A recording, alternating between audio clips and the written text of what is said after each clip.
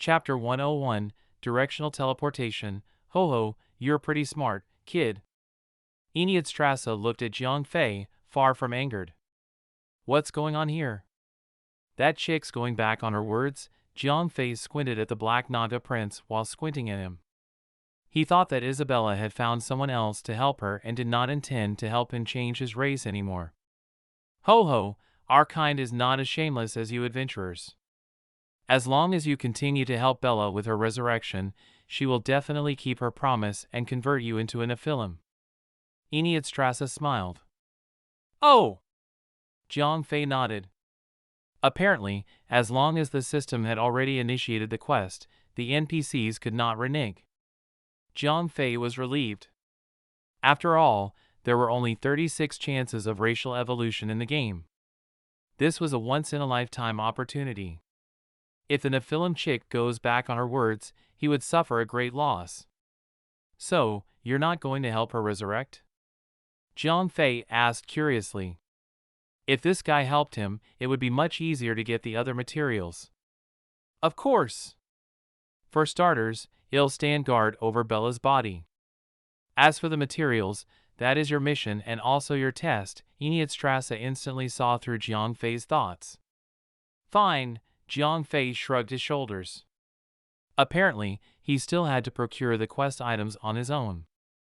Also, he had learned that it was better to avoid blackmailing that chick, Isabella. Okay, I'm going to pay Bella a visit now. Enid Strasse grinned cheerfully. Sure, you go do your thing. Jiang Fei realized that this guy was not going to grant him any follow-up quests, so he prepared to use a return scroll. Wait, it was at that moment when Enid Strasse stopped Jiang Fei. What's up? Jiang Fei wondered. Ah, nothing much. Just fulfilling Bella's last little wish. Enid Strasse smiled wickedly at Jiang Fei. Whoa, what the F***ck are you? Jiang Fei knew that he was not up to any good, but it was already too late. Nada language, directional teleportation. Enid Strasse chanted softly. Holy! As Jiang Fei understood the Nada language, he knew what those words meant. Understanding was one thing, while being the target of the spell was something else entirely. A white light flashed before him, and Jiang Fei vanished. Hee hee! You adventurers can't die anyways. Good luck, you're on your own now. Enid Strasse gave him a parting grin.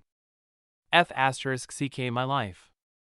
Where the hell am I? Jiang Fei found himself in an unknown place.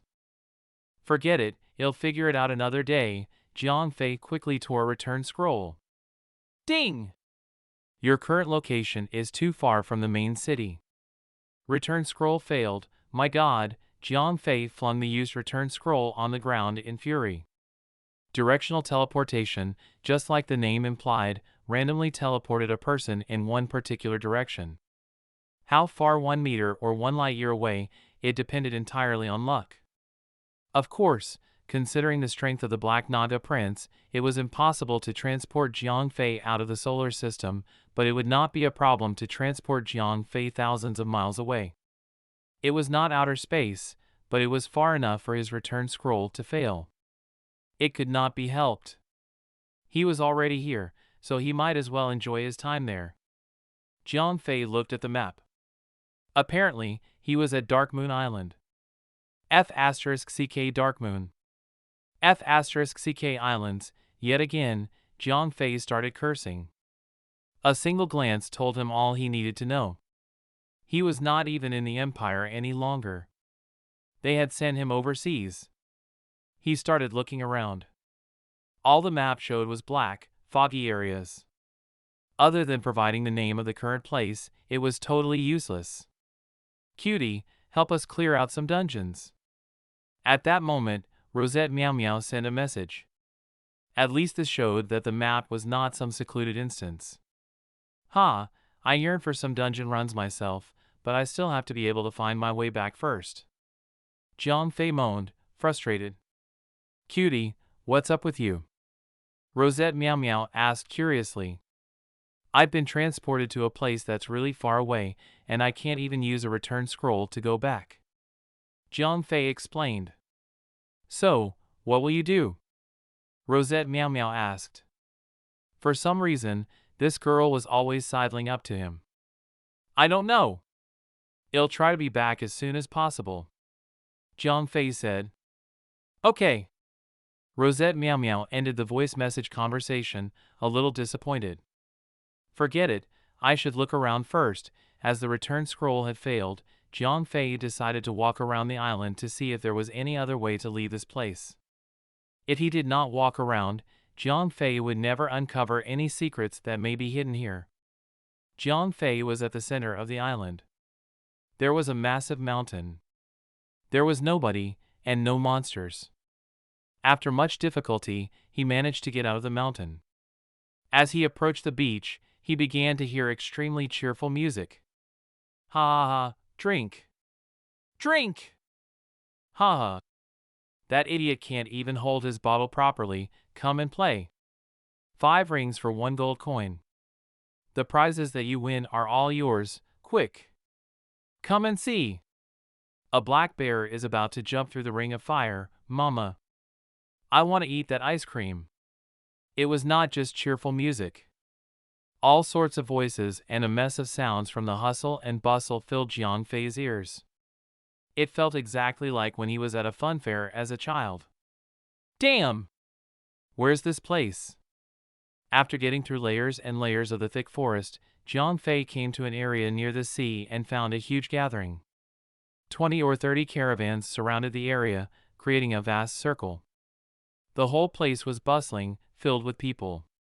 People were juggling, performing circus skills, and all kinds of foods and drinks were for sale.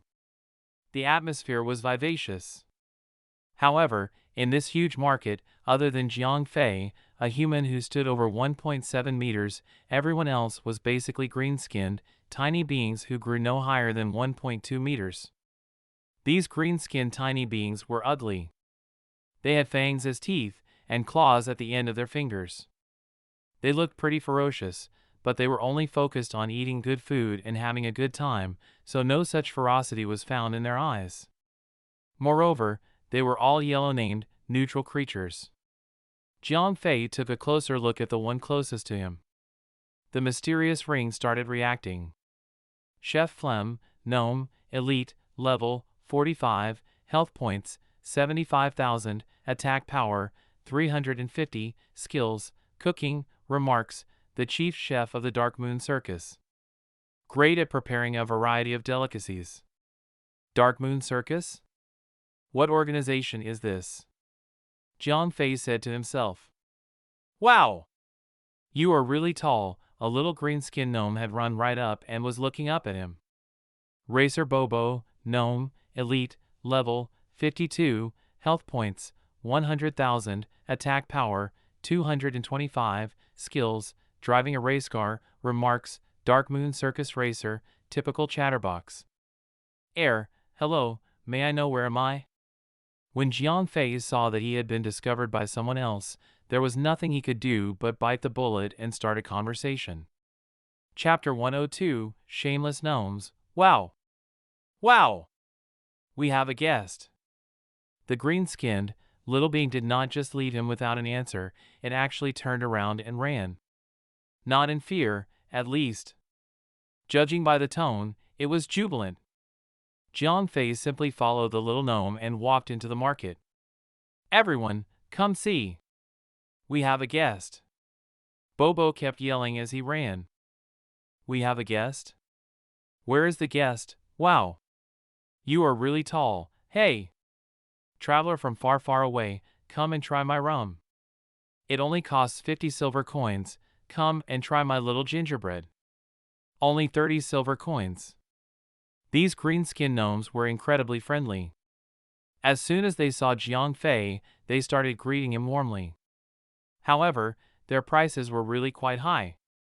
Ho ho, my apologies, dear human guest. We did not know that you were coming in advance. If there is anything here that is unsatisfactory, I ask for your forgiveness. Just as Jiang Fei was curiously looking around, a green-skinned gnome appeared in front of Jiang Fei.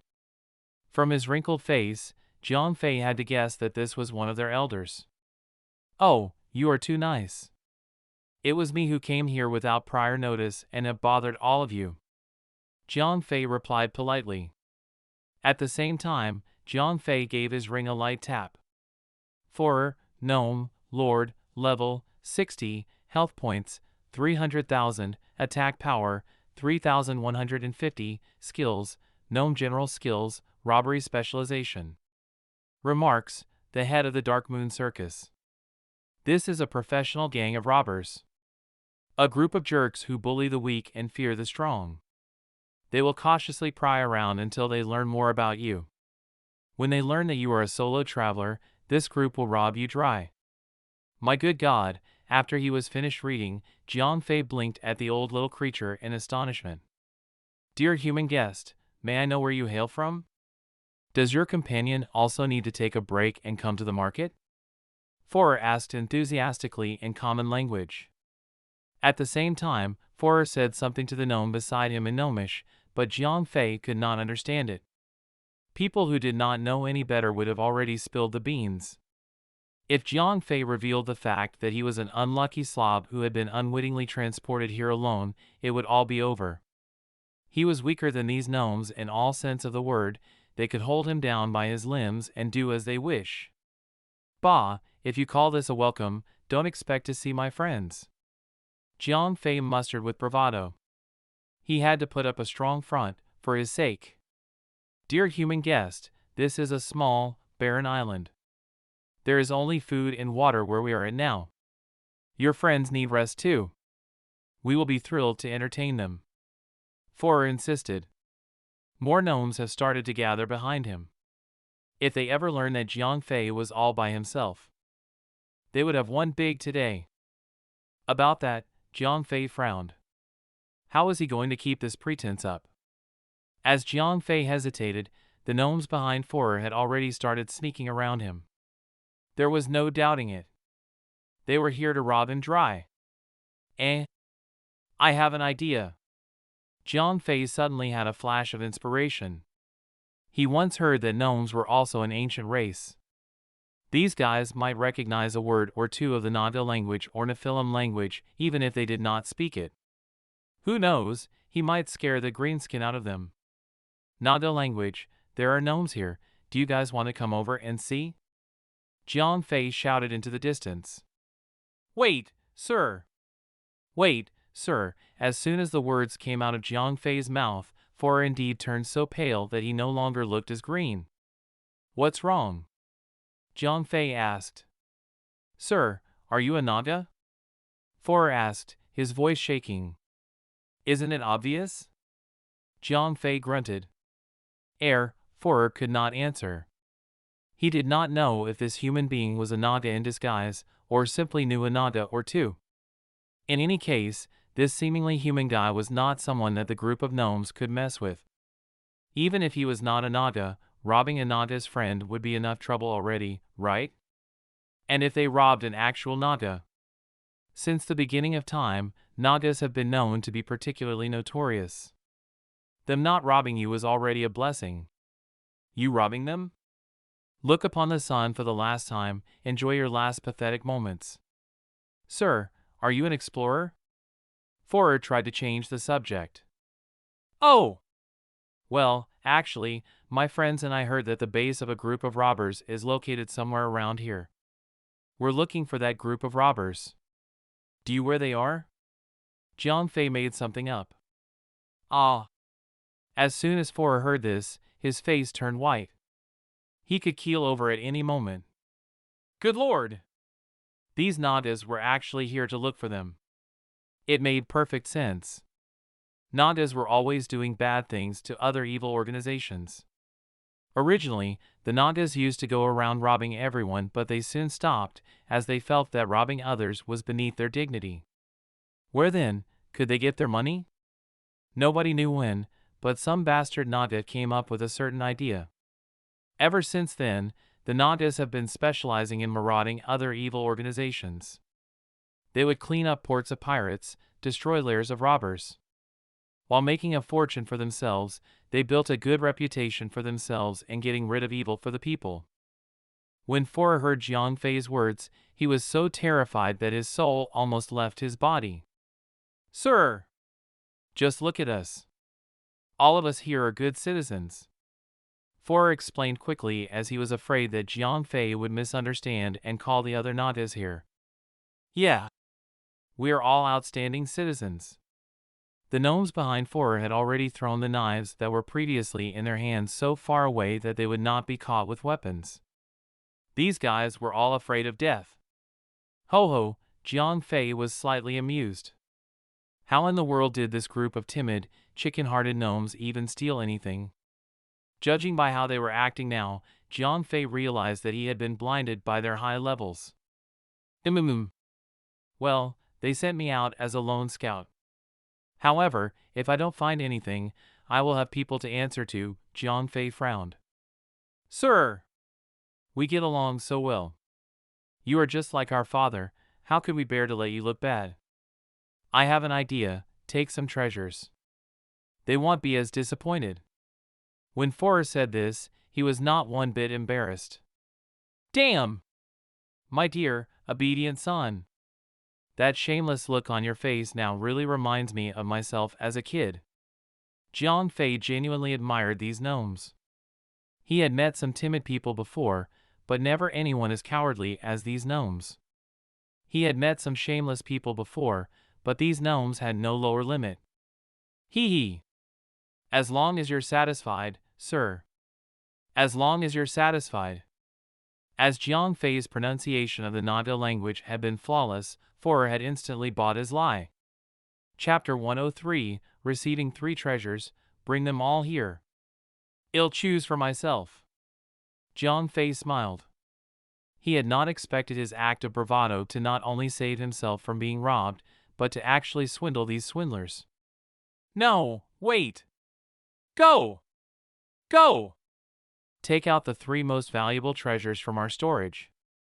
Fora said to a few small gnomes around him.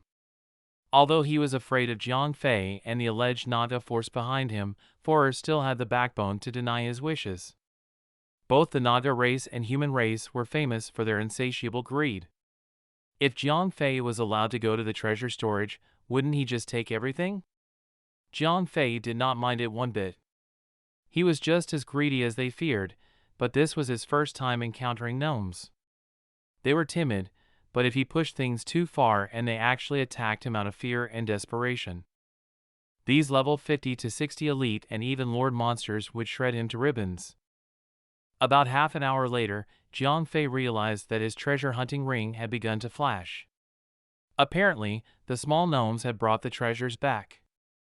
Leader, we've brought the treasures. Several small gnomes said to Fora as they came forward with 3 brocade boxes in their hands. Sir, these gifts are just a little something to show the respect I have for you. Please, take it. Fora looked like he was in pain, but he still respectfully handed the boxes to Jiang Fei. Pop. Jiang Fei opened the first gift box. Lunar crystal, jewelry, epic, use, weapon inlay. Allows the damage of your physical attacks to turn into light magic damage. Jiang Fei's eyes flew wide open. This was a really good item.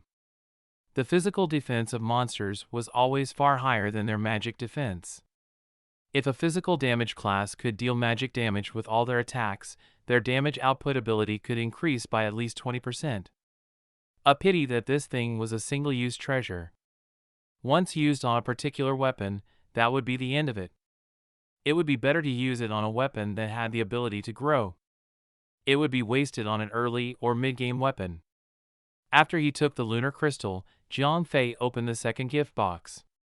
Ring of Domination, special item, quality, epic, use it on a weakened beast type or dragon type monster to capture it as your own pet. Note, cannot be used on targets more than 5 levels above you. Remarks, cannot be used on bosses of overlord rank and above. Remarks, if you do not want to die, please be careful when using it on pure-blooded dragon-type monsters. Requirement, character level 30, this isn't bad either. Jiang Fei said with great joy. Although the pet system would be open to players after level 30, finding a pet egg was a monumental task, let alone incubating it. There was nothing as convenient as directly capturing one alive. Moreover, this ring of domination was a cheat code of its own. You could capture all kinds of bosses as long as they were below Overlord rank. Jiang Fei could wait until his level was higher. He would definitely be able to capture a Lord boss. No matter what, it would still be stronger than an epic pet egg. After receiving 2 treasures in a row, Jiang Fei opened the third gift box. Low-quality possum apple, potion, quality, epic, use, increases your level by 1 immediately. Remarks, can only be used by players below level 30. There was nothing much to say about this item. It was just an experience potion which increased your level when you consumed it. However, Jiang Fei definitely had to keep it and not eat it until he was level 29. Only this way could he maximize the benefits. Sir, are you satisfied? As Jiang Fei was looking at the gifts, Forer was focused on observing Jiang Fei's facial expressions. This young master with a Nada background could not afford to be left discontented. SOSO. Jiang Fei kept the possum apple, then looked around and noticed a small light in the distance. What's that? Jiang Fei asked while pointing at the distant light. That's the ship that we used to go to sea. Forer replied. Although this island was their base, they still had to go out for some errands. Whether it was stealing or cheating, there was no one on this island for them to trick. Oh? Ship? A ship that can sail out to the sea? Jiang Fei was suddenly interested. Yes. Forer nodded. I'd never been on a ship before. How about you guys bring me around for a bit? Jiang Fei said.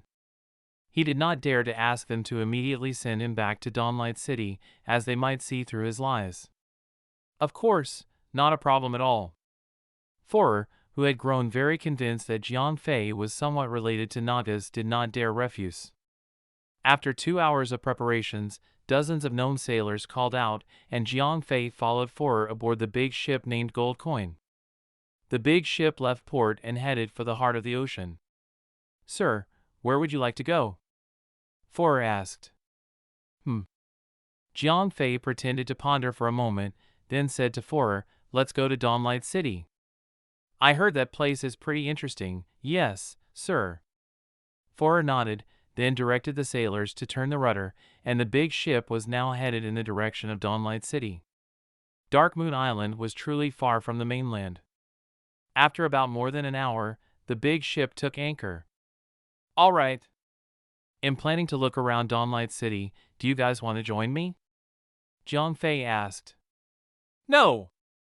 No. Sir, please enjoy on your own. Forer shook his head again and again. He could not wait to get rid of Jiang Fei immediately. Dealing with any Nada was truly frightening. Jiang Fei walked forward ostentatiously for a bit. When the gnomes behind him could no longer see him, he quickly took a return scroll out, and he was back in Dawnlight City in an instant. Phew, as he had returned to the city, Jiang Fei was relieved. Over the past few hours, he and the gnomes were completely afraid of each other. The gnomes thought that he was a Naga, so they were afraid that the Nagas would take revenge, and they did not dare to offend Jiang Fei. Jiang Fei was afraid that the gnomes would see through him. That was a large group of gnomes. Their levels were higher than him, and the group was made up of several elite monsters. There was even a Lord-ranked boss. If the gnomes grew suspicious of him, his death was certain.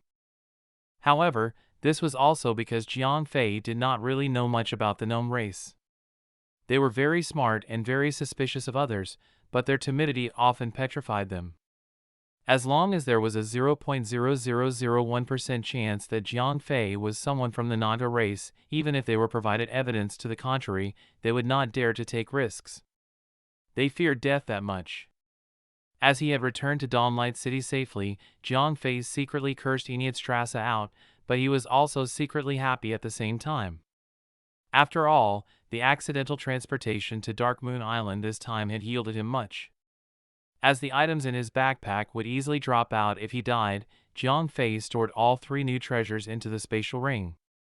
After all, the spatial ring would never spill its contents out. After he was done keeping everything, Jiang Fei looked at the time and realized that he had to log out soon. Most of Jiang Fei's time in the game today had been used on his extremely long walks. The moment he set off to deliver the letter to Strasse, his time for today was over. Chapter 104, Japanese. At 6 in the morning, the servers went offline, and Jiang Fei returned to reality. Jiang Fei went to class as usual. However, as he now had 10 more attribute points, the journey to the school seemed to have considerably shortened. Not only did Jiang Fei arrive 5 minutes earlier, he was barely even breathing fast. Not only that, even the difficult questions from the teachers sounded much easier to Jiang Fei. In liberal arts, they had to memorize facts that amounted up to a dictionary. Although Jiang Fei could not remember everything instantly, he still found it far simpler. Hee hee. Looks like he'll have to add my intelligence. I might even end up as an elite scholar. Jiang Fei thought to himself. Just 10 points of intelligence and spirit and learning has become so much easier for him. When his ring levels up later on, he could don some equipment that added intelligence and quickly end up as a child prodigy, right? With so many inspirational thoughts running through his mind, the lessons today were not as boring as they used to be. Previously, he would zone out and go to sleep. Now, Jiang Fei could understand what the teacher was saying at once, so he listened with relish. Even after morning classes ended, Jiang Fei felt that he had not yet gotten enough. "Brother Fei, let's go eat." Zhao Feng patted Jiang Fei's shoulder and said. "Yeah, let's go." Jiang Fei packed up, then stood up and headed out to have lunch with Zhao Feng. The both of them got out of the school building and walked towards the canteen. When they passed by the school field, they realized that a large group of students had gathered there. "Brother Fei, let's go see what's up." Zhao Feng just could not resist poking his nose into things. Before he could even reply, Zhao Feng had dragged Jiang Fei into the crowd. After they forced their way to the front, they saw 2 groups having a face-off. One group was led by Su Hao from the 6th class, and all of them were wearing the same school uniform as Jiang Fei. The other group wore different uniforms. "What's up?" Jiang Fei asked curiously. "The punks from Nagawa High School are trying to stir up some trouble. Su Hao is leading our defense," someone explained. "Nagawa High School? Why haven't I heard of this school?" Jiang Fei frowned. Just listening to the name of the school already made him frustrated. "That's a private school. It's a high school run by Japanese people. Generally, the school only recruits children of Japanese expats." Zhao Feng explained. "Oh, I see." Jiang Fei nodded. He had heard about China's economy being far stronger than Japan's. Many Japanese people have not been able to earn a living due to their domestic economic crisis. So, they have come to work in China. It did not take long before their families followed. However, most of them did not want their children to receive Chinese education as they were worried of falling victim to cultural assimilation. Thus, they had established such schools and continued teaching their children in Japanese. "Then what business do they have here?" Jiang Fei asked again. "Sigh. The school officials have gone crazy. They've started some kind of international friendship vanity project, so they've hosted a get-together with Nagawa High School on Saturday. Didn't your class get selected to be the audience? Don't you know about this?" A student from another class looked at Jiang Fei curiously. "What? A get-together with the Japanese?" Jiang Fei said with a disgusted face. Although Sun Mingming had mentioned it before, she did not say which school it was with. Jiang Fei was never bothered to even ask, being who he is. He had not expected such a disgusting proposition. "You guys have to leave, we're not leaving. Let us show you how basketball should be played," just as Jiang Fei started groaning. A group of Japanese students within the crowd challenged Su Hao and the others, speaking in Chinese clumsily. "Ha! You guys want to show us how basketball should be played? Why not fix your pronunciation first? Su Hao laughed, his arms folded. He was open-minded and, more importantly, not a coward. He was not one to shy away from the challenge, not even when it came from the Japanese. Pronunciation? What does that mean? The Japanese student was confused. In China, the word for pig's tongue or beef tongue is pronounced the same. They're pretty delicious. One, Jiang Fei spoke up. I've eaten it before. Really delicious. The Japanese guy did not immediately get the joke and even gave a thumbs up. Wait, no!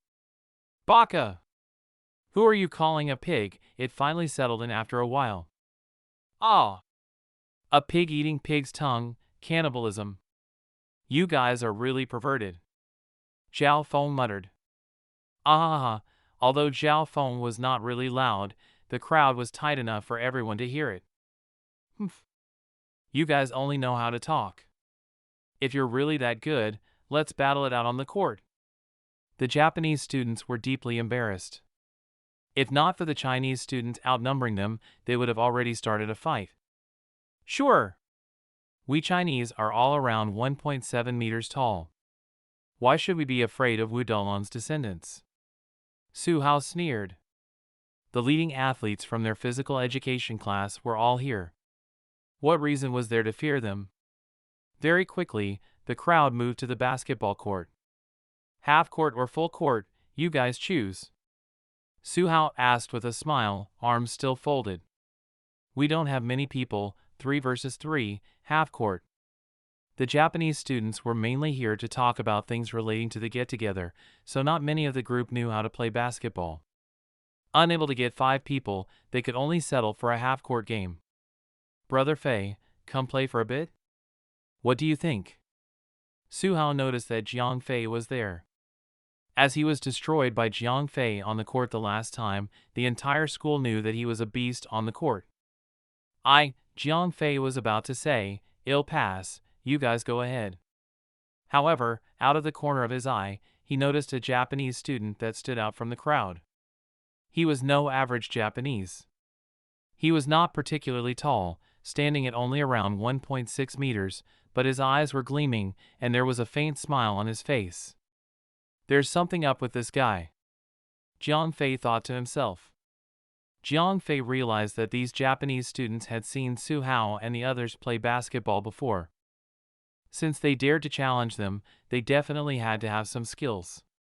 Jiang Fei could care less about Su Hao's pride. However, Jiang Fei would never allow a group of Japanese students to swagger around his own school triumphantly. Sure, whatever, let's play. As soon as he thought about this, Jiang Fei immediately changed his words. All right.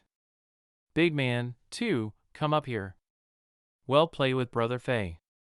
Let's teach these Japanese kids how to play basketball. Su Hao made a gesture with his hand. Got it!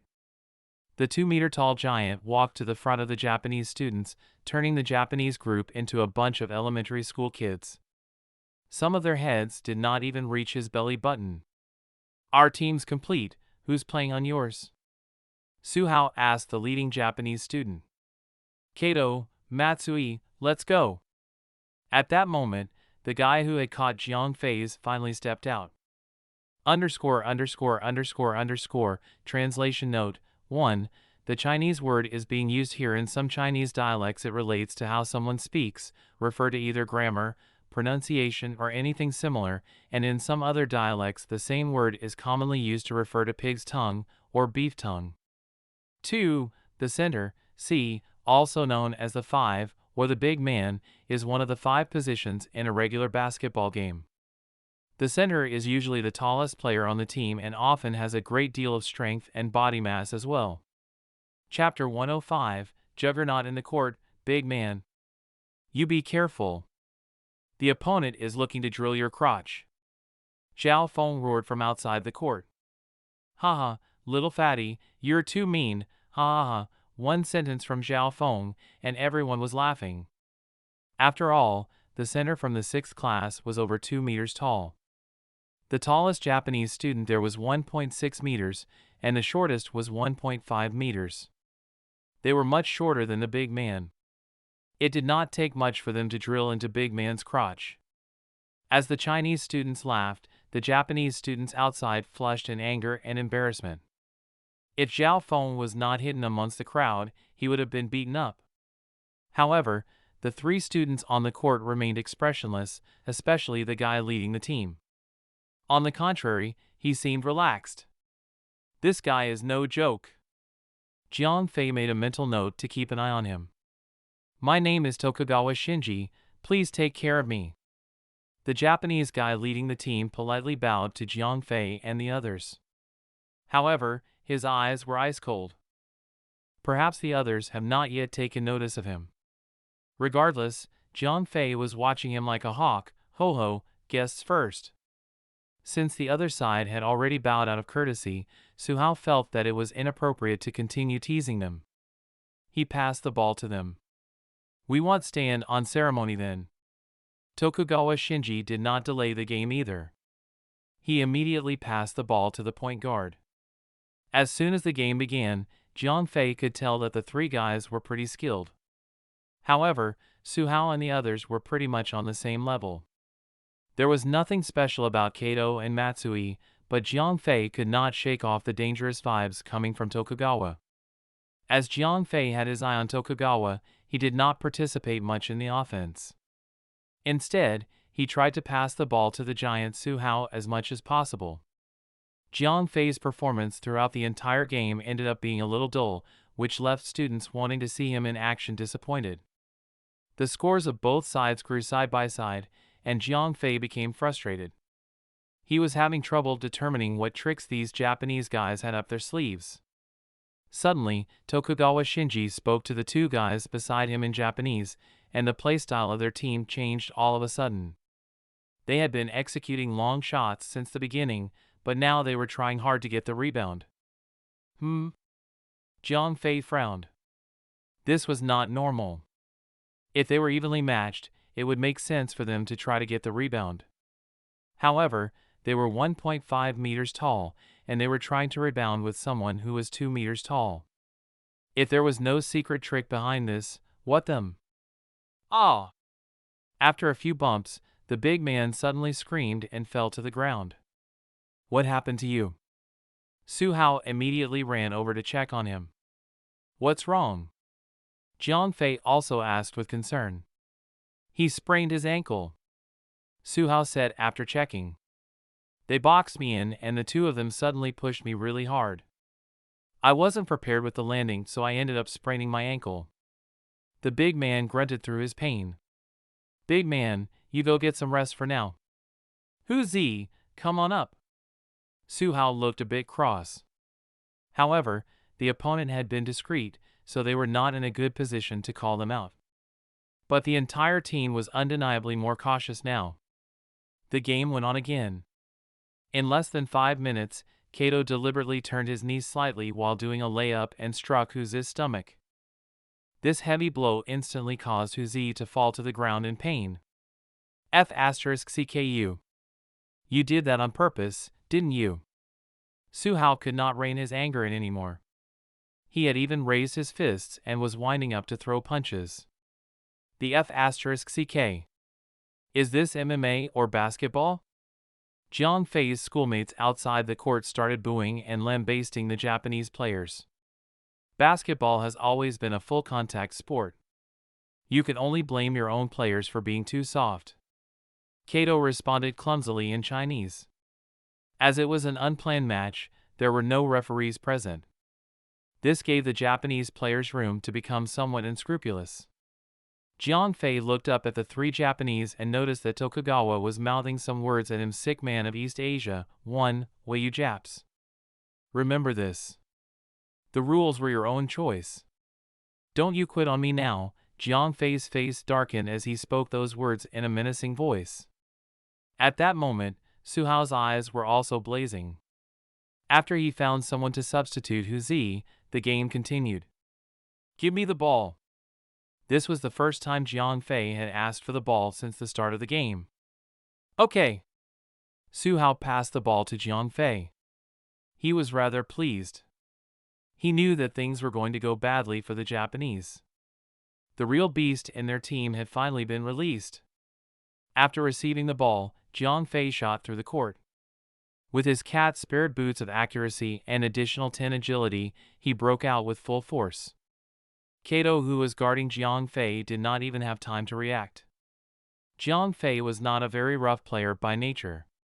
Usually, he would dribble around everyone else and then jump and do a windmill dunk to show off his skills.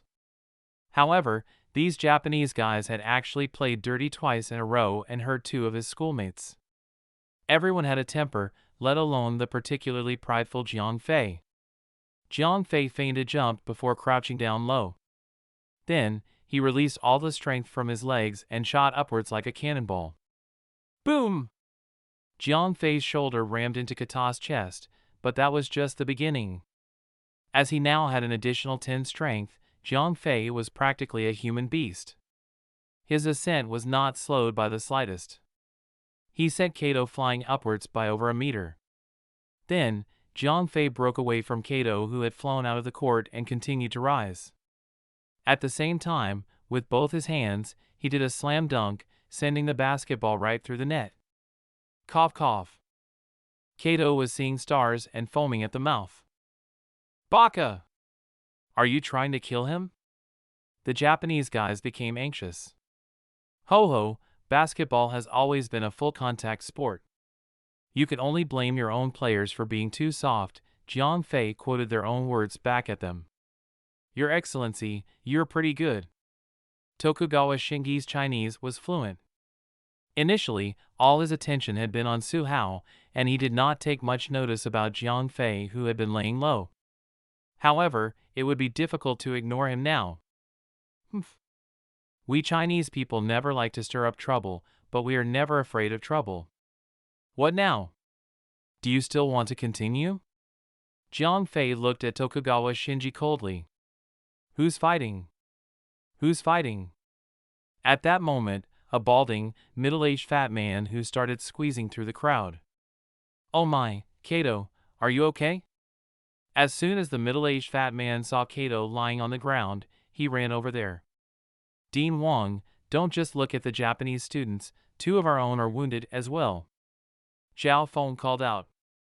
The full name of Dean Wang was Wang Huiran. He was the dean of the Office of Academic Affairs, and he was a greedy man. The students in the school often called him Wang Huiran, too, behind his back. This time, the get-together with the Japanese students had been his idea. He was hoping to rope in some money from the Japanese students while creating a harmonious atmosphere where people from both countries got along well. He hoped that the Japanese could peacefully settle down in China to remedy the disputes that had arisen due to the double-dealing acts of the Japanese. Perhaps he could run for office someday. Translation note 1.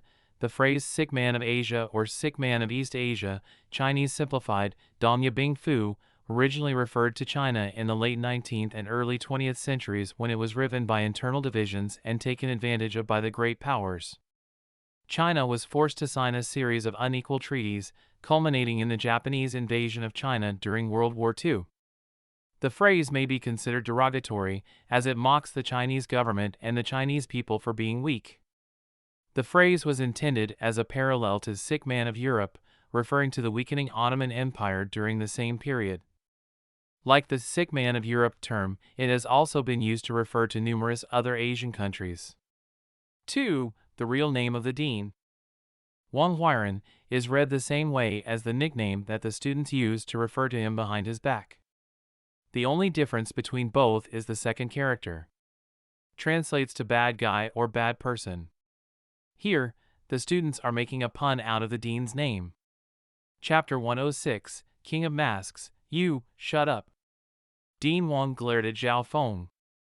Then, he turned around and asked, which one of you beat this guy up, Dean Wang? The students in your school are truly undisciplined and ruthless. A Japanese who was responsible for the negotiations immediately jumped out and said, Mr. Tanaka, don't you worry. You can rest assured that we will deal with this matter seriously. Wang Huiran smiled apologetically. After all, he had already taken their money, so he naturally had to give in to them. Damn it, King traitor. The students who were outside of the court were whispering to themselves. Even though they did not dare to say it out loud, they all glared at Wang Huiran furiously. What the hell are you all looking at? Leave! Wang Huiran looked embarrassed. After all, he was a teacher of this Chinese school, but he was not siding with his own students. Dean Wang, I hope that you can come up with a swift verdict. We ask that your school severely punishes the concerned students. The lightest punishment permissible is expulsion. The Japanese named Tanaka continued to pressure Wang Huiran. Yes. Yes. Yes. Yes. Wang Huiran smiled apologetically at the group. Then, he turned around and screamed at the students from his school, "Tell me now." Who did it? I did it. Jiang Fei walked out. You? What's your name? Which class are you from? Wang Huiran asked, his posture and tone somewhat condescending. First year, 9th class, Jiang Fei. Jiang Fei replied. Humph. You're only in your first year, but you're already so defiant. You know, Wang Huiran was about to reprimand Jiang Fei fiercely, but his brain suddenly kicked in. Wait. Your name is Jiang Fei? First year, 9th class Jiang. Jiang Fei? Wang Huiran's voice suddenly turned squeaky. Yeah. Jiang Fei nodded, his eyebrows raised in confusion rather than bravado. Damn it! Why am I so unlucky? Wang Huiran swore to himself. Although he was the dean of the school concerning academic affairs, there were still a few students in the school that he could not afford to mess with. However, he was familiar with all these young masters and little princesses. He just had not met Jiang Fei yet, who had recently emerged out of nowhere. He had not even heard of the name Jiang Fei up until last week.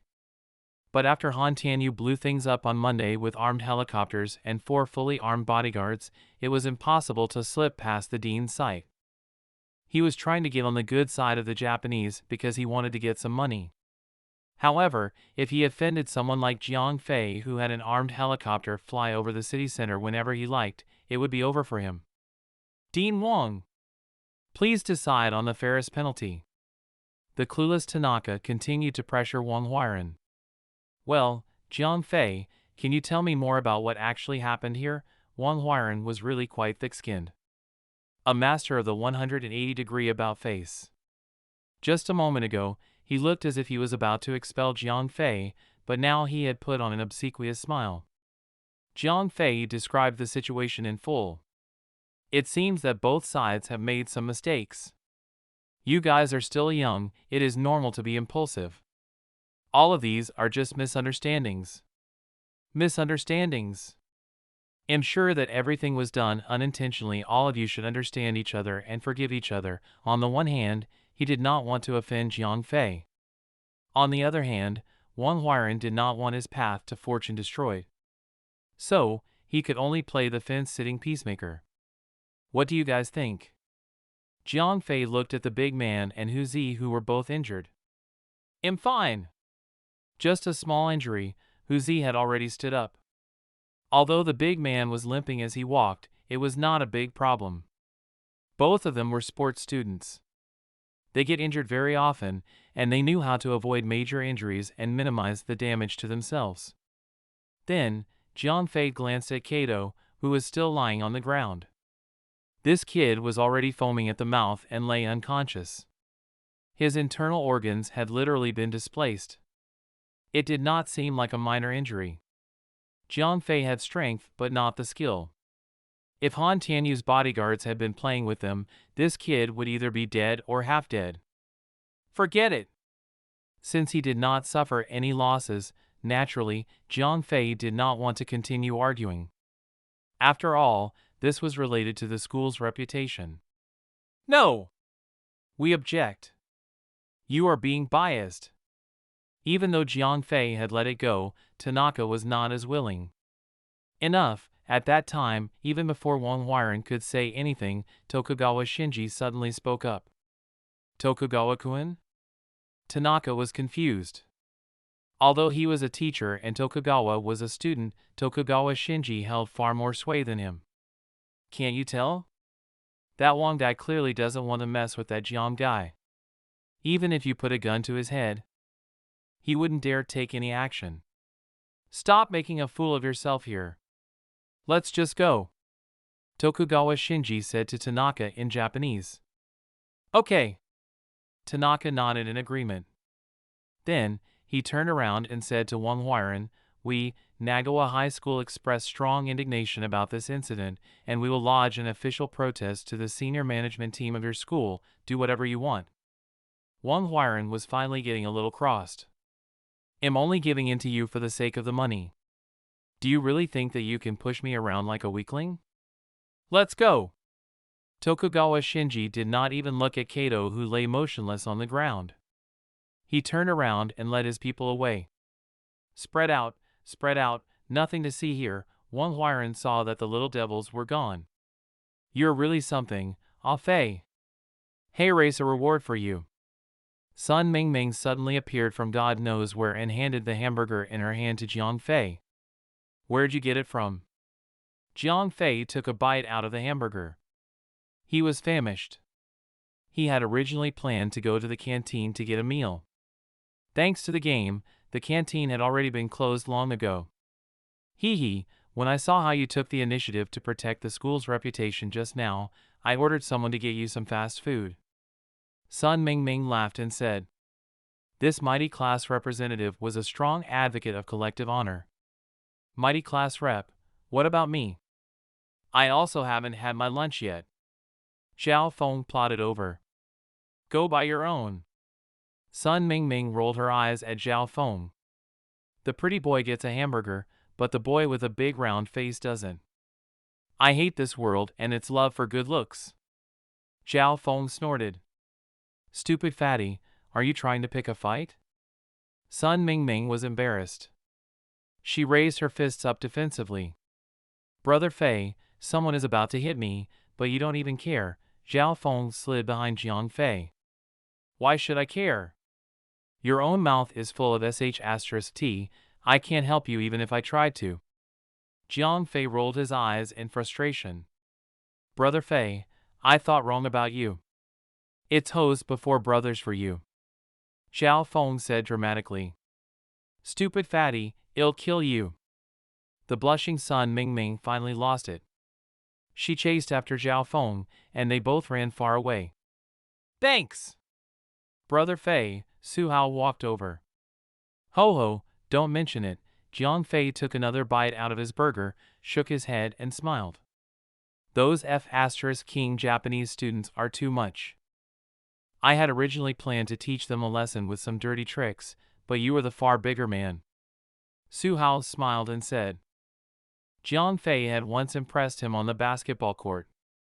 Today, however, Jiang Fei had stood up for his two friends. It had earned his respect and friendship. Chapter 107, Enclose and Kill. When the situation at noon was resolved, Jiang Fei thought that it was all over. However, he did not expect this to just be the beginning. Due to the addition of 10 points of intelligence, the afternoon classes were also very easy for Jiang Fei. Without even realizing it, the dismissal bell had already rung. When he got back home, Jiang Fei did everything as usual. He ate his dinner, then did his homework. At 10 o'clock sharp, he entered the game world on time. Cutie, are you back yet? As soon as Jiang Fei got online, he received a voice call from Rosette Meow Meow. What's wrong? Something's up? Jiang Fei asked. Nothing. Rosette Meow Meow said and hung up the voice call. What the hell? Jiang Fei scratched his head. He could not figure out what the girl was thinking, so he gave up altogether. The girls from the clan were still bringing their friends in to clear the elite dungeons. It was not just Rosette Rose and the others, even people from the 4 major guilds were attempting elite dungeons. Everyone's levels had increased quite a bit, and the 4 major guilds were almost exclusively decked in equipment made by Jiang Fei.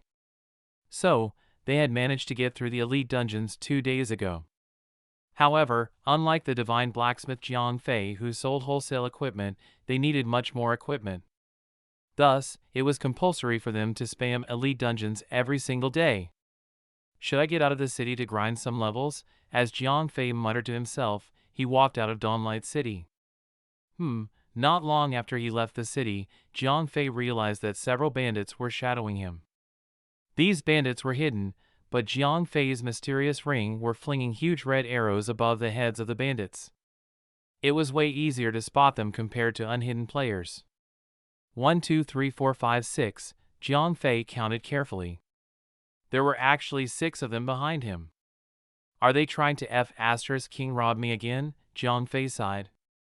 Now that he was quite famous in Dawnlight City, his fame had also made him widely known as a walking bank. Jiang Fei had made a lot of equipment for the 4 major guilds. This included a lot of violet equipment. It was no longer a secret.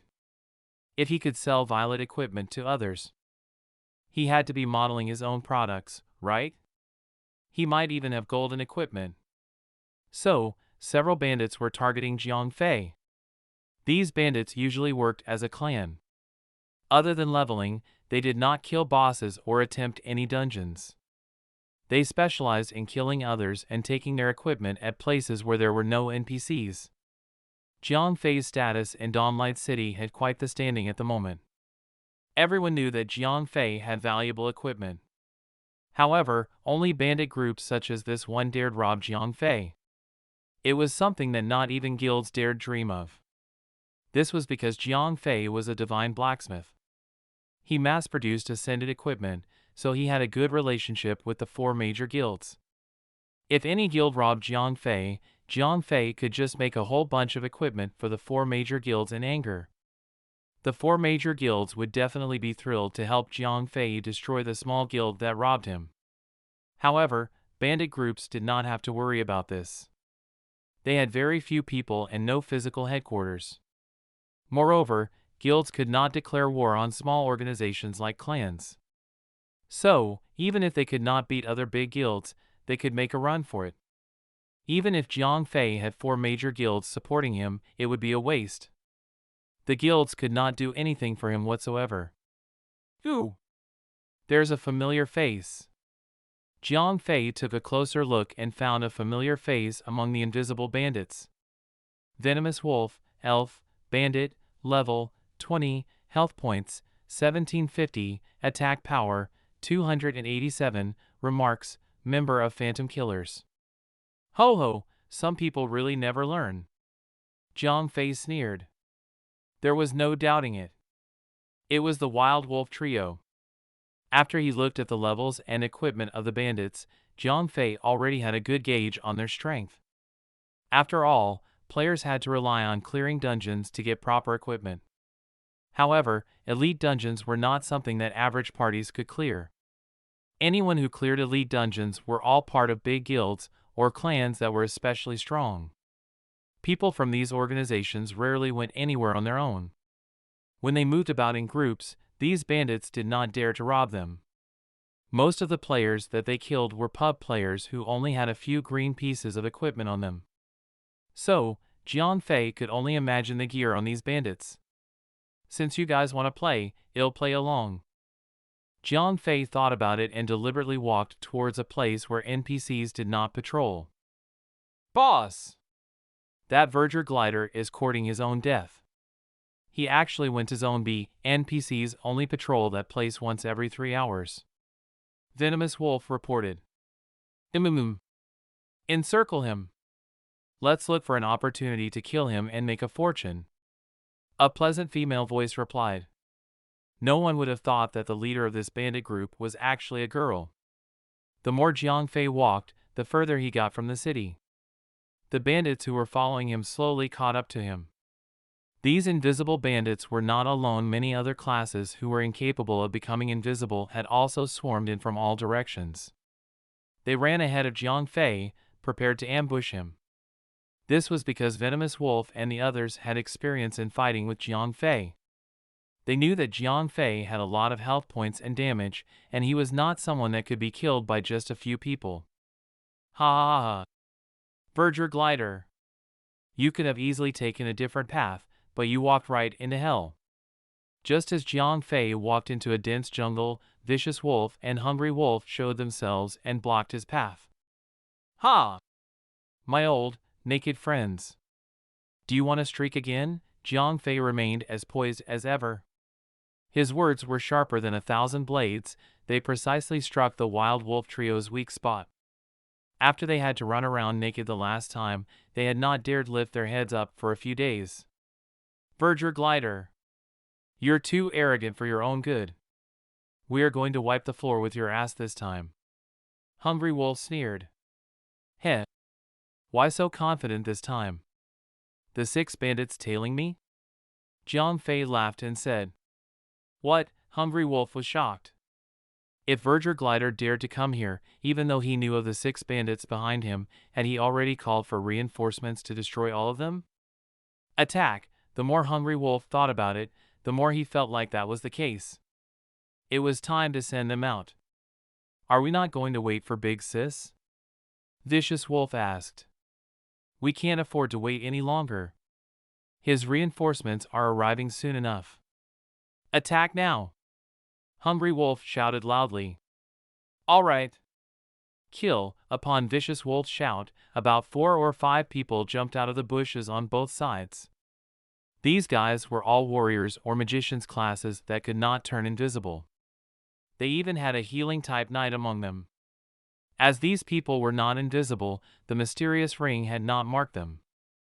Their sudden appearance had given a genuine scare. Shocked as he was, Jiang Fei was not afraid.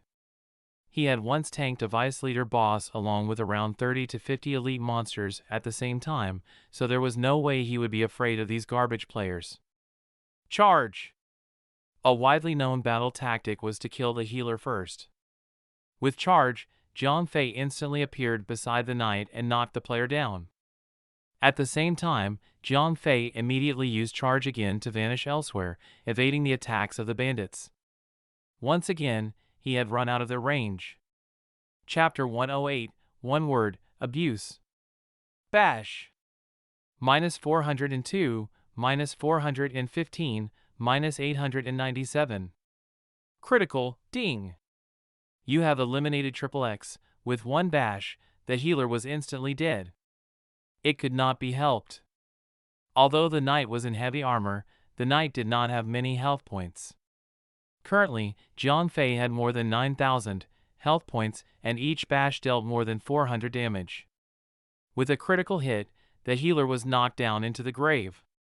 What the F***ck? F***ck him up, quick. When they saw that their prey had actually dared take the initiative to kill one of their own, the members of the bandit group were furious. Charge! Charge! The 2 warriors used charge one after another and managed to stun Jiang Fei for a second. These attacks were followed closely by attacks from the hunters further back. -12, -13, -8, -6. When a group of physical damage classes in mostly white equipment attacked Jiang Fei, they were better off tickling him. Not only that, Jiang Fei's Thornmail was also reflecting 5 damage to these guys each time they attacked. Moreover, it produced poison effects, which reduced their attack speed. Pyroblast. After 3 seconds of casting, the only magician within the bandit group finally launched an attack. This was probably the only bandit there with decent equipment. Humph. Idiot! He actually doesn't know that he has to kill the ones with cloth armor first. He also doesn't know how to interrupt spellcasting. Even though he has good equipment, he's still a noob. After the magician successfully completed casting the spell, he looked at Jiang Fei, who was busy fighting the melee attackers, with a disdainful look. Demon's Harborage. Right after the magician cast the spell, the big fireball flew to Jiang Fei like a meteor, forcing Jiang Fei to turn around and face the magician. Then, he raised the shield over his shoulder. A silver light flashed, and a layer of film appeared in front of Jiang Fei's shield. Swoosh! The fireball turned around and gained even more speed. -852. The F***ck, the magician had never seen such a skill before. He had just eaten his own pyroblast whole. Moreover, with the distance between Jiang Fei and himself, there was no way that Jiang Fei could hit him, so he had not activated his magic shield at all. The magician received the full pyroblast all by himself. Mana burn. Jiang Fei followed up his victory with fevered rigor. Minus 682. Mana damage, minus 341. Blue and red numbers suddenly appeared above the head of the magician. The blue numbers represented the mana points that had been burned, and the red numbers represented the lost health points. Ding! You eliminated XXX. Magicians did not have many health points. They primarily relied on their magic shield to tank the damage received. However, this magician thought that Jiang Fei was a beginner who knew nothing about combat, so he did not activate his magic shield whatsoever. As a result, he lost a significant portion of his health points just by receiving the damage of his own pyroblast. As he was still in a daze, Jiang Fei's mana burn had directly taken away the remainder of his health points. When the magician died, Jiang Fei was relieved. Only a group of garbage physical damage classes were left. Only one or two of them could deal over 30 damage to him, and he still had a death immunity skill. Even if he stood there and allowed them to hit him freely, they would need more than 5 minutes. Battle cry. Of course, when he saw a bunch of red arrows approaching him, Jiang Fei would not give the bandits a chance to stun him. He simply used battle cry and forced them into the daylight. Bandits at this level range did not know how to use advanced stealth at all. When they received damage, they would naturally appear. Jiang Fei started moving about, attempting to reposition all the enemies so that they were in front of him. Ice burst! Jiang Fei blew out a mouthful of cold breath, and there was now a row of ice sculptures in front of him. Bash! The cooldown of this skill was only slightly over 10 seconds, so Jiang Fei used the highly damaging skill once again. Minus 895. Critical, minus 421, minus 438. When using Bash on a frozen target, the first attack would almost surely be a critical hit. When followed by the other two attacks, another bandit was almost instantly killed. Iron Fist. Minus 300. Ding! You eliminated XXX. Within half a minute, 3 people had already fallen. However, these guys had only managed to decrease Jiang Fei's health points by less than 300. Compared to Jiang Fei's total health points of 9,000, this was simply a drop in the ocean. Boss! He played us out, Hungry Wolf muttered to the Phantom Killers. His reinforcements have arrived? The female voice sounded as confident and as calm as ever. No, it's just Verger Glider alone. Hungry Wolf replied. What? Him alone? Are you all idiots? There's more than 10 of you, and you guys still can't beat one person? The female voice almost became squeaky. Clearly, she was furious. The leader started throwing a tantrum. Even though they were a bandit group that robbed for a living, they did not really have a stable source of income. The pub players were not stupid, they only went to the places where NPCs patrolled. How was robbing easy? How was she to provide for her group? If they fail this robbery and get destroyed by the prey instead, how is she going to get more than a dozen sets of equipment back for her members? Boss! We really can't beat him. Hungry Wolf was about to cry at that moment. They were attacking Jiang Fei with all their might, but they only dealt around 10 to 20 damage to him. When they watched Jiang Fei's health points bar barely even budging, they quickly learned that he was a human boss. Hungry Wolf could not be blamed. No one in their right mind would expect any player to be this tanky, this early in the game. Jiang Fei had a few hundred more health points than the first boss in Elite Dungeons. Moreover, his defense was extremely high. Even his offensive power was ridiculous. Useless. You guys are just a bunch of useless good-for-nothings. A sharp female voice tore through Hungry Wolf's ears. Boss! We really can't beat him. At that moment, Hungry Wolf could only stare at his men helplessly. Although Jiang Fei's attack power was average, Hungry Wolf and the others did not have a healer. It did not take long for 2 of his members to be bludgeoned to bloody pulps. A bunch of useless good-for-nothings. Hold on for a bit. I'm heading there myself. The female leader gnashed her teeth in rage. She could not give up now. If she retreated at this moment, these people would not only lose their levels for nothing, they would also lose all their equipment. All right. Hungry Wolf clenched his teeth. Now we're talking. Jiang Fei was on a high. A group of bandits and warriors encircled him and attacked him, but they could not deal much damage to him. Each time his bash was chambered in, another one of them visited the grave. Damn! Being a boss is awesome. Jiang Fei laughed and said. At that moment, he truly found the fun of being a boss and cruelly abusing players. Okay. I'm here. You guys leave. Just after Jiang Fei killed his 6th target, Hungry Wolf finally received his lifeboat. This news sounded like God's voice to him.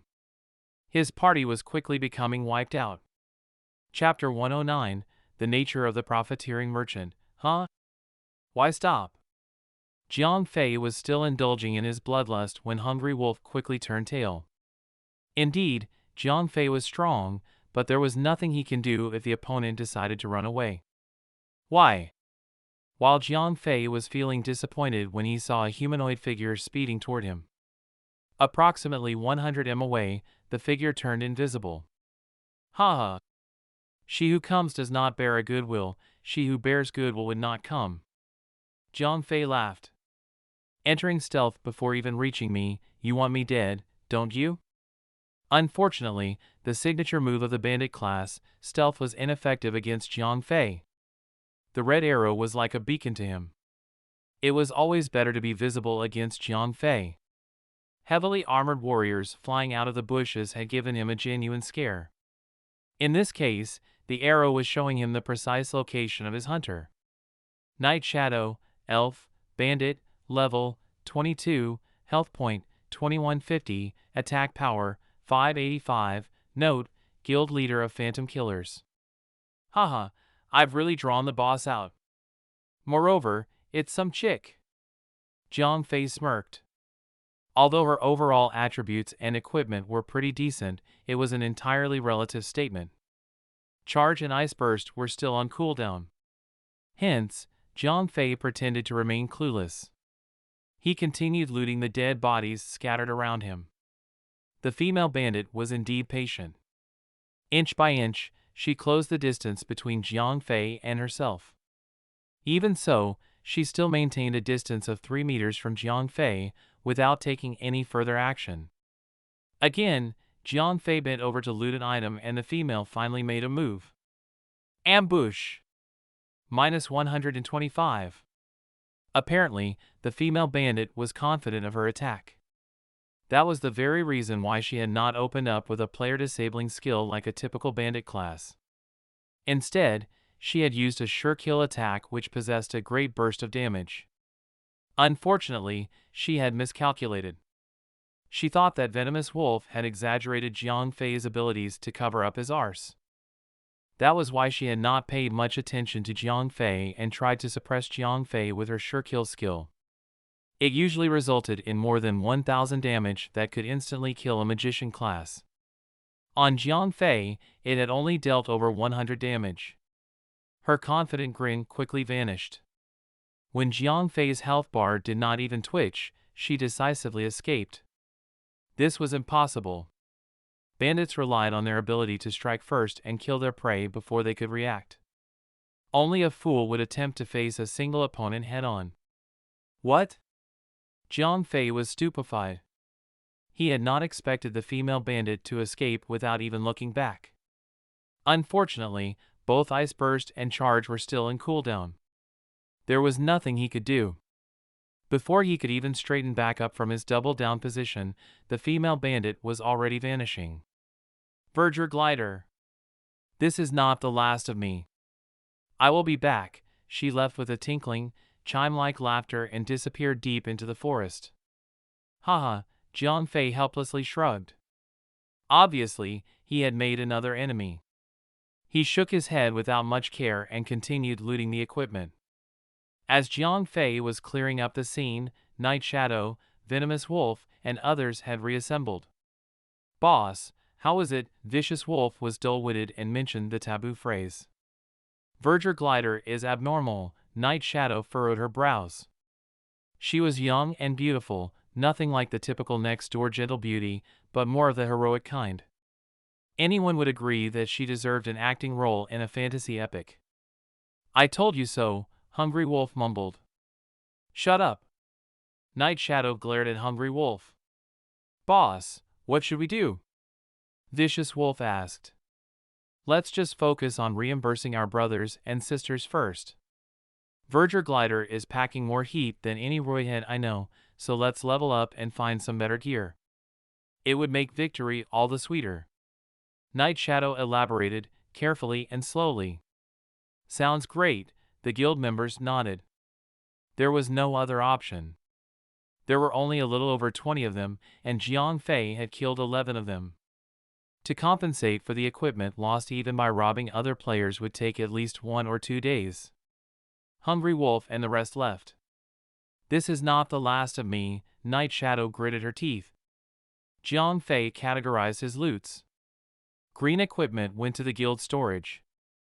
Anything his members did not like would be piled up and supplied to the 4 major guilds. The white equipment would be broken down into raw materials. After storing the equipment, Jiang Fei suddenly thought of the treasure map he had acquired. Bandit's treasure map, fine grade, description, used to indicate the location of the treasure. Required level, 25, this item had been gained from the outer boss that he had taken on with the aristocrats. However, Jiang Fei had not yet met the level requirement back then. When he did meet the requirements, that damn prince had sent him away to God knows where. Tap. Jiang Fei lightly tapped on the map. Whoosh. The treasure map became an actual map, and a red-colored cross indicator came up on the map. Crystal Mountain Range was what the map showed. It was a level 25 area occupied by monsters such as the rock giants and crystal giants. It was not particularly difficult, but it was the territory of magic thieves. "Oh no!" Jiang Fei groaned. If Jiang Fei wanted to grind on their territory, it was fine. He was the divine blacksmith. But this was different. He was actually treasure hunting with a party of his own. That was inappropriate. Even though the treasure map belonged to him, it was their backyard. Jiang Fei was reluctant to split his gains. Now, Jiang Fei had no choice but to consult Rosette Rose, the most astute person he knew at the moment. Treasure map? On Magic Thieves' territory? Rosette Rose had a similar response. She furrowed her brows. After a bit, Rosette Rose finally said, "The Magic Thieves are too strong, we cannot offend them. And they're trigger happy. We best come clean, well offer them 10 to 20%. Rosette Rose pondered and said, "Just like that?" Jiang Fei was dissatisfied. "No! They need to at least provide us with a fully fledged team, or they won't be getting anything from me." Talking about money brought out Rosette Rose's second nature as a profiteering merchant. Score, 2.95, Chapter 110, The Gap, really? Jiang Fei asked. It was only a green-gray treasure map, and he was not sure if much could be earned from it. It sounded impossible to get the other party to dispatch a full-fledged team to assist them. "Leave it to me," Rosette Rose said confidently. "Okay." Jiang Fei nodded. If there were any blacksmith or jewelmeister recipes, Lady Casanova would be more than happy to let Jiang Fei have it all. That was the bottom line. Thus, a mere 20% of the gains for a fully fledged team to work for him was totally worth it. "Ah Fei, when will we depart?" Rosette Rose got back to Jiang Fei in less than 20 minutes. "You are done?" Jiang Fei was startled. "That was quick." "All done, they will provide us with their core team. We only need to give them 15% of the gains, and we get to pick the treasures first. However, if there are any territory orders, it belongs to them," Rosette Rose said. What territory order are you talking about? Jiang Fei's eyes popped out. Did the map mention anything about not having a territory order? Rosette Rose rebutted. Well, no, Jiang Fei shook his head. There you go, I told them that there is a 1 out of 100 chance. That is it. Rosette Rose proudly said. You scumbag, Jiang Fei mumbled. If not for the mention of a territory order, they would not have given them a second glance. Territory orders greatly affected the development of a guild. The aristocrats was already one step ahead of them. Once they were given the news on a territory order, even at a 1 to 1,000 chance, they simply could not stand idly. Rosette Rose had mentioned such a low drop rate. Even if Lady Casanova was 90% sure that she was cheated, she could not accuse them of anything. Not only would Lady Casanova help, she was probably more eager than either one of them. The map was with Jiang Fei. He could attempt the treasure hunt 1 month after, but Lady Casanova would never give a territory order any delay. Even though Lady Casanova was well aware that she might be manipulated, she had no other option. Very well, I will get fatty. Let's depart as soon as possible. Since Jiang Fei and Magic Thieves were barely friends, he did not mind using them as hard labor. Soon after, Jiang Fei's party was complete. The party was almost like the one he had organized for the unknown dungeon. Only Rosette Meow Meow was occupied with a time-limited hidden quest, so Rosette Peach took her place. When Jiang Fei's party reached the Crystal Mountain Range, Lady Casanova was already there, waiting with her people. Younger brother Fei, is there really a territory order there? Lady Casanova asked. The chances are ridiculously low. Naturally, Jiang Fei had not exposed Rosette Rose. Haha, even if it is 1 in 10,000 chance, we would still take it. Lady Casanova chuckled. Let's do it. Without any further delay, Jiang Fei set off. Good! I brought our main force in. You can pick anyone from them. The rest will be on standby outside the dungeon as backup. Lady Casanova laid things out. Unknown dungeons from treasure maps were deadly, so she was reluctant to bring her elite team. Each treasure map was a 40-player unknown dungeon, but the difficulty level was comparatively lower than typical dungeons. The monsters were much stronger than the ones Jiang Fei encountered at the previous unknown dungeon. Moreover, with the increased number of participants, the chances of making errors increased as well. Therefore, the higher the number of participants, the higher the level of difficulty for a quest and/or dungeon. There were so many players, so it was comparatively harder to monitor and limit mistakes. In 10-player quests and/or dungeons, Jiang Fei was able to take care of everyone and provide everyone with timely reminders. But for a 40-player team? That was the reason why Jiang Fei had not brought the Rosette Knighthood for guild quests. It was impossible. The core members were decent at best, but the rest merely played for entertainment. They had poor technique and reaction time. Even if Jiang Fei tried, he would not be able to cope with all of them. Major guilds such as Magic Thieves kept their main force well-equipped and well-dressed. As Jiang Fei was not familiar with the members, Lady Casanova oversaw the allocation of guild members for the team.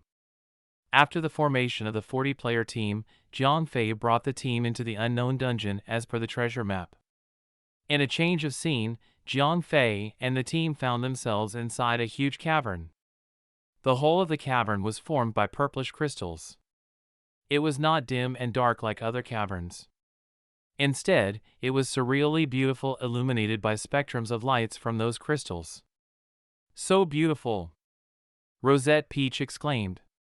Yes, but such a beautiful place is being occupied by a bunch of bandits. What a waste! Rosette Rose nodded. Younger brother Fei, which way?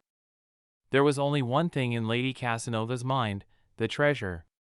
Specifically, the territory order. Go straight, and make a left. Jiang Fei looked at the map. There were many sub-cavern branches. Without the map, it was very easy to get lost. 2 bandit class players should go on and scout ahead. Lady Casanova raised a hand, and 2 bandits immediately entered stealth mode. The standards of a major guild could not be compared to a smaller guild. These two bandits, who were not even from the elite team, already possessed technique and positioning that was far superior to Rosette Phantom and Sun Ming Ming. It appeared that even Big Brother Bear and the delinquents had a brighter future than members of Rosette Knighthood. Jiang Fei mumbled to himself, believing that the 15% share given to Magic Thieves had far exceeded its value. If only left with members from Rosette Knighthood, he would not have even known where to start. Oh no, if this goes on, Fei might leave us for them. Rosette Rose had a keen eye. She understood that there was a massive gap between the members of Rosette Knight and members of a major guild. It was Fei who had single-handedly led the members of the Rosette Knighthoods to overrun the quests. Even the core members of the guild were inferior to the members of Magic Thieves. It's time for our sisters to get some major training, Rosette Rose resolutely told herself. Jiang Fei was her one hope in this game. If her members continued fooling about, they were bound to lose Jiang Fei. Winning him back would be harder than stepping into heaven. Chapter 111, Flaunting Gone Wrong. The two bandits from Magic Thieves were excellent scouts. Without Jiang Fei reminding them, they were able to accurately discover the traps and effectively remove the traps, clearing the path for the team.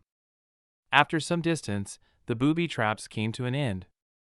Monsters started to appear. Crystal Hound, Puppet, Advanced Elite, Level 22, Health Points 11,000, Attack Power 885, Skills, Heavy Strike, Trample. Note, Crystal Hound's normal attack has a fan-shaped area of effect.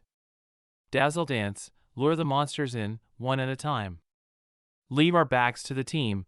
The tanks from Magic Thieves were more skilled, but their equipment and levels were far inferior to Rosette Dazzle Dance's. Tanks relied heavily on raw attributes. Equipment mattered a lot more than attributes. All right. Rosette Dazzle Dance nodded. Her techniques were decent. They had worked together long enough to develop a tacit understanding of each other. Prioritize Dazzle Dance's lures. Melee fighters circle around and smack their asses. Jiang Fei instructed the members of Rosette Knighthood. The members of Magic Thieves were all well trained, they all knew what to do. Jiang Fei and Dazzle Dance pulled a guard each. One to left, and one to the right. With sufficient healing and damage from the team, the two advanced elite monsters, which were basically 10-player rated mini-bosses, were quickly finished off. That was easy. One of the warriors behind Lady Casanova grinned smugly. Well, we just got in. Lady Casanova furrowed her eyebrows. Unknown dungeons were rumored to be ridiculously difficult, yet here they were, breezing through their doormen. Ha! Jiang Fei silently smiled. If not for our awesome tanks, you guys would already be kissing the floor.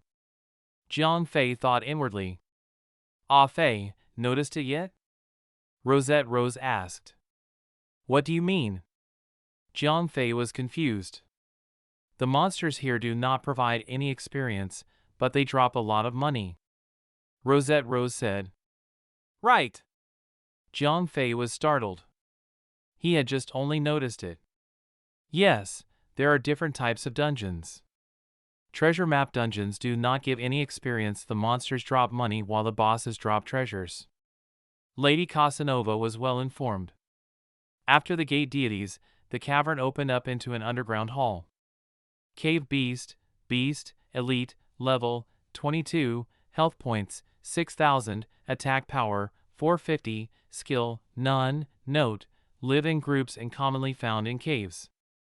Although the monsters were a lot weaker, each wave was comprised of at least 10 monsters. The numbers even went up to the 30s. I will be the main tank. Dazzle Dance and the tanks from Magic Thieves will be my backup. Fatty, change to Fire Arts. Jiang Fei prepared to engage. Clash! Jiang Fei collided into the mob of monsters. Since he was the first to engage, the monsters naturally went after him. In a flash, he was already surrounded by 20 elite monsters. Battle shout! As Jiang Fei was surrounded by all the monsters of that wave, his battle shout had not been wasted. Nearly all monsters were affected. Kill! Healers and DPSers were ready. Being attacked by 20 elite monsters simultaneously was painful, but not life-threatening. With 6 healers, Jiang Fei held strong like a rock. What is his class? That fatty is awesome. Lady Casanova was impressed by the fatty's support abilities. The first wave was cleared off in no time. But Jiang Fei's charge and battle shout were still in cooldown. Thus, for the next wave, the tanks had to work together. Dazzle Dance, I am on cooldown. Jiang Fei gave her a warning and charged on ahead. Ice Burst! Although it was an AoE, it had a much smaller range than Battle Shout. 7 to 8 monsters had been left out. Charge! Taunt! Intimidate! Rosette Dazzle tried to provide backup, but her technique was lackluster. She ended up sprinting up and down like a tennis player. That was normal for Rosette Rose members, but Thieves were sneering at such display of technique. I will do it. One of Lady Casanova's tanks felt that it was a chance to show off his techniques in front of so many beautiful ladies. Charge!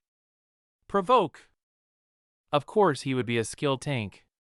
He displayed acute positioning and the timing of his AoE taunts. He managed to pull the monsters which were missed by Jiang Fei and even managed to pull 3 monsters away from the group of monsters Jiang Fei was tanking. Thunder Strike! WTF! You want to die? Jiang Fei was outraged. It's fine. Bao Zi is one of my pretty good tanks. Lady Casanova thought that Jiang Fei was just pissed at having his limelight stolen. No! Fatty, Cloud Art. All healers focus on Bao Zi. Jiang Fei was beginning to panic. Other than Rosette Rose and Rosette Peach, only one out of all the remaining healers listened. The rest were still focused on Jiang Fei. Attacks from more than 10 elite monsters landed on Bao Zi, and his 5,000 plus health points was halved in the blink of an eye. Oh no! Heal me! Bao Zi realized that he had indeed screwed up, but it was already too late for the healers to save him. 3 green color numbers amounting to a total of 1,000 health points flashed on Bao Zi's head, but the second wave of attacks from the monsters came raining down. Ding! Your team member Bao Zi died. Dazzle Dance, take over. Jiang Fei had his hands tied, for all his AoE skills were still on cooldown. Understood. Rosette Dazzle Dance was frantic. The moment Bao Zi fell, the aggro went all over the place. Even the healers were backing off. Rosette Rose prioritized her sisters standing against the monsters that went after Rosette Rose and Rosette Peach. The members of Thieves were not as lucky. 2 sub-tanks, get in there now. Do something about that. Lady Casanova was agitated. If the monsters were left as they were, many cloth-armored players would fall. Many would die, and their levels would drop. It would be a huge loss. Lady Casanova had been observing Jiang Fei and Rosette Dazzle Dance since the beginning. The damage had not seemed very high. That was where she had the confidence to let Bao Zi do his thing. She had only intended to demonstrate the prowess of Thieves to win Jiang Fei over. They had only ended up humiliating themselves. Chapter 112, Crystal Guardian. Lady Casanova was partly responsible for Bao Zi's stunt. 2 waves of attacks and he had crumpled over like a cookie that had been dipped in coffee for too long. With his mysterious ring, Jiang Fei was able to gauge the strengths of the monsters, but Lady Casanova had been unaware of it.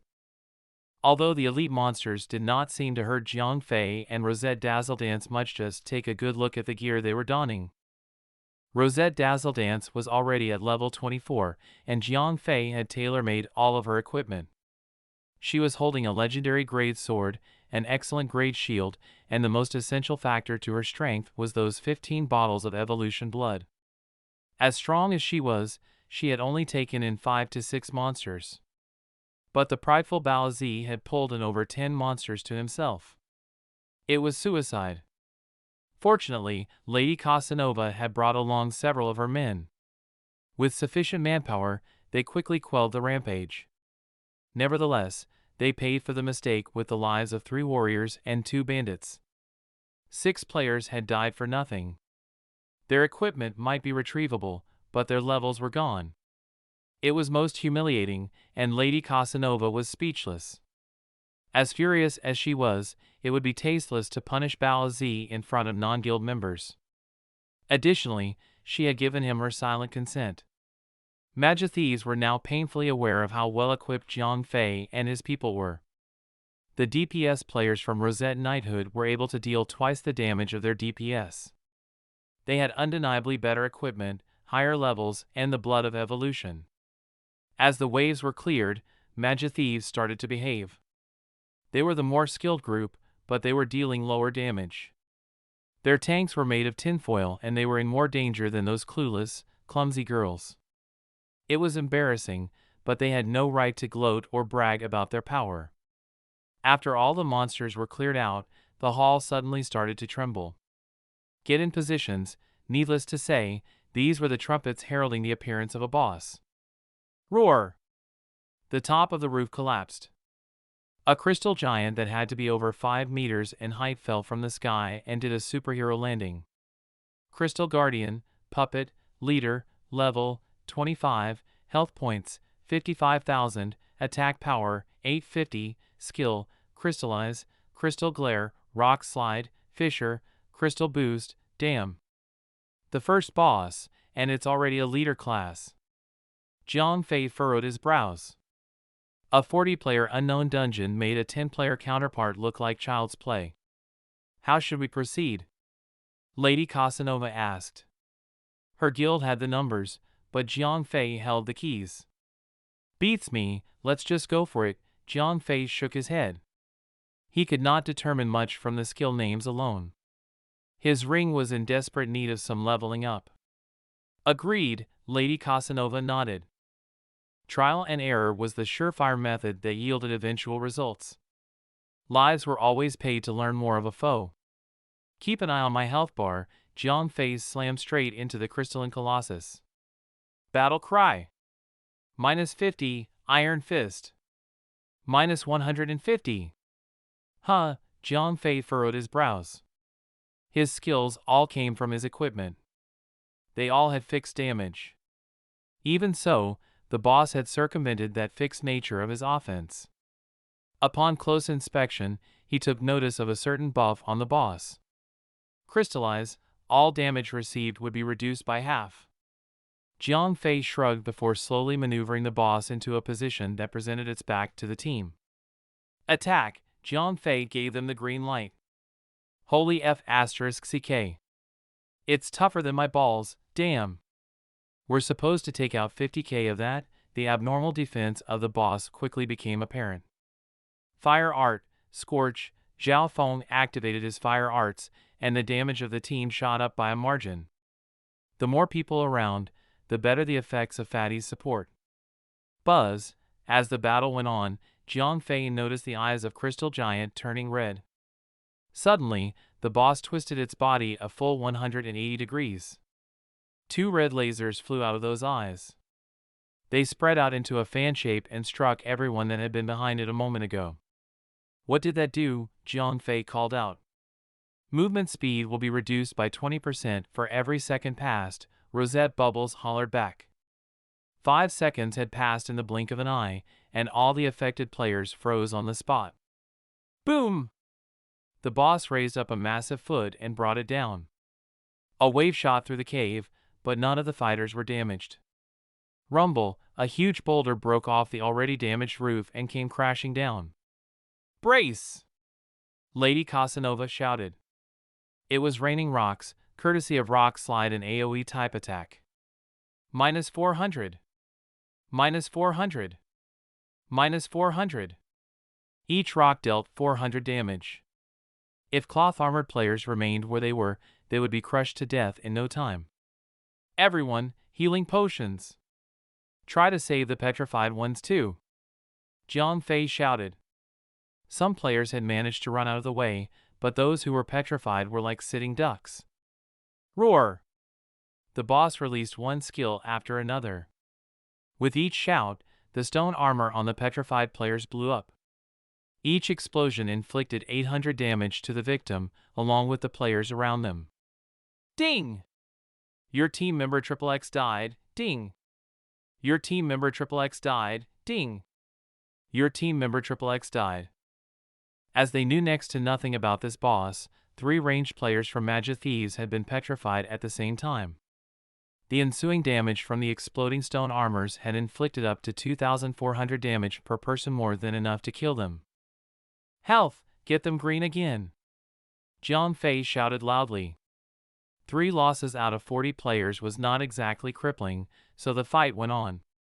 Yes, after a moment of chaos, the team stabilized itself.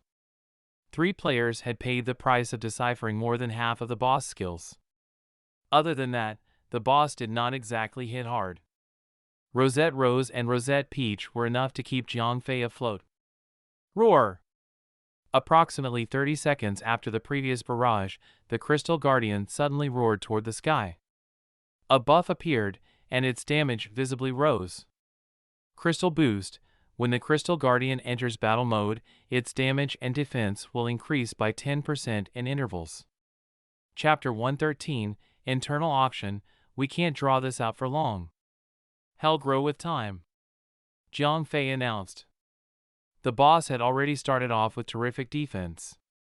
With the 50% damage reduction, the massive party was struggling to bring it down. This battle would take quite a while. The boss was not just a pile of moving rocks.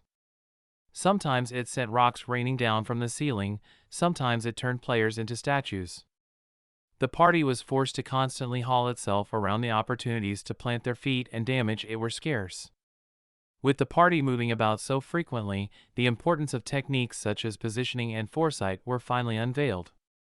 Despite having better equipment and higher levels, the ranged fighters of Rosette Knighthood, namely Rosette Water Lily, Rosette Foxy, and Rosette Bubble, were unable to deal as much damage as those from Magic Thieves. The melee fighter Rosette Dazzledance was still dominating the damage table as always. Jiang Fei had constantly reminded the melee fighters to dodge the rock slide at the right moment. This left them able to put all of their attention on damaging the boss, without needing to be wary of the rock slides. As the battle went on, the boss gained more strength, and the pressure on Jiang Fei's healers grew. When there were only 20% of its hit points remaining, the 6 healers started to struggle. The ranged fighters were starting to turn to their own healing potions. My god, Jiang Fei employed all his skills and potions, fighting as if his life was on the line. Nonetheless, the boss had reached its 8th transformation. It started hitting like a crystal truck, dealing 2k damage per blow. It was time for the melee fighters to shine. They were now able to use Execute, an ability that made itself available when their target had less than 20% of its hit points remaining. Their damage shot up, they tasted blood. The boss finally looked mortal. 8%, 5%, hang on, 2%, 1%, boom. Just as it entered the 9th transformation, they finally brought it down, but not before it dragged 8 players along with it to the grave in its death throes. Other than the 3 who were blasted apart by the exploding stone armors, the others fell only because healing did not come to them in time. Jiang Fei was actually surprised to see that all members of Rosette Knighthood had actually survived. The 3 ranged fighters from Rosette Knighthood had not contributed much. They were too busy running away from the boss' various wide-scaled attacks. They were rich and had a sufficient supply of healing potions. Whenever their health went in the red, they had even consumed greater healing potions that cost 2 gold each. Let's see what we have here. Jiang Fei smiled to the team and moved towards the corpse. Swish! A purplish flash as expected of Jiang Fei and his luck. Crystal Battle Axe, Two-Handed Axe, Epic, Attack Power, plus 378, Strength, plus 15, Agility, plus 8, Equipment Skill, increases the chance of critical attack by 5%, Equipment Level, 23, Mine. Lady Casanova roared. What a powerful axe it was. It matched, or even surpassed, an average level 20 melee warrior class with white grade equipment. We have not even taken that 5% critical rate into account. This battle axe had to be the mightiest weapon ever within Dawnlight City. Even the legendary grade sword of Rosette Dazzledance was short by about 100 points of attack, being a one-handed implement. How do we split this? Jiang Fei was confused. He had promised a 15% share, but what about a piece of equipment? Gold! Well, bid with gold. The proceedings from the auction will be divided per the ratio we agreed upon. Rosette Rose said. Agreed. Lady Casanova nodded. She had the fundings of a massive guild on her side. With over 30 guild members, she stood to gain more than Jiang Fei's group. Rosette Rose smirked. The trap had been set. Lady Casanova would have never imagined that everyone in Jiang Fei's group was dirt rich. They never started off poor, and the unknown dungeon with Jiang Fei had already yielded them 5k gold each. Rosette Rose had already intended to hire Lady Casanova as raw muscle, albeit expensive muscle. Let's get started. Jiang Fei smiled. 10 gold. Lady Casanova started with a low bid, knowing that Jiang Fei's group was devoid of any two-handed axe wielders. Rosette Dragoness wants that. I will buy it for her. 50 gold. Rosette Dazzledance and Rosette Dragoness were close to each other. Clearly, both guild chatters were rather animated at that moment. Hey, that's not fair, isn't it meant to be an internal auction? Lady Casanova was displeased. She had expected to get the axe for a bargain. True. Rosette Rose nodded. Since this is an internal auction, there should be a minimum bid. An epic grade weapon should at least start with 200 gold. If no one bids for it, we will take it at the default price, fine. 200 gold, Lady Casanova agreed. She would look better spending more gold as the tank and treasure map was from the other party. Deal! Jiang Fei saw that Rosette Rose nodded at him and handed the weapon to Lady Casanova. There it was. 200 gold banked in. Second item. Jiang Fei took out another epic grade equipment.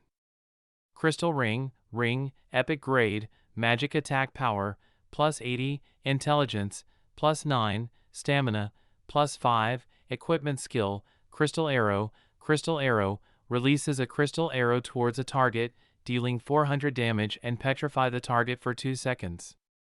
Cooldown, 15 minutes. Accessory type equipment, starting with 100 gold. Rosette Rose said. Is that not too expensive? Lady Casanova furrowed her brows. None at Magithieves save for her could afford it. Expensive? Why don't we make it free? Rosette Foxy sneered. Fine. So be it. Lady Casanova was resolved to financially support her underlings. 100, with Lady Casanova's approval, a magician from Magithieves called out. 150. Rosette Foxy followed. 160. Rosette Waterlily cried. The magician could not believe his ears. To be eliminated within seconds, even with a loan of 120 gold. He was only a second-class player from Magithieves.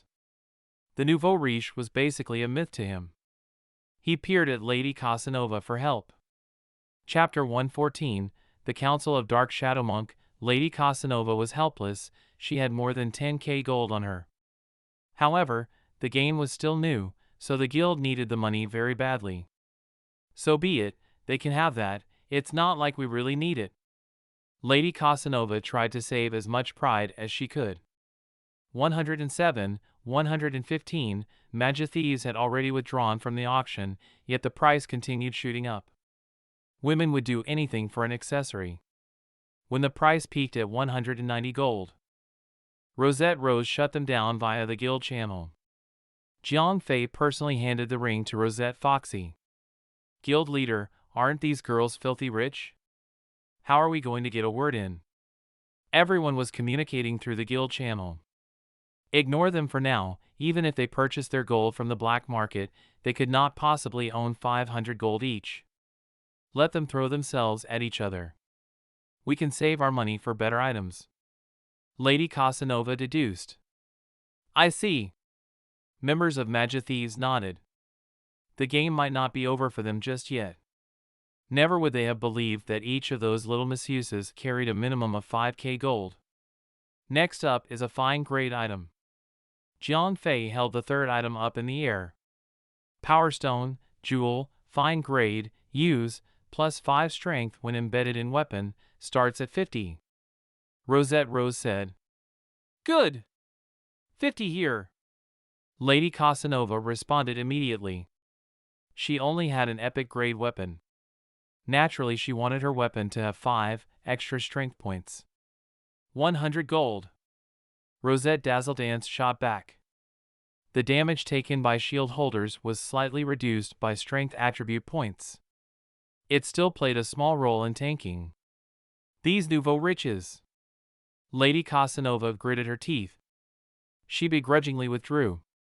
She had money, but it was the guilds and she had to think of the many rather than the few. Done, the boss dropped a total of 50 gold. With the auction, there's a total of 540 gold. Jiang Fei announced. Okay. Let's move on. Lady Casanova nodded. 540 golds with just one wave. This was a promising run, even if she did not get what she wanted. Common players would barely have 10 gold to flaunt. Working with Jiang Fei for a day had already netted each of the 30-odd members from Magic Thieves that amount. Any equipment they were fortunate enough to obtain would be a blessing. The team marched on, facing hordes of alien-looking cavern beasts. With each of those beasts dropping 3 to 5 silver, the members of Magic Thieves were more than happy to face them. After following the treasure map, they finally reached the deepest part of the cavern. If this is the end, where are the treasures? Lady Casanova was confused. Ultimately, they were still here for the territory order. Wait! Jiang Fei raised a hand and slowly walked towards the center of the hall. Jiang Fei's ring was blinking rapidly. Obviously, there was a treasure. The bright yellow arrow also pointed toward the same direction. Another ingredient for the resurrection of Princess Isabella was there. What is going on? I don't see shit. Jiang Fei was starting to get nervous. Are you okay? Lady Casanova and the others were catching up. Jiang Fei was about to say I don't know, when a loud crack interrupted him. The floor cracked wide open. With nowhere to go, all 40 members plummeted to the ground. Bop! Other than bandits who had the skill break fall which reduced fall damage, the others have had their hit points halved. My goodness, Rosette Rose placed a hand over her mouth in awe, while the other hand was raised in the air, pointing at something up ahead. Whoa! Jiang Fei spotted her target. It was a 6-meter-tall giant made out of rocks, with eyes of precious stones that flashed with dazzling, bright light and finally, donned in armor of gold and crystal. A gigantic sword as long as 2 people was slung over its back. The giant was untargetable and indestructible. It was surrounded by 4 black-robed spellcasters. Rays of light extended from each of the spellcasters towards the body of the giant. It appeared that they were confining the giant to another dimension. At that moment, the rock giant looked more like a translucent projection. Jiang Fei was unable to scan the giant, but he was at least able to identify the attributes of the 4 spellcasters.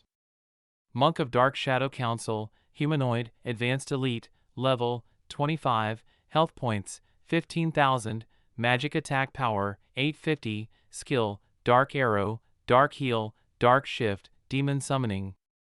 Note, members of Dark Shadow Council will heal each other and summon demon servants for help.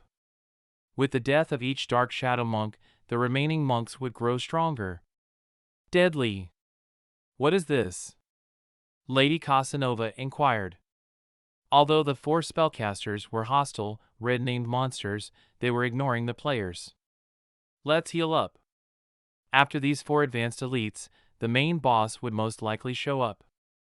I just can't tell if we're rescuing that giant or killing it. Jiang Fei furrowed his eyebrows. We'll never know if we don't try, Lady Casanova shrugged. 2 minutes later, Jiang Fei and the team were back in tip-top condition. Dazzle Dance and I will lure 1 each, you guys split the remaining 2 up. These advanced elites need to be separated, or they'll heal one another. Jiang Fei explained. Fine. Lady Casanova nodded. She seemed to assume that the information had already been provided by the treasure map, so it did not seem odd to her. Chapter 115, The Rock Giant Stirs to Life. We can't afford to have any one tank fall at any given moment. Go full ham with the healers. If there are any healers with their hands still empty after that, which I do not believe for one moment, they'll watch the team. Bandits and warriors need to pay attention and interrupt their spells as soon as they can. We will begin when everyone is ready. Jiang Fei walked up to one of the monks. An advantage was that these monsters were not aggressive. The players did not have to fend off their assault as they moved into position. Prioritize your damage on Dazzledance's monk. Go help the other tanks before you come to me. Oh, please don't kill them yet. Leave them with 10% of their hit points, then kill them all simultaneously. Jiang Fei did not want their deaths to strengthen one another. Understood, Lady Casanova nodded. Let's get started. Everyone was ready, so Jiang Fei led the assault. Outrageous!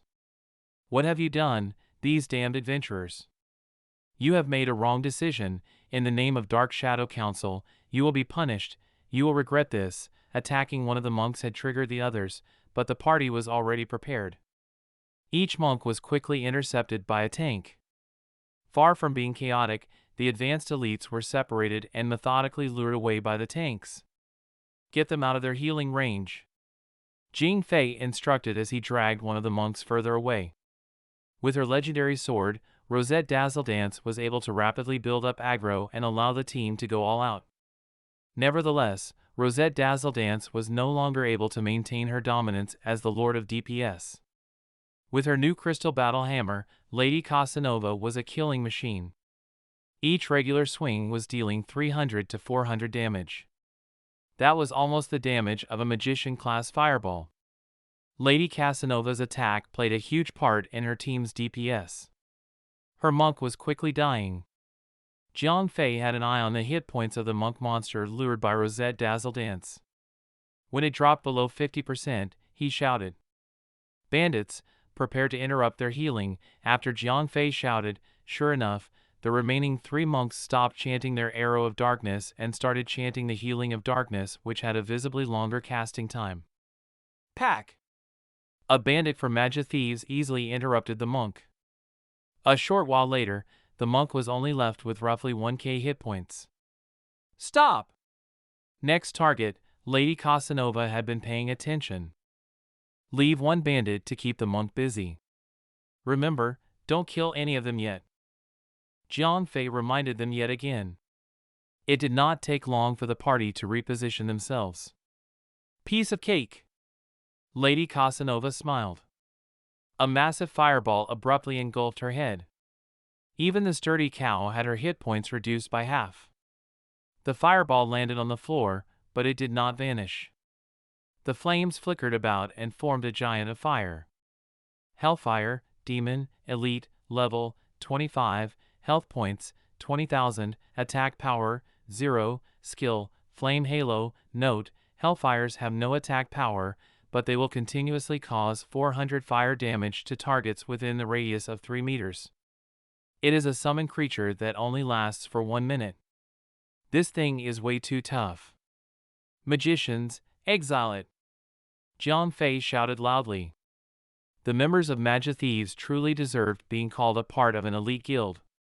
A magician had almost immediately obeyed his commands. The Hellfire was exiled to a subdimension and immobilized. The Flame Halo was still there, but keeping a safe distance was all they needed. Get everyone back to full health! Jiang Fei shouted, as another Hellfire ran about and burned some members rather severely. The battle went on. Each time a Hellfire was summoned by a monk, chaos followed for a moment. Nevertheless, the Magia Thieves were skilled veterans. No lasting damage was caused. Great! My turn now! As time went on, 3 of the monks were left with 10% hit points each. It was time to attack Jiang Fei's monk. Bandits have stayed behind to prevent the other 3 from healing their comrades. After another Hellfire, Jiang Fei's monk was left reeling close to death. Start with the weaker tanks. Jiang Fei ordered the gang. Okay, it took seconds before a monk was slain. Shua! After the monk died, a red light rose from the corpse, split 3 ways, and sunk into the bodies of the 3 remaining monks. Ho, he just got roided up. I cannot hold on for much longer. Balazi shouted at the healer behind him. He was an excellent tank, but he was nothing like Rosette Dazzle Dance. We will kill Balazis monk first. Lady Casanova led the charge and saved her tank. When the second monk fell, the red light went to the remaining 2 monks. Speed up and get rid of Dazzle Dance's monk. Jiang Fei bellowed. After the third monk was killed, I can manage by myself. Jiang Fei had cut in. As Jiang Fei spoke, the red light from the third monk corpse sunk into the body of the final monk. After the third enchantment, the monk had already finished casting Arrow of Darkness. Protection of Evil God. Jiang Fei spared no energy. He raised his shield and activated a skill. Minus 4,427. A ridiculously high figure popped up, but not on Jiang Fei's head, it was on the monk. The reflected Arrow of Darkness instantly finished off the monk. Finally, after an extended battle with the monks, everyone breathed a sigh of relief. That was quite easy, Lady Casanova laughed. She was not aware that everything was only possible because Jiang Fei had first-hand information of the monsters. Without that information, the monks would have casually healed themselves as the team ran out of gas and keeled over. Additionally, those hellfires would have roasted the team alive. Even if they somehow managed to get through all that, they would not have been able to kill all 4 monks in turn. If they had failed to do that, the last monk would have wiped the team out with its 4K plus damage Arrow of Darkness. The team might have had to experience being wiped out 7 to 8 times before they could finally learn about the skill set. Crack!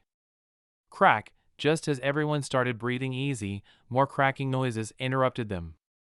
Jiang Fei realized that the rock giant was stirring to life. Chapter 116, Titan Projection, Damn. A red name. That gigantic stone man had a red name over its head. They had not unsealed and rescued a friendly target. They had unsealed a goddamn boss. Escada, Titan Projection, Leader, Level, 28, Health Points, 80,000, Attack Power, 1,125, Skills, Cleave, Saber Lash, Titan's Order, Earthquake, Falling Rocks. Remarks, the projection of an ancient Protoss Titan. Although only a mirror image, the boss still possesses a great deal of power. Peasants. You will be purified. As soon as he was unsealed, the giant was already turning to face the hapless party. Damn! Get me to full health. Now, Jiang Fei could not think of any possible happy ending to this tale. In reckless abandonment, he charged into the boss. Boom! Minus 2,716. Saber Lash. In response to that little thump, the boss had swung its gigantic sword at Jiang Fei. Leave 2 healers to watch the party, and send whatever you can afford my way, as Jiang Fei generated aggro and pulled the boss to a corner with its back facing the crowd. The party scrambled into position. They had just only finished off the annoyingly resilient Shadow Council monks. They may have taken 0 casualties, but not one person had been left unscathed. And the healers were running low on mana. Rosette Peach was rich enough to glug potions down by the dozen, but she had poor mana management in turn. It was the total opposite for the healers from Thieves. They paced themselves well, but they were not as wealthy. The only healer with sufficient mana points was most probably Rosette Rose, but she could not carry Jiang Fei alone. Fox, get the healers from Thieves a set of blue potions. Rosette Rose shouted. Okay. The girls from the clan were all extremely rich. Not only did the healers have blue potions with them, those blue potions came in massive stacks. King Hell, they're that rich after all. When the healers from Thieves received the blue potions, they quickly gulped the liquid down and went back to healing. Even so, a part of their mind was now distracted by the thought of being in the presence of such tycoons. When they bought potions, they bought them bottle by bottle. The girls had just given potions in sets. Comparing oneself to another is the key to ultimate misery. Alright, I'm all set now, DPS team. As Jiang Fei had pulled the boss to a corner and the healers had mana, the team was finally back in fighting condition. Boom! Before they could even fall into rhythm, the boss suddenly stomped and sent the entire cave shaking. Clatter! Large boulders broke off the already cracked ceiling. Out of the way! Jiang Fei shouted. As the previous boss had pulled off something similar on them, the team evaded the rockfall without much chaos. Those who were caught off guard only took the first wave of damage before they swiftly vacated the area. Healers who acted in advance were also quick to keep them healthy. When the boss health points dropped to 80%, the boss finally used its first threatening skill. Order, Betray. With a roar, 5 players from the Magic Thieves immediately expanded in size, their names turning red. Tankers, they'll be needing some dance partners. Lady Casanova barked. Charge! Steam Bun may not be as well equipped as Rosette Dazzle Dance, but he reacted far quicker. In one fell charge, he managed to attract the attention of all traders. Healers were already working on him even before the confrontation. Rosette Dazzle Dance and the other sub-tanks quickly scurried to assist. Half a minute later, the affected players returned to normal. It did not take long before the boss health points dropped to 60%. Order, Weaken. Oh shit! As soon as the boss raised a commanding finger, Jiang Fei's face went green.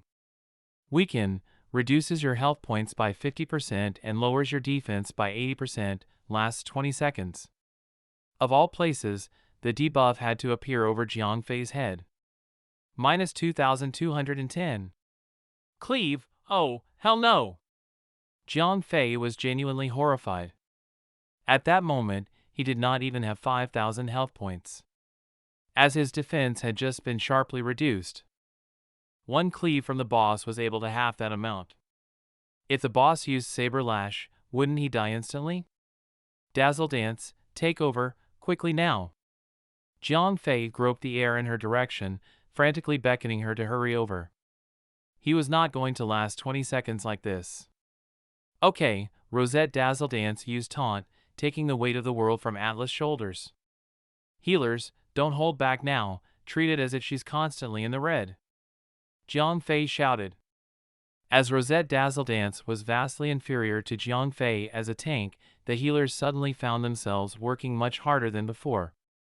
The 20-second period of weakness soon passed, but Jiang Fei had no way of reclaiming the aggro. After all, Jiang Fei was not a warrior nor specialized tank. He did not have any skills that could force aggro over. Any other tank could regain the battle with such a skill. Rosette Dazzle Dance's legendary sword was not helping either. Dazzle Dance, stop attacking! Jiang Fei proceeded to unleash all his skills in a single burst, including the aggro-generating ones like Battle Cry and Sunder Strike. Even after all his efforts, the boss still stubbornly pummeled Dazzle Dance. Let me help you, Zhao Feng spoke up. Fury Transfer. It only took one skill. The little fatty had instantly transferred Rosette Dazzle Dance's aggro to Jiang Fei, and the boss complied like an obedient dog. The battle was back on track. While avoiding the falling rocks, the firing squad went to work. Very quickly, the boss health points reached 50%. Boom! The boss lifted its giant sword with both hands and slammed it into the ground. Rumble! The ground began to shake so violently that everyone started stumbling about clumsily. At the same time, they were taking 200 damage each second. Potions, don't be shy to drink those potions. As the healers were too busy staggering about, they could not tend to anyone.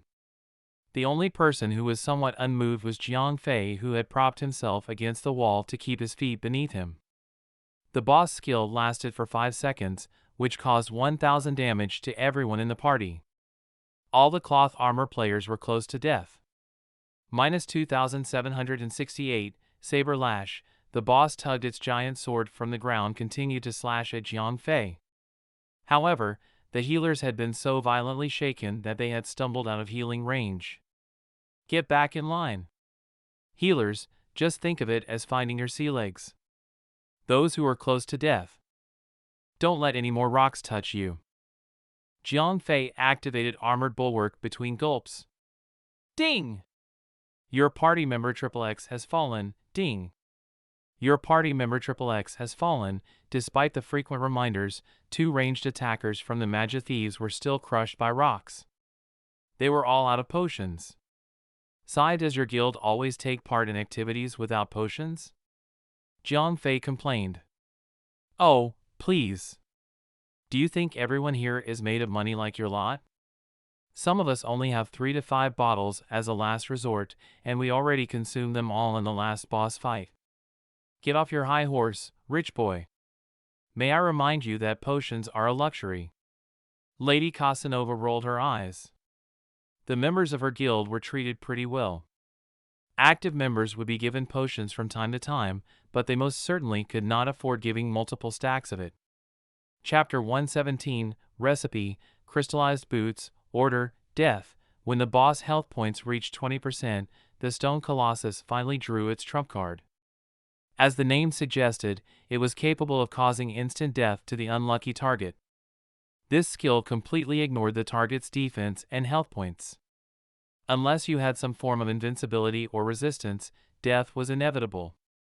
Ding! Your party member XXX has fallen. An unfortunate magician crumpled to the ground wordlessly, his soul taken out of him like some scene from an apocalyptic movie. It was a sure death skill.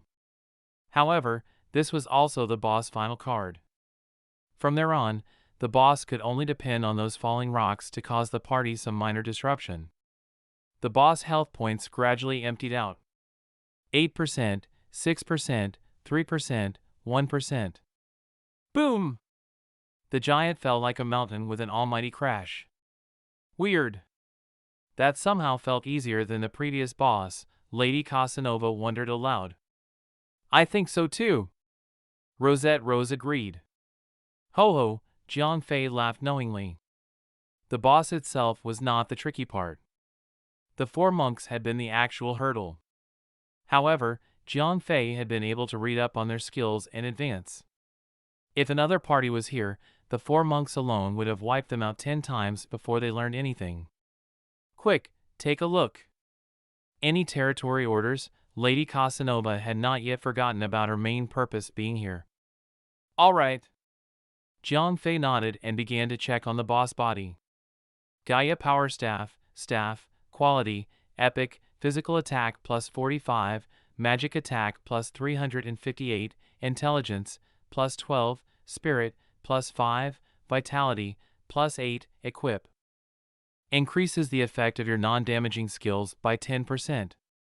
Level requirement, 25, weapons start from 200 gold coins, start bidding. Rosette Rose said. 200 gold coins. As per Lady Casanova's private command, a cleric from Magic Thieves placed a bid. 400. Rosette Peach shouted. This was a support staff, through and through. It did not increase damage output, but the 10% increase in healing and buffs was a game changer. 410 gold coins, prodded on by the guild leader, the cleric upped the ante. 450 gold coins. Rosette Peach was finally becoming a little hesitant. After all, when Jiang Fei and the others cleared the unknown dungeon back then, she had not been present.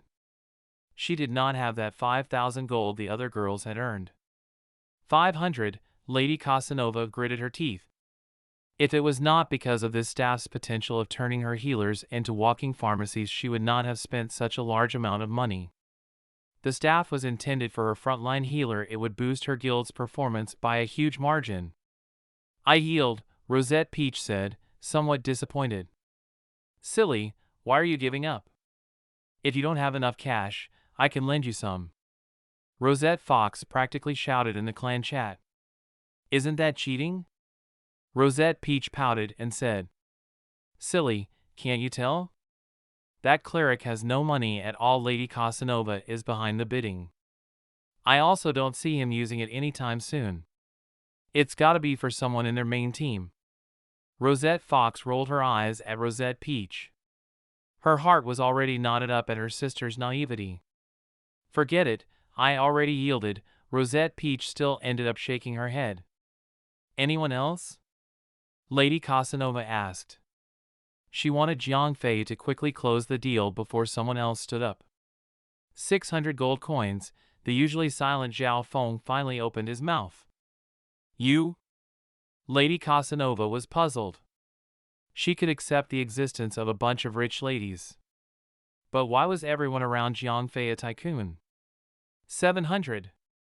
This was Lady Casanova's limit. After all, the entire guild depended on her, and many things still called to her attention for more investments. She could not use it all on superficial equipment. 750 gold coins. Jiang Fei said with a guffaw. He also had 5,000 gold coins in his pocket. Naturally, he could afford to spend it. It's all yours. Lady Casanova grunted. Here! Jiang Fei sent the staff over to Jiang Fei. The second piece of equipment, as Jiang Fei said that. He shared the attributes of the second piece of equipment for everyone to see. Earth Defender, Shield, Quality, Epic, Physical Defense plus 121, Magic Defense plus 90, Intelligence plus 15, Vitality plus 10, Equip, increases your healing effects by 50 points. Level requirement, 25, this was a healer's only shield that could only be equipped by paladins and shamans. However, shaman was a second job class, which meant that as of now, only paladins could equip it. In addition to Rosette Rose, there were 2 other paladins from Magic Thieves. The same, starting price of 200 gold coins. Rosette Rose called out cheerfully. She looked at Lady Casanova, determined to get the shield. 200. Lady Casanova ordered a paladin to make a bid. 500. Rosette Rose swiftly doubled the value. GUH, Lady Casanova hesitated. When faced with these tycoons, she was at a loss of words. She felt like deliberately raising the price. However, she knew how shrewd Rosette Rose was. If she raised the price on purpose and Rosette Rose backed out, then she would have trapped herself. If that happened, they could really be considered to have worked for 2 pieces of violet equipment, yet still having to pay back quite a bit of guild funds. Are you guys still interested? Rosette Rose asked with a smile. Although her tone was gentle, Lady Casanova felt the world being pressed against her cheeks. That lady was one cunning creature. You can have it. Lady Casanova shook her head. She eventually gave the shield up. There's a smithing recipe, do you guys want it? It's blue, free of charge. Jiang Fei said with a smile. Recipe, crystallized boots, recipe, quality, excellent, use, allows you to learn how to make crystallized boots. Cut the crap. You know the deal. Well, provide the materials on a ratio of 1 to 15, and you'll give us 50 finished products from that recipe. If you're willing to hand over the ascended samples, well, pay extra for it. Lady Casanova rolled her eyes. Now, Jiang Fei's identity as the best blacksmith in Dawnlight City had been solidified. So what if they had helped him earn it? Even if Lady Casanova kept the recipe for herself, the materials were ridiculously expensive, and the success rate was meager. They would still have to hand it over to Jiang Fei. They definitely could not afford to allow their own guild's useless blacksmith to produce sludge from it. Even after that, Jiang Fei was quite the reluctant blacksmith. They would still have to coax him to work. Lady Casanova was not even bothered about the recipe. It was better to have Jiang Fei work with it. After all, Jiang Fei had not been producing new equipment for several days now. The 4 major guilds were starting to find themselves severely undergeared. You said it, Jiang Fei smiled. He had seen that coming a mile away. How nice of you to supply me the materials. I'll just hand the defective products to you and keep the golden samples to myself. Chapter 118, Arrest Set. After the drops were distributed, the boss corpse vanished. It was replaced by a huge golden treasure chest. This is the bandit's treasure chest? Lady Casanova asked. Yeah. Jiang Fei nodded. At that moment, the yellow arrow prompted by the treasure hunting ring was directed at the treasure chest. The princess would want some of its contents. Ah, Fei! Go and open it, Rosette Rose said with a smile. Okay. Jiang Fei nodded and shoved the huge lid open. A golden light flashed, almost blinding everyone on the spot. Recipe, arrest set, recipe, quality, legendary, use, allows you to learn how to make the arrest set. Remaining attempts, 5, Aries set, 3/3, set effect, allows you to acquire the skill Eye for Eye. Whenever you take damage, you immediately deal damage equivalent to 100 plus 1% of your health points to the culprit. Arrest arm guard, chainmail, quality, epic, physical defense plus 80, magic defense plus 60, strength plus 9, vitality plus 10, equip, ignores your target's defense value by 30%. Level requirement, 25, arrest wrist armor, chainmail, quality, epic, physical defense plus 75, magic defense plus 60, vitality plus 10, block chance plus 10, equip, allows you to acquire the skill jumping slash. Immediately deals normal attack damage to the enemy and reduces the enemy's movement speed by 80% for 20 seconds. Cooldown, 1 minute. Level requirement, 25, arrest leg armor, chainmail, quality, epic, physical defense plus 110, magic defense plus 70, vitality plus 12, physical damage reduction plus 8%, block chance plus 5%, equip, allows you to acquire the skill jumping slash. Leaps over to the enemy and attack. This attack is a guaranteed critical hit and will stun the enemy for 1 second. The maximum range is 10 meters. Cooldown, 1 minute. Level requirement, 25, remarks, the attributes of the equipment made from this equipment set recipe are fixed, there is no option of an ascended variant. The player's upgrade bonus rate would be included with the success rate. Holy F*** CK. It's a F** King equipment set recipe. Jiang Fei was so excited his heart almost leaped out. Although it was only a 3-piece equipment set, every piece was epic. It was no wonder that the recipe was of legendary quality. Little Ah Fei, you can have the recipe. Although 5 attempts is not much, I hope you actually produce more than one. I'd be willing to buy it. Lady Casanova said after thinking about it for a moment. If such a recipe was handed over to the blacksmiths in their guild, it would go down the drain, no doubt about it. Not only would they see the heavy investment go up in smoke, they would walk away none the stronger. Even with blue-grade recipes, their blacksmiths only had a 1% success rate. If they were to make violet equipment, it was almost equivalent to making nothing. If you put this legendary recipe on their table, they would not even dare touch it. In Jiang Fei's hands, the chances of making 2 sets out of 5 chances were almost 0, but she could at least get on Jiang Fei's good side.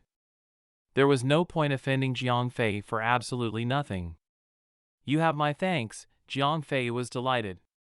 Following that, Jiang Fei took the second item from the treasure chest.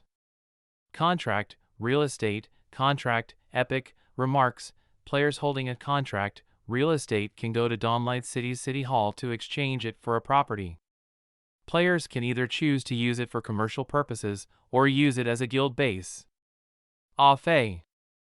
I just need to know one thing. Do you see any territory orders in the treasure chest? Lady Casanova had never been more solemn. Nope. Jiang Fei shook his head. Okay then. I am hereby offering 10,000 gold coins for the contract. No wonder Lady Casanova was the leader of a guild. She was quick and decisive. If the best thing was not available, she would settle for the second best. There were advantages and disadvantages of using real estate in Dawnlight City as a guild base. When a guild has a base situated in the city, the system would only allow other guilds to attack the base if guild war has been officially declared. If guild war has not been declared, players who launch attacks on the guild base would all be recognized as player killers by the NPCs. They would have the NPC guards to answer to. Using real estate as a guild base was relatively safer. Even if another guild had malicious intent, they would have to go to the city hall and declare war. The guild with a base in the city would be given an additional 3 days grace for preparations. However, the drawbacks were just as glaring. Although there was a danger of people raiding guild bases that were constructed via territory orders. The offensive and defensive aspects of such castles were on an entirely new level, unlike the houses in the city. These castles were almost impossible to attack.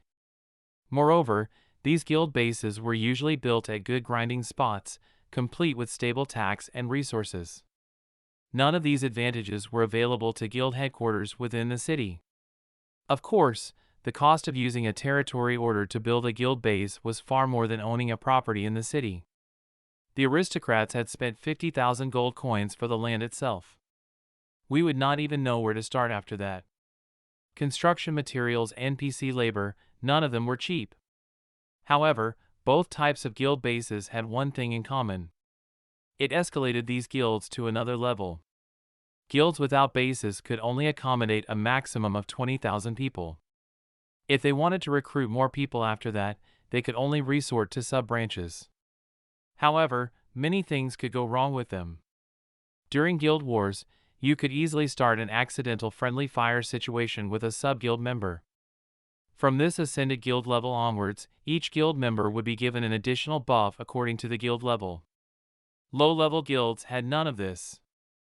Therefore, Lady Casanova was quick to grab hold of the next best alternative. It was far inferior to the territory order, but it was still better than nothing. 11,000 gold coins. Rosette Rose raised the price. Huh? You guys wanted too? Lady Casanova was surprised. She had thought that Jiang Fei and the others would not be interested in this thing. After all, clans could not have a base. She had only offered the price of 10,000 gold coins out of courtesy. We're thinking of opening a shop. Ah, Fei needs someplace for him to sell his wares. Rosette Rose said with a smile. This, Lady Casanova frowned. She really wanted this deed to close the gap between her guild and the aristocrats. However, Rosette Rose appeared firm in her stance. Lady Casanova knew better than to attempt outbidding one of these tycoons. Younger brother Fei, would you reconsider? Lady Casanova did not immediately place a new bid. Instead, she turned to Jiang Fei. Even with her 15,000 gold coins with her, looking at how calm Rosette Rose looked, Lady Casanova was not confident at all. So, she could only think of a way to obtain the deed through a favor. All right, 10,000 and it's yours. You guys owe me one. Jiang Fei said after thinking about it. Ah, Fei, are you dumb? We have a lot of money. They can't compete with us at all. Rosette Rose was very disgruntled. She made sure that everyone in the clan heard it. Look, there's no point in us opening a shop. I want to stay in the city and hammer stuff all day long. I cater to the upper class, and they're mainly sold to the 4 major guilds. There's no need to waste time and energy opening a shop, it's completely unnecessary. Jiang Fei shared his thoughts. Well, we should at least juice more cash from them. Rosette Rose's profiteering nature was truly core deep. Chapter 119, Bloodlord's Chestplate. Forget it, I don't feel like taking that much advantage of them. The 4 major guilds are caught up in some tense power struggle at the moment. We don't need to add to that pressure. Jiang Fei smiled and shook his head. Due to his relationship with the mysterious ring, Jiang Fei had developed an open mind. His vision was not just limited to Dawnlight City. When the intercity teleportation hubs opened, the major guilds of Dawnlight City should be properly developed and prepared to face the other 4 main cities. Infighting would do them no good whatsoever. Fine then. You've accepted their offer anyways. Rosette Rose was still disgruntled, but Jiang Fei had already given the word in public. It would be distasteful to attempt undermining him. After the trade was done, there was still 1 gemstone and 10,000 gold coins in the treasure chest. Earth Essence, Quest Item, Normal, Remarks, it is as if you can feel the power of the earth from this gem. That's my quest item. Jiang Fei showed Lady Casanova the Earth Essence, then kept it in his backpack. Okay. Lady Casanova nodded. The white-gray quest item was truly meaningless to her. Moreover, since Jiang Fei had already allowed her to take the deed, she had to return his goodwill. After Jiang Fei picked up the remaining 10,000 gold coins, the total profit from the unknown dungeon was around 22,000 gold coins.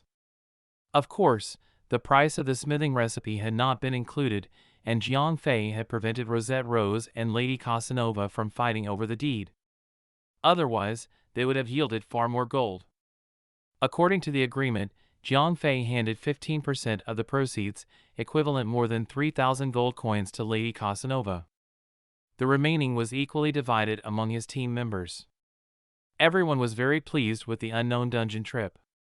The girls from the clan had obtained some equipment, and each of them had even received a small amount of 2,000 gold coins. Lady Casanova had also profited from this trip. Although she had spent about 6,000 or 7,000 gold coins, she had obtained a deed. It greatly paled before the aristocrats' territory order, but it would still help her cause. It could narrow the gap between the two guilds. Jiang Fei had profited the most. He had not only obtained a blue-grade shoe recipe, but also an epic set recipe. Its potential alone was already pleasing enough to Jiang Fei. As the unknown dungeon had been cleared, everyone parted ways. After leading the team, Jiang Fei brought the earth essence and arrived at the princess cave. Things inside the cave had dramatically changed. The snakes and green-named zombies were all gone. They had all been replaced by a dragonoid-type monster. These monsters walked upright like humans. Their bodies were covered with rough scales, they had the heads of dragons and thick tails. They looked menacingly vicious. Dragonoid Guard, Dragonoid, Elite, Level, 60, Health Points, 1,500,000, Attack Power, 2,500, Skills, Charge, Rupture, Smash, Cleave. Remarks: it is said that Dragonoids are hybrids of Nagas and humans, but the Nagas do not accept them. The Nagas just treat them as slaves. Naga language: who are you? A Dragonoid guard who seemed to be a lowly captain stopped Jiang Fei. The tone in his voice was one of arrogance and contempt. Naga language: I want to see Princess Isabella, Jiang Fei shot back fluently. Naga language: wait here. As Jiang Fei spoke their language, the Dragonoid guards became a lot friendlier towards him, albeit retaining the edge in their postures. Not long after, the Dragonoid guard returned. This time, the Dragonoid's attitude had changed a full 180 degrees. He became very polite towards Jiang Fei, a human, Naga language. Please come with me. Jiang Fei followed the Dragonoid guard all the way inside, and realized that there were probably 100 guards within. Some of their superiors were even ranked as advanced elite monsters. Damn! Does this Black Naga prince have a sister complex? Is he in a relationship with Isabella? Why would he go to such lengths for her? Jiang Fei groaned. He was perplexed. After all, prince and princesses and the like have always been wrought by politics. Moreover, these two were siblings. Something had to be going on between them. Verger Glider, you're here? When Jiang Fei arrived at the big hall where Isabella's coffin was placed, the Black Naga Prince Strasse sauntered over to him. You bastard! How dare you show yourself here? Jiang Fei immediately lashed out at the Black Prince. That guy had tossed him into a rather messed up situation back then. Haha! Look at you, you look like you're doing fine. The Black Naga Prince could not care less about Jiang Fei's outrage. He was nothing like those old-fashioned, arrogant Nagas. F***CKU. I barely made it back. Jiang Fei snarled. It was precisely due to their previous meeting that Jiang Fei knew how this guy thought. This was why he had resorted to such crude language, not having to worry about this guy suddenly becoming angry and chopping him to death on the spot. Verger Glider, why have you come to see me this time? At that moment, Isabella's soul appeared in front of Jiang Fei. As she was now supported by her brother, she had a far more arrogant look on her face. Oh! I found this. Jiang Fei took out the earth essence out and juggled it in one hand. Princess Isabella's eyes were instantly attracted to the earth essence. Her eyes followed the earth essence as it rose and fell on Jiang Fei's palm. She was afraid that Jiang Fei might just drop the treasure. Quickly give it to me. I will reward you according to the agreement. The system had already acknowledged the changes made to the quest, so there was no way for Isabella to go back on her words. Ding! You have completed the quest. Obtained 120,000 experience points. Obtained Bloodlord's chest plate. The earth essence in Jiang Fei's hands disappeared, and part of the quest was completed. He also received the partial rewards for that portion. Bloodlord's chest plate, chainmail, quality, excellent, physical defense plus 120, magic defense plus 40, strength plus 5, vitality plus 8, equip, allows you to acquire the skill Blood Shield. 50% of your lost health points would be stored in the health pool. When your health points fall below 50%, you can use the health points stored inside the health pool to heal yourself.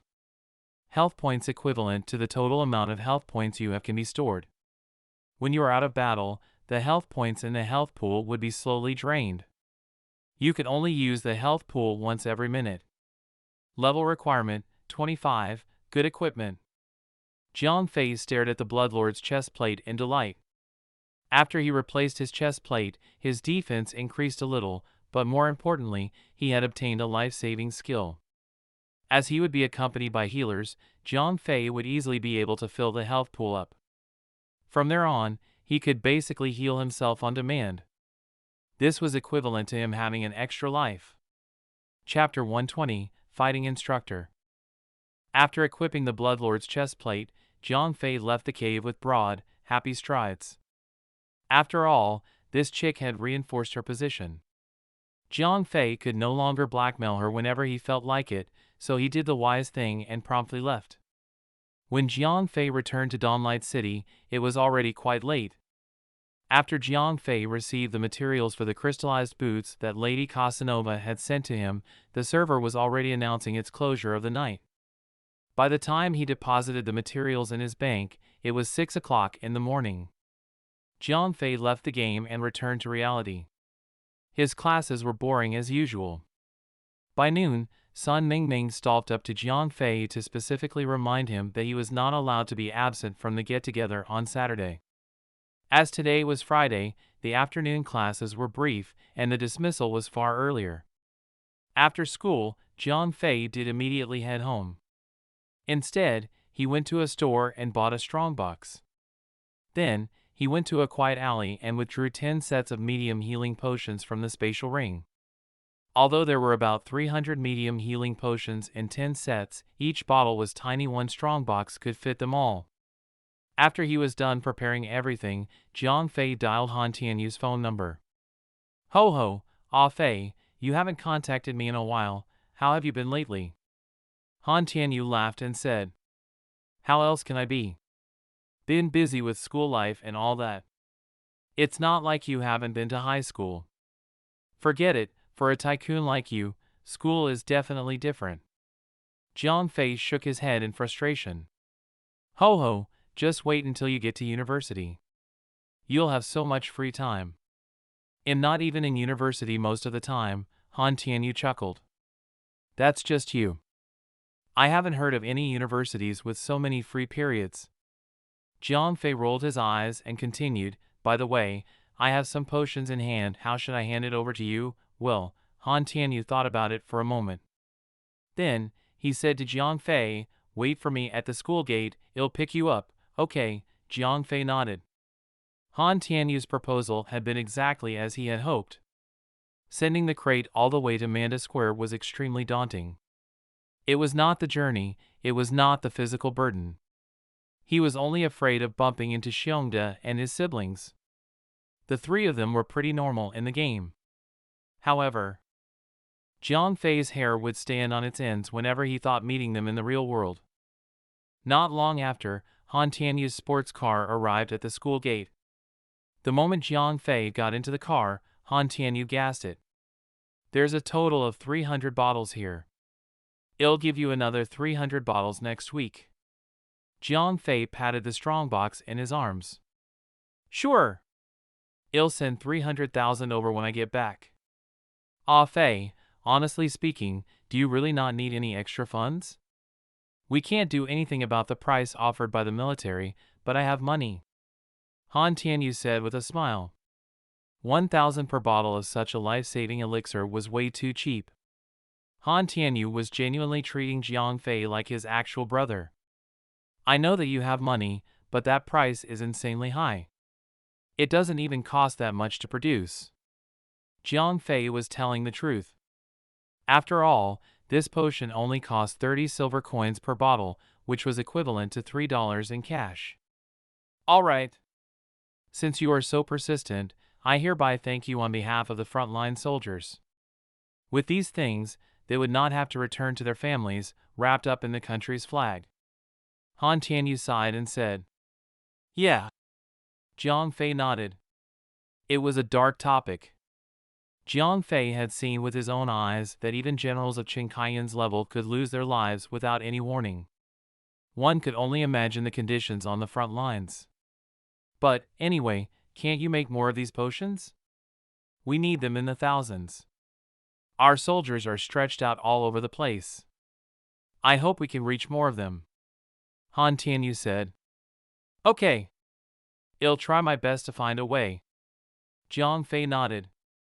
Then, he quickly added, Oh yeah, big brother you, am planning to learn some self-defense. I need an instructor, that's easy. Ah Long and the boys can easily do that. After he said that, Han Tianyu suddenly grinned rather mischievously. Then, he said to Jiang Fei, Let's go, it'll take you somewhere fun. Where? Jiang Fei asked, curious. You'll know when we arrive. Han Tianyu mysteriously murmured. Han Tianyu continued to drive, and they soon arrived at the entrance of a huge hall. Jiang Fei looked out the window of the car. The hall's signboard was truly eye-catching skilled martial arts center. Come on! Let's get inside. Han Tianyu threw his car keys to an attendant and walked into the hall with Jiang Fei. He was a frequent visitor, so those were all routine actions. Big brother you, why are we here? Jiang Fei asked curiously. Weren't you looking for a fighting instructor? There's one right here. Han Tianyu said with a smile. Didn't you mention Long and the boys? Jiang Fei asked. Those guys are good at taking lives, but they're pretty bad at teaching others. I know just the right guy for you. Han Tianyu said with a mysterious smile. Who are you talking about? Is he or she that good? Jiang Fei became even more curious. You'll find out very soon. Han Tianyu did not answer. Instead, he led Jiang Fei into the depths of the hall. He was so familiar with the place that it seemed like he had been here for at least 100 times. The two of them walked until they arrived at the door of a training room. Han Tianyu pressed at the communicator on the door. Xiao Shi, are you there? Yes. Big brother Tianyu, come in. A pleasant female voice came through the communicator. At the same time, the door of the training room was unlocked with a click. We're here to find some chick? Jiang Fei was clearly dissatisfied. He was not planning to learn some flamboyant, impractical techniques. Ho ho, you'll find out very soon. Han Tianyu said as he pushed the door and went in the room. Jiang Fei, you're here too? The girl in the room was surprised when she saw Jiang Fei. Ah. Jiang Fei looked at the girl in front of him, but was unable to even recognize her remotely. This girl was beautiful. She was about the same age as Jiang Fei. She was tall and slim. At that moment, she was in a white martial arts robe. Her nose was sharp and defined, and her temples were glittering with droplets of sweat from her strenuous exercise. Do we know each other? Jiang Fei wondered. If he had met such a beautiful and energetic in the past, it would be practically impossible for him to have no impression of her. Haha, Ah Fei, have you forgotten? Han Tianyu laughed. Have we met before? Jiang Fei was still as clueless. Thank you for coming to see my father the last time, the girl said to Jiang Fei with a smile on her face. You're General Chen's daughter? Jiang Fei asked. After all, the last time he saw this girl, Chen Kaiyan had been on the verge of death. This girl had been crying so much that her eyes were swollen, so Jiang Fei could not recognize her at all. Ho ho, this is Qin Shi, Uncle Chen's daughter. Han Tianyu gave Jiang Fei a look, telling Jiang Fei that Qin Shi had no clue about the potions. Nice to meet you, Qin Shi. Jiang Fei smiled and greeted Qin Shi. He was pleased to know that his secret had been guarded so tightly. After all, the lesser people who knew about it, the better. Hee hee, we should be about the same age. I'll call you Ah Fei, just like big brother Tianyu. You can call me Xiao Shi. Qin Shi had a really vibrant personality. Okay, you guys know each other now. Xiao Shi, Ah Fei was just looking for a fighting instructor. It just so happens that you're on break, so I'll leave Ah Fei in your hands. You two have fun. As Han Tianyu spoke, he flashed Jiang Fei an evil smile and left. Chapter 121, Taking it down a peg or two. Ah Fei, you want to learn how to fight? Qin Shi looked at Jiang Fei curiously. Yeah. Jiang Fei nodded, slightly hesitant. Qin Shi was slim and slender. She did not look like the fighting instructor that Jiang Fei had in mind. However, since Han Tianyu had left him here alone, it would be rude to walk out now. He was not taking Qin Shi one bit seriously. First of all, she looked to be about his age, and she was a female. Jiang Fei could not convince himself that she had any skills to speak of. At most, she was probably just like Sun Mingming, someone who knew how to pose and look good in artistic stances, but lacked real power. She could probably knock regular Joes about, but Jiang Fei's current strength and conditioning had long surpassed an average person. How far could skills help when it came to standing against a low-powered superhuman? All right. Come at me, I want to see how good you are. On the other hand, Qin Shi was taking him seriously. Firstly, Jiang Fei was Han Tianyu's friend. Secondly, her own father respected Jiang Fei greatly. For the past 2 days she had been nursing her father back to health. In return, he had bombarded her ears with non-stop praises of this kid. Are you sure? What if I hurt you by accident? Jiang Fei was a little hesitant. He did not believe that Qin Shi was that good. One had to know that Jiang Fei was no longer an ordinary person. Having gone through 10 bottles of evolution blood, he had to at least be on par with a champion-level boxer. Moreover, he still did not know how to control his strength. It would be bad if he accidentally injured someone else.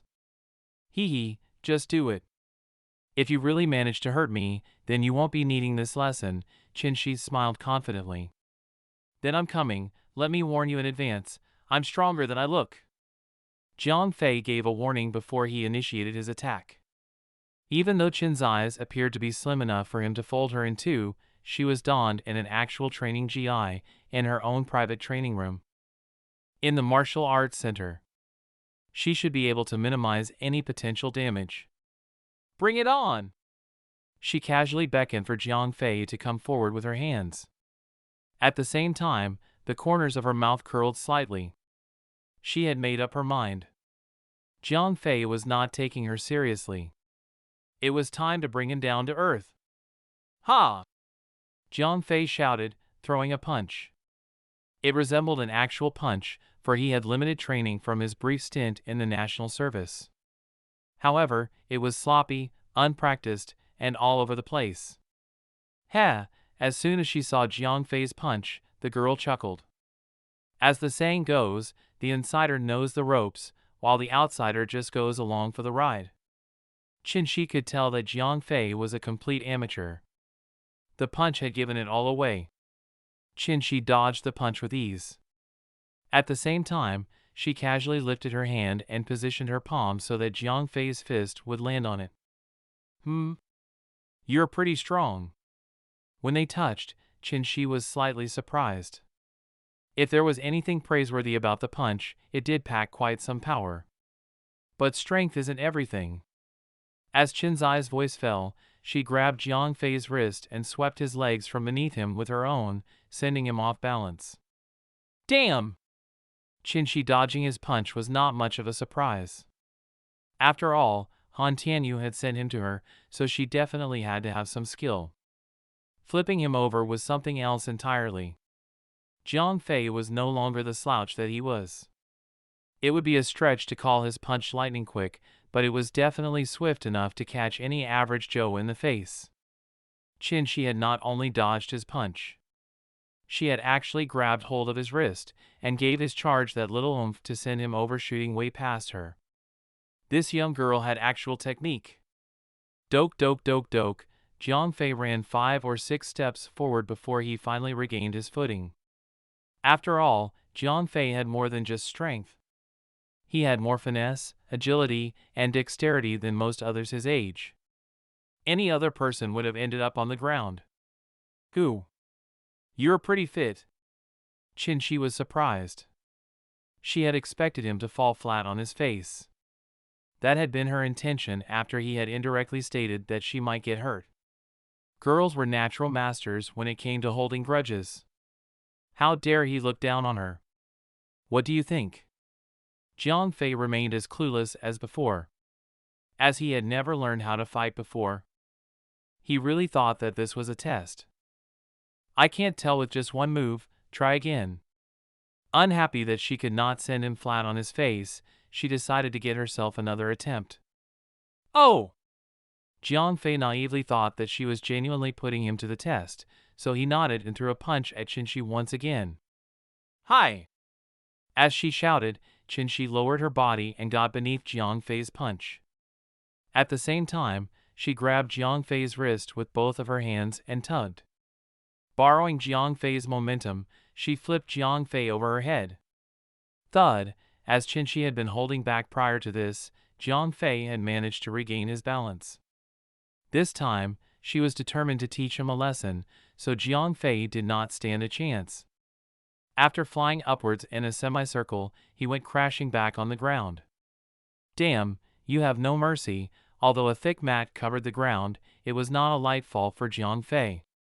Humph. I dare you to look down on me next time.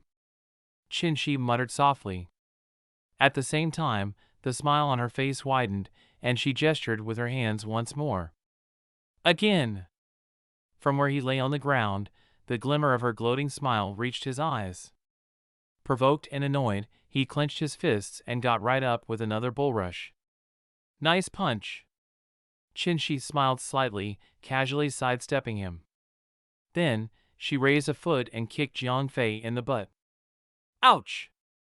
The kick did not really hurt. But Jiang Fei had charged at her with all his might. That kick had given him just enough momentum to run headlong into the wall. How are you so fast?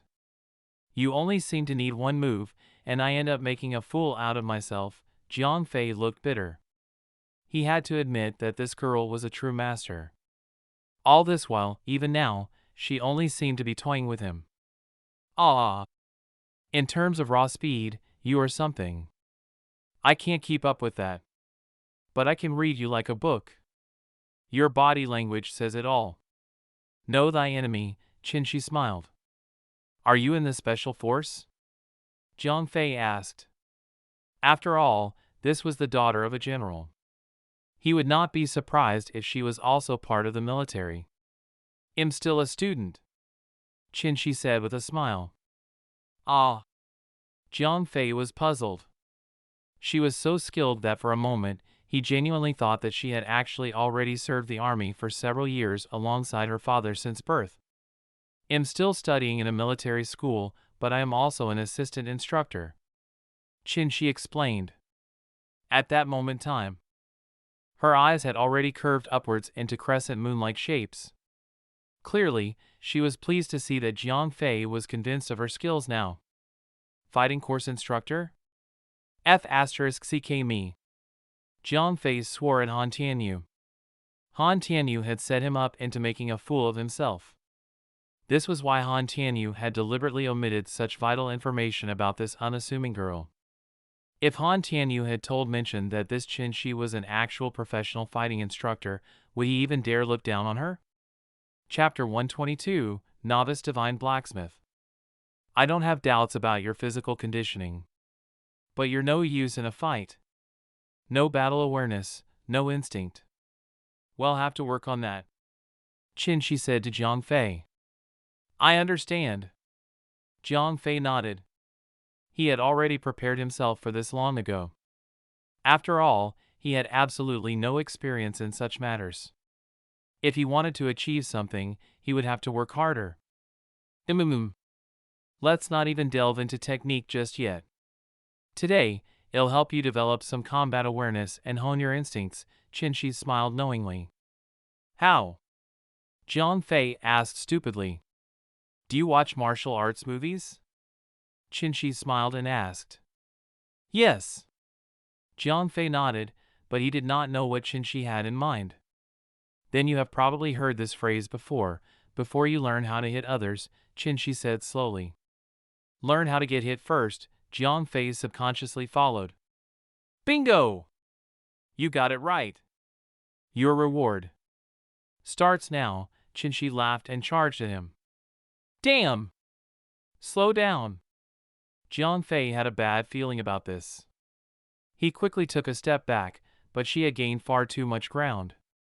Although Jiang Fei was faster than Qin Shi, his mind was a mess and did not know how to command his body. Her elbow struck Jiang Fei's shoulder as she once again swept his legs from beneath him. Jiang Fei went down to the ground with another ah. Get up! Again! By then, Qin Shi had already entered her instructor state. The smile on her face was gone, and she was barking orders at Jiang Fei. Okay. Jiang Fei nodded. Qin Shi knew how to hold back. Her attacks were painful, but Jiang Fei remained relatively unharmed. Moreover, Jiang Fei knew that one could never pick up martial arts without suffering. The training course went on. Most of it comprised of Jiang Fei's back slamming on the mat and him working to get back up. Jiang Fei could not tell if it was the additional 10 points of intelligence and spirit or if he was born with talent. He started making vast improvements. In the beginning, he seemed to fall to the ground upon Qinzai's intent. Eventually, he was able to make use of his sheer speed and dexterity and evade Qin Shi for a short while. Although the skill gap between both of them was still cavernous, Jiang Fei's progress came as a huge surprise to Qin Shi. 4 hours of merciless beating later, Han Tianyu finally came to pick him up. Ah Fei, how was the training? Han Tianyu asked smugly. F***CKU, Jiang Fei could not even spare the strength to rant at him about his little trick. Ah Fei, when you get home, take a hot bath to loosen up your muscles. I'm usually always here on the weekends. If you have time, you can come over and receive more training. Even Qin Shi had started breathing hard. Her nose and temple dripped with sweat. After all, beating a human punching bag up for hours straight was no cakewalk. Moreover, she had to constantly hold back, and it was actually more tiring. Okay. Jiang Fei nodded. The few short hours had taught Jiang Fei much about combat. His technique was just as sloppy as before, but Jiang Fei could now sense danger, even from the unseen. Let's go. I'll send you home. Han Tianyu gestured for Jiang Fei to leave. Then, he turned to Qin Shi and said, Silly, you should go shopping more often. Stop staying in this practice room all day. If you become that good at martial arts, who would dare to marry you in the future? Why do you care? You're not the one marrying me. Qin Shi rolled her eyes at Han Tianyu. It's for your own good, Han Tianyu smiled, then turned to Jiang Fei and said, Let's go. When they returned to Han Tianyu's car, Jiang Fei finally regained the energy to open his mouth. Big brother, you're really mean. You conveniently neglected to inform that Xiao Shi was that good, huh? Ho ho, if I warned you beforehand, what surprise would there be for you, your sister? Jiang Fei rolled his eyes. Yeah. Xiao's eyes, my sister. Han Tianyu said innocently, mimicking Xiong air from the other day. Then, he began to laugh his head off. Quit laughing, just drive already, my mother needs me home soon. Annoyed, Jiang Fei gave Han Tianyu a shove. The man was laughing so hard that he was almost out of breath. Although Jiang Fei had informed beforehand, it was already getting rather late. His mother was worried, so she had given him a call, urging him to go home. Okay, Il stopped laughing. After what seemed like ages, Han Tianyu finally stopped laughing. Then, he started the car and sent Jiang Fei home. When he got home, Jiang Fei rapidly gobbled down a small serving. As he had spent quite a lot of time today at the martial arts center, it was already late by the time he got home. It was already past 10 o'clock. While eating, his mother nagged at the top of his lowered head. Then, he quickly went back to his room.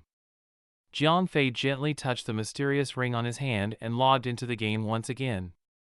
As soon as he logged in, Jiang Fei went straight to the bank and extracted the materials handed to him by the magic thieves. Jiang Fei had promised Lady Casanova 50 blue-grade shoes, so Lady Casanova had given him enough materials of 15 sets of that. A total of 750 sets of materials. With that large number of materials at hand, Jiang Fei got to work on the anvil. Ding! You have successfully crafted crystallized boots. Profession experience plus 20, ding. Smithing failed, ding. You have successfully crafted crystallized boots. Profession experience plus 20. Ding! Congratulations, player Verger Glider, for leveling up your profession. Your current profession level Divine Blacksmith, Apprentice, huh? My profession actually leveled up. Jiang Fei was happy.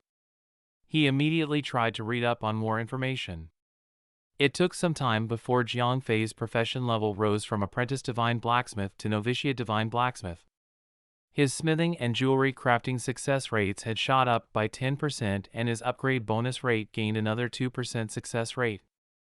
Also, Ice Burst's cooldown had been reduced by 1 second. It was not much, but it still improved Jiang Fei's combat effectiveness. After all, Divine Blacksmith was a profession. So, when he leveled up, the improvement of his production skills was far more significant than the increase in his combat effectiveness. After he finished reading the details of his profession advancement, Jiang Fei continued to craft more crystallized boots. Sure enough, there was a visible increase in his success rate. The equipment's high level meant a horrendously low success rate, but Jiang Fei was still churning them out at close to 30% success rate, and his upgrade bonus rate was about 15%. As he smithied and smithied, time flew by. Crystallized boots was a level 25 blue-grade equipment, so he needed half a minute to craft one. By the time Jiang Fei used up all 750 sets of materials, 6 hours had passed. Damn! No wonder all the major guilds recruited so many profession players. If one equipment takes 30 minutes to make, only a few could be produced a day. Jiang Fei complained. Fortunately, luck is on my side. If I had the success rate of an ordinary profession player, I might have died of frustration. Having learned of the challenges of craftsmen, Jiang Fei was grateful for not having been put through the experience. Jiang Fei stepped back to survey his work of the day. Out of 750 sets of materials, 240 pieces of equipment had come out whole. After all, such fine equipment had a low rate of success. Fortunately, Jiang Fei's profession level had increased. Otherwise, one could only dream of getting 200 pieces from him. Chapter 123, Swapping Out Equipment. Out of the 240 pieces of equipment, 35 of them were of the violet grade. Jiang Fei's upgrade bonus rate was so high that it was scary to behold. Other profession players could never reach his level, not even in their dreams. From the violet pieces of equipment, Jiang Fei picked out a pair of crystallized boots that suited him. Crystallized boots, guard, chainmail, quality, epic, movement speed plus 3, jump plus 2, vitality, plus 10, block, plus 15, equip, allows you to acquire the skill intercept. Immediately rushes to the target, if it is an enemy, causes 50 damage and stuns it for a second. If it is a friendly target, the damage from the next attack would be taken by yourself. Maximum skill range is 30 meters. Cooldown, 5 minutes. That equipment had a combination of both offense and defense. The skill could be used both to kill an enemy and protect an ally. Most useful traits indeed. With this, Jiang Fei could partially compensate for his mobility issues. Moreover, he could now better defend the ranged attackers in his party. After he handed over the worst 50 blue-grade crystallized boots to the magic thieves, Jiang Fei stored the rest in Rosette Knighthood storage. Jiang Fei planned to give all of the remaining to Big Brother Bear and the others, not before the Rosette girls helped themselves to stash first. After all, they were his younger brothers. He owed them that much. The girls from the clan got to pick first for the simple reason that he knew them first and was thus closer to them. Also, the boots were level 25. Most of Rosette Knighthood was already level 24 as they often went to dungeons with Jiang Fei, so they would be able to equip it soon. On the other hand, the highest level player in Big Brother Bear's clan had just only reached level 23. After he was done with trading, Jiang Fei was finally free to attend to his personal matters. The materials needed for the arrest set were costly. Jiang Fei had spent more than 1,000 gold coins for only 5 sets of materials. Fortunately, Jiang Fei had money in his pocket now. It would have been troublesome asking for more loans and throwing pitches for sponsors. Set equipment came in a bundle. If the crafting is successful, the entire, complete set would appear. Failure resulted in the materials going down the drain, along with an attempt count. Fortunately, my profession gained a level. I have some confidence in my success rate and upgrade bonus rate, Jiang Fei muttered to himself and raised his hammer in the air. Set equipment always took a long time to make. Moreover, this was a legendary grade recipe. One attempt had taken him an entire 10 minutes. Ding! Smithing failed, as expected. Jiang Fei sighed. He had been prepared for it, but having the system notify and ring a bell in your face hurt. Ding! You have successfully crafted Ares set. You kidding me? Jiang Fei was overjoyed. Success at only the second attempt. Should I continue? Jiang Fei hesitated. After all, he still had 3 remaining attempts. If he continued to smith, the chances of failure was high. His luck had to be finite. However, if he stopped crafting now and saved it for later when his profession level and success rate were more favorable, these so-called legendary sets would be obsolete and outmoded. Forget it. I'm gonna risk it. I've bought the materials anyways. If I don't use them, they'll just eat up space. Jiang Fei made up his mind. He raised his hammer and continued smithing. Ding! Smithing failed. Ding! Smithing failed. F***ck me. As expected, I've used up all my luck. Jiang Fei complained. Forget it. I'm going all out. Even though he had failed twice in a row, Jiang Fei was not going to stop. He had turned a blind eye to it. Let's just get rid of this waste of space, for starters. Ding! You have successfully crafted a rest set. Oh damn. A second successful craft. Jiang Fei could not even believe his own eyes. He was really lucky today. After using up all the materials, Jiang Fei equipped the new boots and the entirety of the arrest set. Once again, his already impressive attribute points shot into the sky. After equipping 4 new pieces of equipment, Jiang Fei looked at his own attributes. Name, Verger Glider, Level, 25, Class, Divine Blacksmith, Novitiate, Experience Points, 112, 475/7, 250, 000, Health Points, 10, 520/10, 520, Mana Points, 500/500, Physical Attack Power, 128 plus 160, Physical Defense, 370 plus 625, Magic Defense, 100 plus 390, as he discarded his old level 10 blue-grade equipment for the level 25 violet-grade equipment, his health points exceeded 10,000, while his physical defense was nearly 1,000. He was the perfect human version of a boss. In terms of skills, Jiang Fei lost some but gained others. Now, Jiang Fei had 6 defense skills. Claret Aegis instantly increases your defense so that you only take 50% of the damage for the next 3 attacks. Cooldown, 5 minutes. Armored Bulwark, once activated, absorbs physical damage equal to 20% of your total health points. Lasts for 10 seconds. Cooldown, 5 minutes. Iron Wool, immediately removes the effects of mind control spells like fear, charm, mind control, and others. Cooldown, 3 minutes.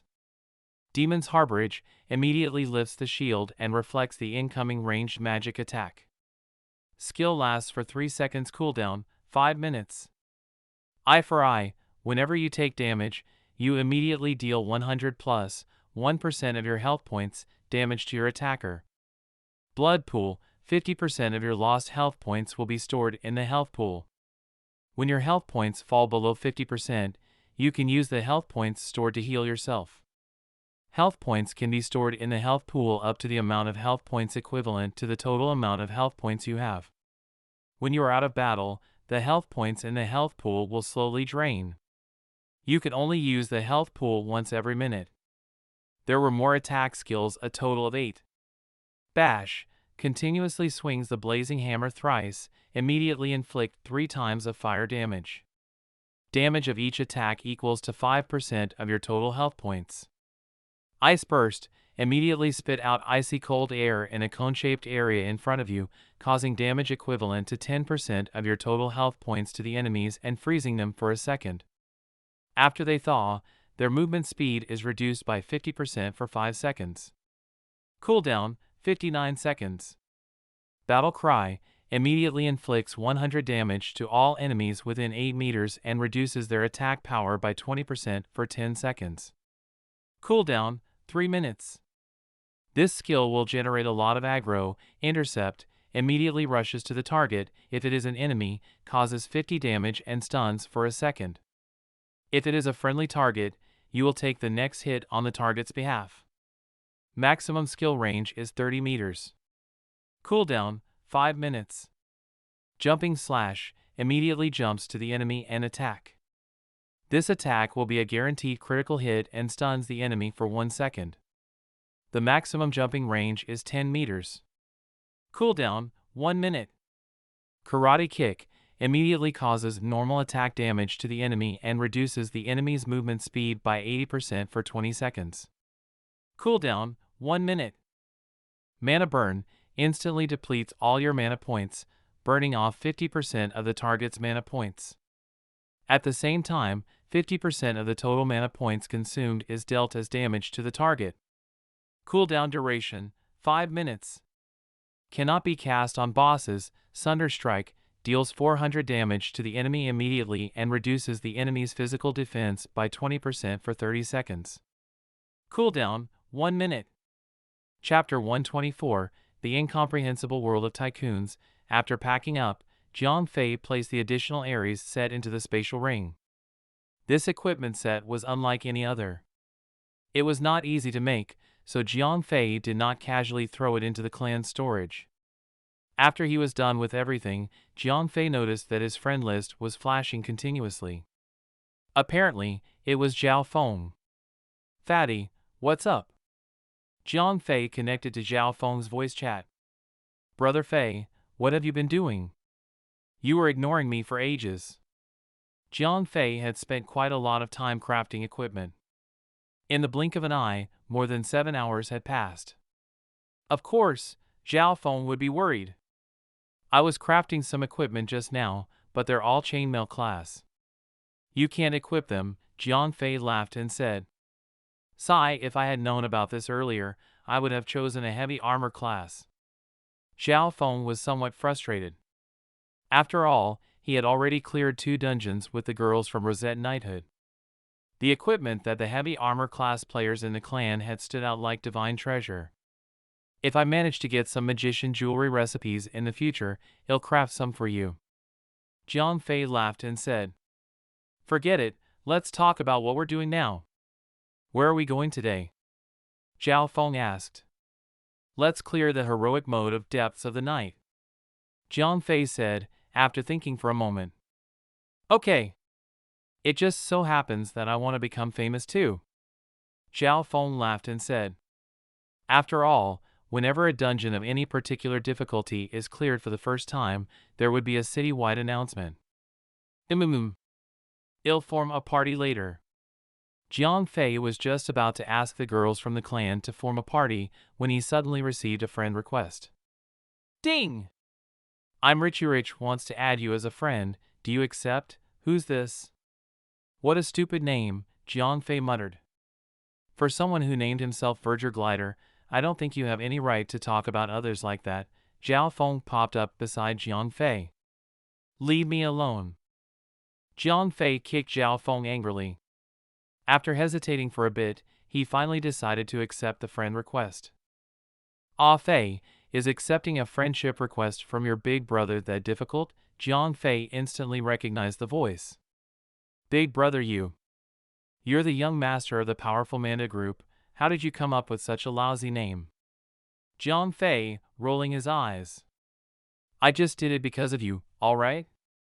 You have a silly name, so, as your big brother, it would not make sense if I did not play along. Han Tianyu laughed. Big brother what's your level now? Jiang Fei asked. After all, Han Tianyu had only played the game for a few days. According to Jiang Fei's estimation, Han Tianyu was most probably just stepping out of the beginner's village. Oh! I'm already level 21. Han Tianyu laughed and said. What the F***ck? How is that possible? Jiang Fei looked as if he had just seen a ghost. Han Tianyu had only played the game for 4 days, at most. Getting to half the average level of the game was already quick enough. But to think that he was actually at the front lines? Because I'm a tycoon. Han Tianyu laughed and said. This guy was indeed a tycoon. Han Tianyu had spent money in the real world and acquired a studio that could fit 3,000 people. Then, he made the profession players in the studio give up on farming gold and grinding levels. All of them were made to help him level up. Their job was to attack monsters until the monsters were dying, then bring the monsters to Han Tianyu and let him finish them off. As the player that dealt the finishing blow would receive 30% of the total experience from a monster, with thousands of people bringing him near-dead monsters all the time, he could simply stand at a spot and deal the finishing blows. Naturally, his level shot up like a rocket. However, there was a price to pay. The thousands of players that were helping him were in trouble. Not only did their leveling progress grind to a halt, they had also lost out on gold. Every single second they spent was on serving Han Tianyu alone. King Hell. King Tycoon. After listening to Han Tianyu's story about his leveling process, Jiang Fei was speechless. By the way, are you busy? I want to introduce you to some friends. Han Tianyu laughed and said. I was about to attempt a heroic dungeon. Jiang Fei said. You can clear heroic dungeons? Han Tianyu asked, doubtfully. Easily. Jiang Fei laughed and said. By then, his attributes had grown into something the game had not accounted for.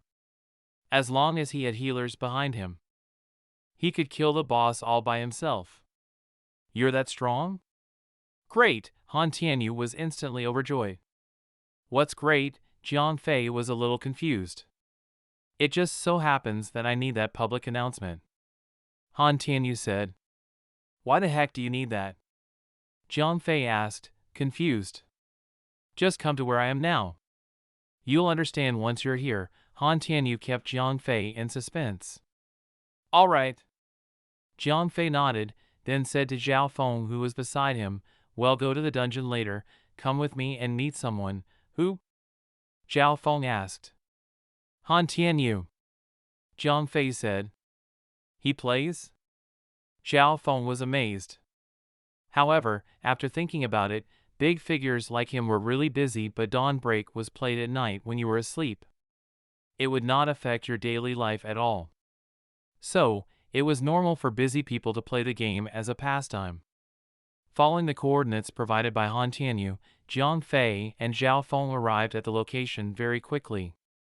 Ah Fei, come! Over here! Han Tianyu waved. He had chosen to be an elven knight in the game. As he was already handsome, to begin with, the elven features turned him drop-dead gorgeous. He was a true heartthrob now. Big brother Jiang Fei greeted Han Tianyu first. Then, he turned around in surprise. Eh? Happy drunk? Why are you here? At this time, Happy Drunk was standing behind Han Tianyu. Happy Drunk was also really handsome. But while Han Tianyu was a lattice man, Happy Drunk was a pretty boy. And with him now, Happy Drunk pointed at Han Tianyu, his tone filled with sadness. What's going on? Jiang Fei was puzzled. One had to know that the Aristocrats was one of the top guilds in Dawnlight City. Naturally, Happy Drunk stood somewhere at the peak. Why was he actually standing behind someone? Oh! Didn't I tell you already? I'm a tycoon. Han Tianyu laughed. What do you mean? Jiang Fei was confused. Didn't I decide that I would play games together with you? Since it's a game, we need to get more people to play with us. So I ordered some people to find out which guild is the strongest in Dawnlight City, and they told me that it's the Aristocrats. Then, I ordered some people to help me buy the guild, but this guy right here actually didn't agree to it.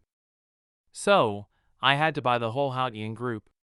Now, the Aristocrats that is subordinate to the Haotian group is naturally mine. So, he's working for me. Han Tianyu smiled to dejected-looking Happy Drunk. One could only imagine how sad Happy Drunk currently was. His family was also really rich, but they were nothing compared to Han Tianyu, the young master of the Octopus Group. Happy Drunk had put all his heart and soul into the guild. After he obtained a territory order, he had treated this guild like it was his own dear son. How would he be willing to sell it away? However, he never thought that this tycoon had that much money. This tycoon had actually bought his own family's Haotian group over. Rather than choose to leave the guild that was his own dear son, he could only work under Han Tianyu. Okay then. I really don't understand the world of tycoons like you. After listening to Han Tianyu's explanation, Jiang Fei smacked himself in the head, hard. The F*CK, a tycoon like Han Tianyu had to be from an entirely different planet, right? Chapter 125. Are you planning to solo the dungeon? What do you think? Ah Fei, let's play together.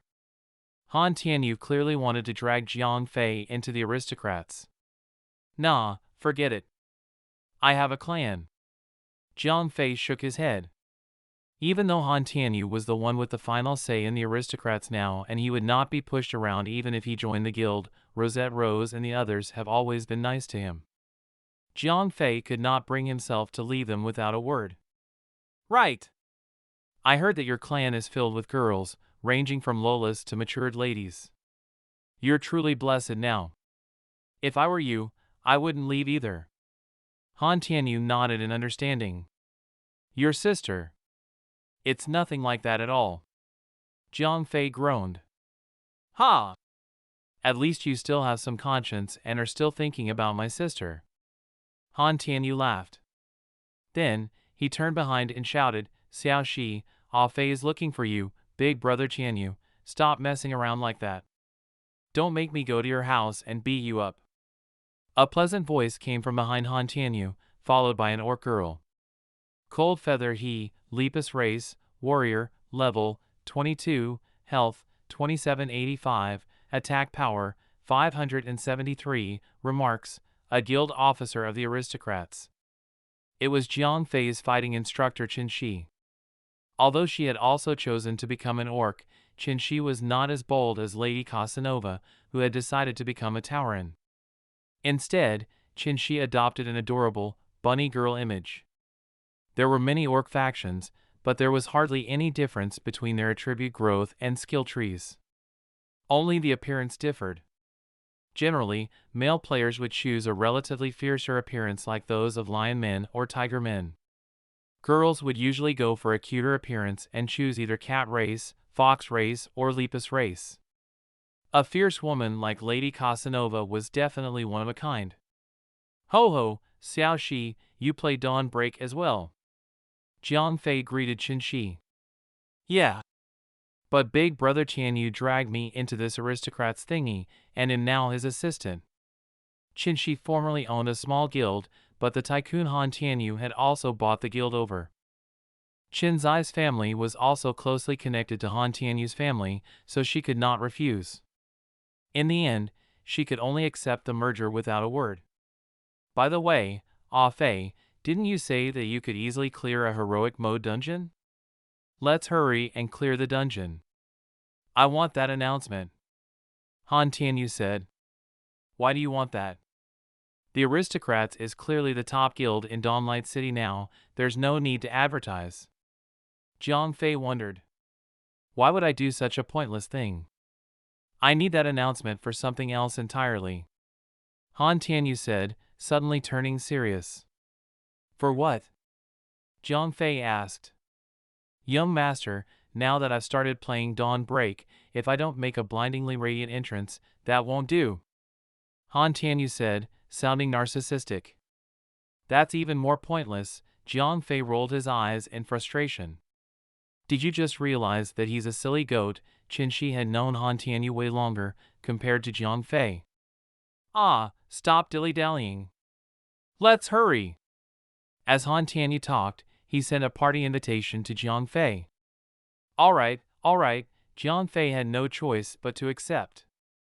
After he joined the party, Jiang Fei discovered that only Qin Shi and Happy Drunk were in Han Tianyu's party, other than himself. No one else had been invited. Add Fatty as well, he's a powerful support. Naturally, Jiang Fei did not forget Zhao Feng. Sure. Shortly after, Han Tianyu had also added Zhao Feng to the party. Yo! Not bad, little fatty. You and Fei are like-minded. Han Tianyu immediately laughed when saw Zhao Feng's in-game name, Meaty Juggernaut. Hee. Zhao Feng laughed, embarrassed. It was intimidating, speaking to a person of Han Tianyu's stature. Okay, Fei, who else do we need? Han Tianyu asked. There are 5 of us now. In the main tank, we just need a sub-tank to fill for me in case of emergencies. Then, look for 2 healers and 1 bandit. The rest can be any attacker class. Jiang Fei said. You, add some people. As Han Tianyu had just joined the Aristocrats, he was not very familiar with the people in the guild. So, he simply gave Happy Drunk the authority to invite others to the party. Yes. Happy Drunk nodded. In less than half a minute, he was done. The party had 10 people. Jiang Fei was the main tank, Master Wei was the sub-tank. The party also had a Templar named, I'm Richie Rich, Han Tianyu, a weapon warrior which was Cold Feather He, Qin Shi, and Meaty Juggernaut, Zhao Feng, who was a support. Happy Drunk was a ranged phantom marksman, Dagger was a bandit, Fireball Lord was a magician, and the 2 clerics were Kamimitsu and No Heal Monk. Let's go! Let's move! When Jiang Fei saw that everyone had gathered, he led the way out of the city. The others followed closely. Jiang Fei was now in command, he had replaced Han Tianyu and Happy Drunk. As Han Tianyu, Qin Shi, and the others knew Jiang Fei in real life, they were not really bothered about it. The people from the Aristocrats had killed a wild leader boss with Jiang Fei previously. Their memories of him had come up as off-putting and arrogant. However, there was no doubt that Jiang Fei had the right to be arrogant. His status as the top tank in Dawnlight City was unparalleled. Although these players from the Aristocrats already looked up to Jiang Fei, their perception of Jiang Fei's strength was still stuck at the last time they battled against the wild boss. How could they possibly think that within a few days, Jiang Fei's abilities had skyrocketed and was now almost double from what it was at that time? He was basically a boss, running about freely, doing as he pleased. The group soon arrived at the entrance to the dungeon. After Jiang Fei made Han Tianyu raise the difficulty to heroic mode, he was the first to walk into the dungeon. Dungeons always had safe zones right after the entrance, which allowed the players to make adequate preparations. I'll go test the waters first. Healers, be ready to heal me at all times. After Jiang Fei finished talking, he walked over to the Tiger Men monsters up front. In the heroic mode of Depths of the Night, ordinary small monsters were all level 25 elite monsters. Their health points and attack power had increased a fair bit. Also, they now came in groups of 15, not 10. Moreover, these monsters knew how to run away. If you did not kill them in time, they would run to another monster group and seek reinforcements. Battle Cry. With an area of effect skill, Jiang Fei generated the aggro of a small group. -1. -1. -1. These level 25 elite monsters were dealing almost no damage to Jiang Fei. Not only that, but a lot of damage figures were also appearing above the heads of the monsters. -205, -205, -205. Eye for eye. The skill was attached to the arrest set. As Jiang Fei's health points was over 10,000, this led to a damage reflection of 200. Basically, if a level 20 warrior that was fully equipped with white-grade equipment attacked these level 25 elite monsters would not even be able to match the damage from sheer reflection alone. The attacking speed of the Tigerman monsters was blinding. Jiang Fei did not even need to raise his hammer, and the monster's health points had already dropped by more than 10%. Jiang Fei was only losing 10 hit points per second. However, Jiang Fei had more than 10,000 health points. Such damage was not even worth noting. On the other hand, the monsters were taking more than 200 damage each. In the blink of an eye, while Jiang Fei's health points remained full, the monsters were left half dead. King Hell. Are you planning to solo the dungeon? Everyone behind him was dazed, Han Tianyu and Happy Drunk included. Chapter 126. Are you a VIP player? Come on! Let's go. Even Jiang Fei was surprised by his own strength. He was almost fully equipped with level 25 violet equipment. When paired with the high growth of defense, unique to his profession, Jiang Fei was a freaking wall. Now, these little monsters dealt almost no damage to Jiang Fei. So, the party did not have to stick to the old ways of pushing in slowly. Jiang Fei simply kept walking forward. As the others behind him did not get involved in the battle, Jiang Fei became their sole target. When the small monsters attacked Jiang Fei, the damage was reflected back to them through eye for eye, so his aggro only grew firmer. However, since Jiang Fei did not fight back and just kept moving forward, the monsters would run away when they have lost 10% of their health points. Jiang Fei did not bother to kill them either. If these little critters ran away and brought more of the other monsters back, it would save his time and energy. Jiang Fei trudged on forth, while Han Tianyu and the others followed closely. Other than Zhao Feng, who activated his cloud arts, no one else had to raise his or her weapon. As Zhao Feng was already level 24, his growth was nothing extraordinary to speak of. However, the others were gaining experience points like no tomorrow. God damn it! Ah Fei, if I had known this earlier, I would have asked you to bring me here. This leveling speed, you're way better than those 3,000 people. Han Tianyu exclaimed. When Jiang Fei arrived before the first Tigerman boss, Han Tianyu and the others were already about to level up. However, Jiang Fei was surrounded by countless Tigerman elites. From a distance, any onlooker could only see many red figures, and Jiang Fei would be nowhere to be found. Jiang Fei's field of vision fared far worse. All he could see were damage figures that appeared above the heads of the monsters. There were more than 200 monsters around him, and Jiang Fei had already started turning to his potions. Even though the amount of health points he could recover from the potions were lesser than the damage to his health points that he was receiving, he had more than 10,000 health points. These little monsters would never bring him down. Battle Cry. Ice Burst. These two skills were Jiang Fei's main offensive skills for now. As there were too many small monsters, he was too lazy to kill them one by one. Let's attack as well. Happy Drunk said. Yeah, it's too slow if he's the only one attacking. Han Tianyu nodded. Melee attackers, don't rush in. They'll probably one-hit you guys. Ranged attackers, start attacking. Look for the monsters with low health points. Happy Drunk said. As the healers had nothing to do, they helped Jiang Fei clear the monsters along with the other ranged attackers. After the monsters were killed, almost 4 or 5 of them in the party had leveled up.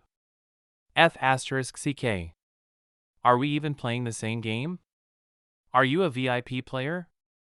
Happy Drunk rolled his eyes at Jiang Fei. They may have tried to help, but none of it mattered. Jiang Fei would have eventually forced his way through the mass of bodies anyway. Ho ho, come on! It's time to fight the boss. Jiang Fei smiled a little. He was probably just as surprised as they were. This three-piece Ares equipment set was truly extraordinary. Nothing short of what you would expect from a legendary recipe. The first Tigerman boss was a lot stronger compared to the one in the Elite Mode dungeon. It was level 28, its health points had doubled, and its attack power was tremendous. Even so, it was still an advanced elite boss. After reading through the boss attributes, Jiang Fei was relieved. Although this boss could break through his defense, it was nothing to sweat about. As expected, when the battle began, the boss' most powerful skill only dealt around 100 or 200 damage to Jiang Fei. The healers in the party basically had nothing to do, so they were free to attack the boss along with the other attackers.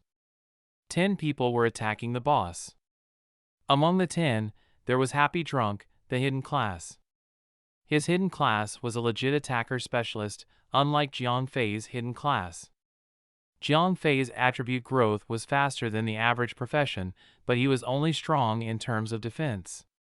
When it came to offense, he was way behind. However, Happy Drunk was different. Phantom Marksman already had inherently powerful skills. When paired with chromatic evolving equipment, they were walking cannons. With a total of 10 attackers, the Tigerman boss did not even last 2 minutes before it died. As soon as the Tigerman boss died, more than 400,000 experience points was credited. Qin Shi and Zhao Feng leveled up at the same time. Jiang Fei's experience points was now 2/3 of level 25. The Tigerman boss corpse disappeared and was promptly replaced by a treasure chest. Violent Tiger Sword, Two-Handed Sword, Quality, Epic, Attack Power plus 352, Strength, plus 10, Agility, plus 15, Equip, ignores 20% of the target's defense. Level requirement, 23, Magic Staff, Staff, Quality, Excellent, Physical Attack plus 40, Magic Attack plus 248, Intelligence, plus 7, Equip, increases your casting speed by 5%. Level requirement, 23, as it was the first kill, the drops from the first boss were quite good. There were 2 weapons, one blue and one violet. I want the sword.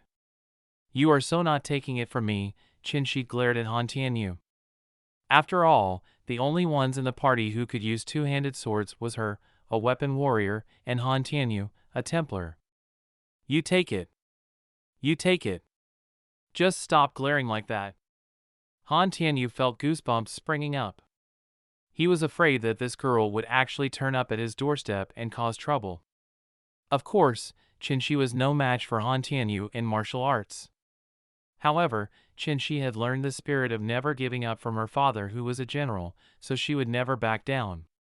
She would not even hesitate to come after him every single day, leaving him no time to do anything else. In the past, Han Tianyu had once experienced this. Today, when he saw how determined Qin Shi was to get the sword, he could only bite down on the pain and let the sword go. Your friend can have this staff. It seems like the one he's wearing now is still a level 10 one.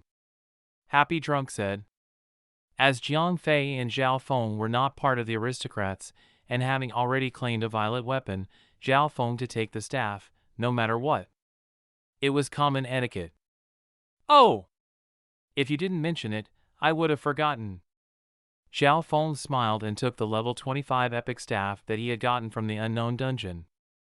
As Zhao Feng and Qin Shi had leveled up at the same time, Zhao Feng had reached level 25, and could now equip the staff. F***ck that shit. In the future, if any of you still dare to call me a tycoon, I'll beat you up. Happy Drunk rolled his eyes. The design of the staff in Zhao Feng's hand was exquisite and glowed with a violet hue. Anyone could tell that it was an epic weapon. Moreover, since Zhao Feng only equipped it after he had leveled up, this equipment was definitely a level 25 equipment. It was countless times better than the blue staff on the ground. The past 2 days had not really gone well for Happy Drunk. In the past, people always called him a tycoon. However, a god of tycoons arrived in the game 2 days ago. In order to acquire his guild, this god of tycoons had bought over his whole family business. It had struck him like a truck. Happy Drunk had been delighted to have bought a level 15 violet equipment from Jiang Fei. Now, this random fat guy had just whipped out a level 25 epic weapon from his pockets. Chapter 127, Dominating the Heroic Dungeon. In the end, the level 23 blue staff was handed over to the magician and the aristocrats, Fireball Lord. Then, Jiang Fei and others continued to advance. After the Tiger Men boss was killed, Bear Men started cropping up. Even though these monsters still could not break through Jiang Fei's defense, they were much slower. The effectiveness of Jiang Fei's damage reflection started to tank. Fortunately, an entire party was behind him, waiting to get busy. As they advanced forward, the killing efficiency was still ridiculously high.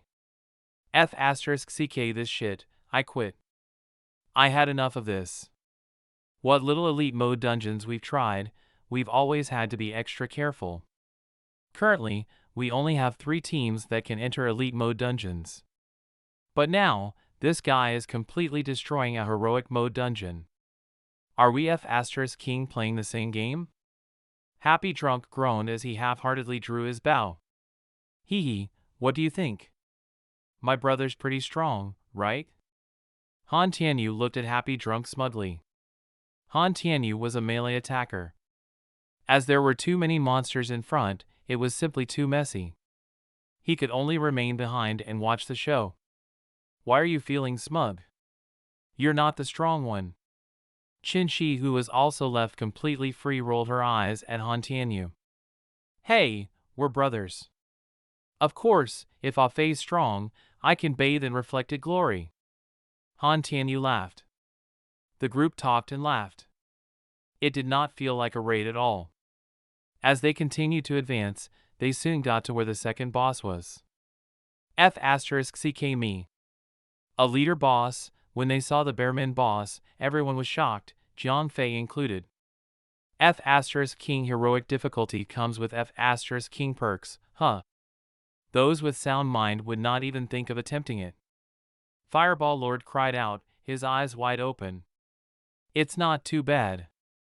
Although this boss is a leader boss, it's held down by shackles, and it's not as strong as a real leader boss in terms of attributes and such. Jiang Fei said after carefully looking at the boss attributes. Although this Bearman boss was a lot stronger than the one in the elite dungeon, its strength was more similar to that of the Mutant Empress in the 10-person unknown dungeon that they had once cleared. Moreover, this Bearman boss could not summon minions. As soon as the battle began, Jiang Fei quickly learned that this Bearman boss was not just a little stronger than the former Tigerman boss. Each attack from the boss dealt around 200 or 300 damage. Stronger skills like Slam and War Stomp dealt more than 500 damage to him. However, compared to Jiang Fei's health points that surpassed 10,000, the boss might as well lick his face. As Jiang Fei was strong enough, the 2 healers behind had turned into attackers and were attacking the boss alongside the others. Naturally, the boss did not last for long. After only a few minutes, Jiang Fei and the others managed to take it down. The second boss is already a leader boss. There's no treasure chest, so I'm gonna poke around. As Jiang Fei talked, he rolled the corpse over. Suddenly, a violet light flashed. Radiant battle armor, chainmail, quality, epic, defense plus 135, magic defense plus 50, strength plus 14, vitality plus 5, effect. Your attacks would deal an additional 10% magic damage. Level requirement, 23. This was a little better than Jiang Fei's Bloodlord chestplate, but it was more attack-based, so Jiang Fei was not really interested. Although Han Tianyu wanted it, he had not reached the required level yet. Thus, it was given to Qin Shi. After changing into the radiant battle armor, Qin Zai's appearance changed significantly. Before that, she was wearing the level 15 blue chestplate that Jiang Fei sold to the aristocrats. That chestplate could only be regarded as sturdy and durable. After it had been replaced by the radiant battle armor, as Qinshi was now fully equipped with silver armor, she immediately became a female general, just like Hua Mulan. 1. Giant Bear Claw, Polearm, Quality, Epic, Physical Attack plus 388, Strength plus 15, Vitality plus 8, Effect. Your attacks have a 10% chance to lacerate the enemy, causing 500 bleeding damage in 10 seconds. Level requirement, 23. To tell the truth, the attributes of this weapon was superior to the two-handed sword that Qinshi previously took, but it looked horrendous.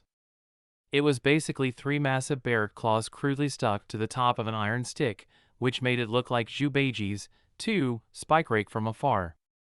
Big Brother Tianyu, a godly weapon specially made for you has dropped. Hee hee. By then, Qinshi was laughing so hard she could hardly stand up straight. Tycoon, when you walk on the streets with this weapon next time, people should call you landlord instead. Jiang Fei also laughed. Does any of you want it? Han Tianyu looked at the other party members and realized that no one could use it. Forget it, just leave it with me for now.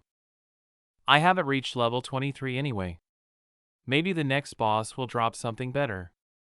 Han Tianyu comforted himself. After all, no matter how good the attributes of the weapon were, it was too embarrassing for him to walk around with a rake in his hand. The Bearman boss had dropped some pretty good stuff. As this was the first kill, it actually yielded 2 epic pieces of equipment. Jiang Fei and the others were more eager than ever for the third boss. After all, the second boss had already dropped some epic equipment, so the final boss had to be the cherry on the icing. They continued to move forward.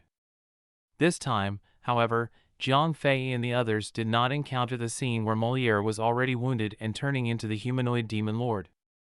Instead, Molière was already fully transformed and waiting for them there, complete with a group of minions. Unsurprisingly, Molière had also been strengthened into a leader boss and was now a real boss. Molière's attributes were significantly higher than the Bearman boss. When paired with Molière's powerful and complex skills, this boss was way stronger than the second boss. After they cleared the humanoid minions around the boss, the battle began. The first phase was simpler. Even though the boss Super Smash was powerful, Jiang Fei's was a walking tank. As the two titans duked it out, the healers were left yawning. However, in the second phase, the boss Death Gaze and Flesh Rip started giving him some actual trouble.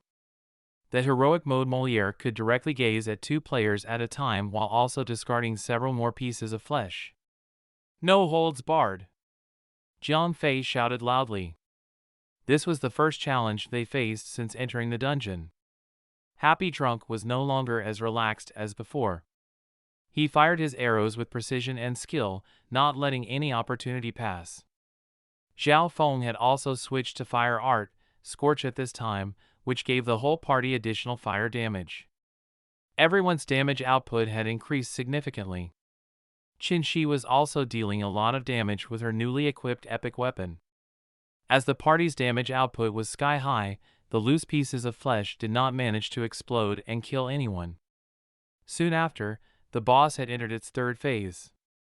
It began to eat the humanoid corpses on the ground to regain some health points. Yet again, its significantly high attributes gained another level. Previously, the boss could almost kill Jiang Fei right after its diet of dead rotting flesh. Now, Jiang Fei's defense was nearly 1,000, and he had more than 10,000 health points. He was almost invulnerable. The boss diet quickly became irrelevant. Molière, the final boss of the dungeon, was left with no choice but to die like an insignificant bug. Let's see what you've got, Jiang Fei said as he rolled the boss corpse over. All of a sudden, a ray of golden light flooded the entire boss hall. Chapter 128, The Exorbitant Price of Divine Art. Divine Art, Holy Lightwell, Skill Book, Quality, Legendary, Use, allows you to learn Divine Art, Holy Lightwell. Requirement, Healer Classes. Effect, immediately restores 50% of the health points of all friendly targets within a radius of 100 meters and restores 5% per second for 30 seconds. Cooldown, 8 hours. Holy F***CK. A skill book, even Jiang Fei was stunned.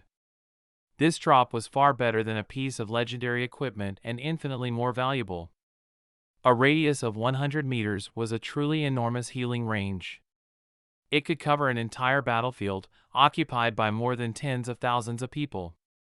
Moreover, the healing effects of this divine art were so powerful and it even lasted for 30 seconds. In a guild war, such a skill was definitely enough to turn the tables. In Dawn Break, players could obtain skills from their respective class instructors, but these were regular skills. Some high-level skills were not obtainable from class instructors. They could only be obtained by challenging high-level bosses or from epic and above treasure chests. These high-level skills were also usually referred to as ultimates. These ultimates were almost unreasonably powerful. Just mastering one of such skills was enough to turn a regular player into one of the elites of the game. These high-level skills were mainly divided into several categories: seal curse spells that magician-type class players generally used, divine art magic that healer-type class players generally used, holy magic that support-type class players generally used, arrest skills that warrior-type classes generally used, fatal skills that bandit-type classes generally used, and Apollos skills that range-type attacking classes generally used. In addition to these high-level skills, there was a type of ultimate skill that all classes could use: unparalleled combat skills, which could be learned by any player, regardless of their class.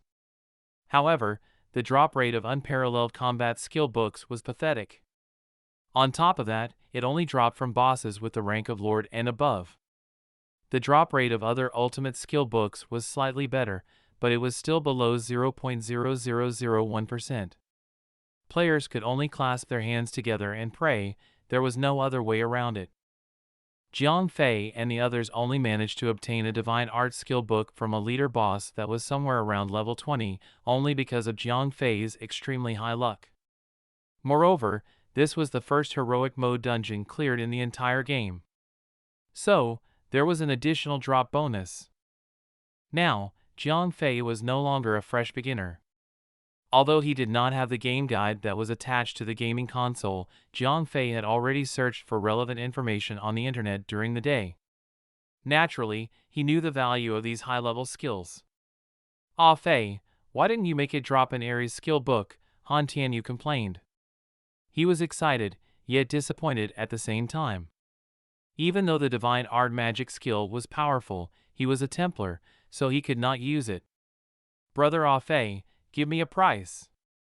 We must have this divine art skill book." It was at that point when Happy Drunk spoke up. Even though the standard rules of drop distribution in dungeons prioritized those who needed it, the value of this skill book was way higher than that of a piece of equipment. Moreover, he did not intend to have the cleric in the party learn this skill immediately. After all, this powerful skill was an extremely rare find. Unquestionably, without one proving his or her absolute capability and sufficient loyalty, Happy Drunk would not give it away for free. If Happy Drunk allowed the cleric in the party to learn the skill, Jiang Fei could not really say anything about it. However, since Happy Drunk was not going to anyone learn this skill that easily and was planning to keep it for his guild later on, Jiang Fei also had the right to demand for it. It was precisely because of this that Happy Drunk requested that Jiang Fei suggest a price. "Yeah. Ah Fei, name a price." Han Tianyu also nodded. This dungeon was basically soloed by Jiang Fei. If they attempted it themselves, the first boss would have made them their playthings, no matter how many times they tried. "Forget it," Jiang Fei shook his head. If the aristocrats was Happy Drunk's guild, then Jiang Fei would not have hesitated to rip him off. Now, the aristocrats was Han Tianyu's guild. Jiang Fei could not bring himself to sell anything to his brother. There's no need to stand on ceremony with your big brother. Happy Drunk, appraise the value of the book now. Han Tianyu clearly understood that Jiang Fei did not want to give a price because of him. However, how could he bear to make his younger brother suffer? There's really no clear way to determine the price of this thing. Happy Drunk shook his head. After all, this was the first high-level skill book that appeared in the game. Even in the 3 other cities, there has never been any news of a skill book dropping. Forget it then. I'll name a price. 10 million, what do you think? Han Tianyu casually said. Are you crazy? Jiang Fei said, his eyes wide open. What do you mean 10 million? Spending 10 million on a skill book in a game, did water get into his brain or something? Oh! By the way, this little fatty also helped out quite a bit. You also have a share in this, it'll give you $1 million tomorrow. Han Tianyu laughed and said to Jiao Feng. King hell. Big brother you, did water get into your brain? Jiang Fei wanted to step over and smack Han Tianyu on the head to check if he had been possessed by something. Ah Fei, his family has too much money for their own good. If he's willing to give you money, just take it. Qin Shi said, shaking his head. Why don't you take it? Jiang Fei rolled his eyes. If he suddenly received 10 million for nothing, he could not in good conscience accept it without protesting. My family is different. If I take the money, my dad will be investigated, Qin Shi shrugged and said. Her father was a general. If he received 10 million from an arms dealer like Han Tianyu out of nothing, it would be odd if he did not get investigated. If you take me as a big brother, just accept the money. Han Tianyu said with a straight face. Of course he did not know what the skill book was worth. He had only named such a high price for he still felt indebted to Jiang Fei. Han Tianyu firmly believed that Jiang Fei was far too generous with his potions. If you don't want to accept the money, at least think about the little fatty beside you, Qin Shi also advised Jiang Fei. At that moment, Jiao Feng was also watching Jiang Fei. Although his family was well-to-do, 1 million was no small amount. Jiao Feng's family was not so rich that they could hand out $1 million as pocket money. This, Jiang Fei hesitated. Naturally, he did not want so much of Han Tianyu's money. However, since Jiao Feng had also participated in this dungeon, Han Tianyu had offered to give him $1 million. If Jiao Feng could not receive 1 million because of him, he would naturally be unhappy. Forget it, if you're willing to give that much, then do it. In the end, Jiang Fei nodded. That amount of money was nothing to Han Tianyu anyway. It was for Jiao Feng's sake. If you had agreed earlier, all would have been solved by now. Han Tianyu smiled. 10 million was utterly insignificant to him. If Jiang Fei could accept it, it could also be considered as part of his compensation for the potion orders. In this way, Han Tianyu could be at ease. After all, in his heart, he felt that Jiang Fei sold the potions at a loss because Jiang Fei was a patriotic person. Chapter 129, Shocking Public Announcement. In addition to the Divine Arts Skill Book, another 2 epic pieces of equipment had dropped. There was a pair of cloth armor trousers and a leather armor bracelet, respectively taken by the Cleric No Heel Monk and the Bandit Dagger. After the equipment dropped by the boss had been distributed, there were no prompts at the end of the dungeon. However, they were already at the end of the dungeon, so there was no path in front for them to advance. What's happening? Han Tianyu asked. No idea. This was also Jiang Fei's first time attempting a heroic mode dungeon, so he was not very clear about the situation. At that moment, the sound of hasty footsteps could be heard from the depths of the corridor. Soon after, a large group of NPCs appeared in front of Jiang Fei and the others. Ah! Where are the demonized creatures? Jiang Fei recognized the NPC leading the group. It was the very Bishop Philip who had assigned the quest previously. Respected Bishop, the demonized creatures have been eliminated. Jiang Fei stepped forward and said. Seriously? No matter what universe we're in, the police would only appear after everything's done and dusted. Fireball Lord muttered softly. Oh my! Thank you all very much. If you adventurers had not discovered and destroyed these demonized creatures in time, I'm afraid that the villagers in the vicinity would have all been killed. Bishop Philip said. That's what we do. Jiang Fei nodded. He understood that this was just the quest storyline, so he had to cooperate and play along. Otherwise, they might not receive the rewards that they deserve. Very well. I thank you all for your bravery on behalf of the Empire and the people, the system decided to aptly respond at that moment. Ding! You have completed all the scenes of Depths of the Night, Heroic, and successfully cleared Depths of the Night with Heroic difficulty. Ding! The party you are in is the first party to clear Depths of the Night with Heroic difficulty. Please give your party a name. As the party leader, Han Tianyu also received a second system notification. Not long after, a public system announcement sent Jiang Fei and Qinshi rolling their eyes. Ding! Citywide notice. The party am rich and my brothers are fierce. Since I'm that powerful, all of you should quickly come over and kneel down to me. Has cleared the dungeon Depths of the Night with Heroic difficulty. Please cheer for the members of this party. I'm Rich, Verger Glider, Happy Drunk, Cold Feather He, and Meaty Juggernaut. Ding! Citywide notice.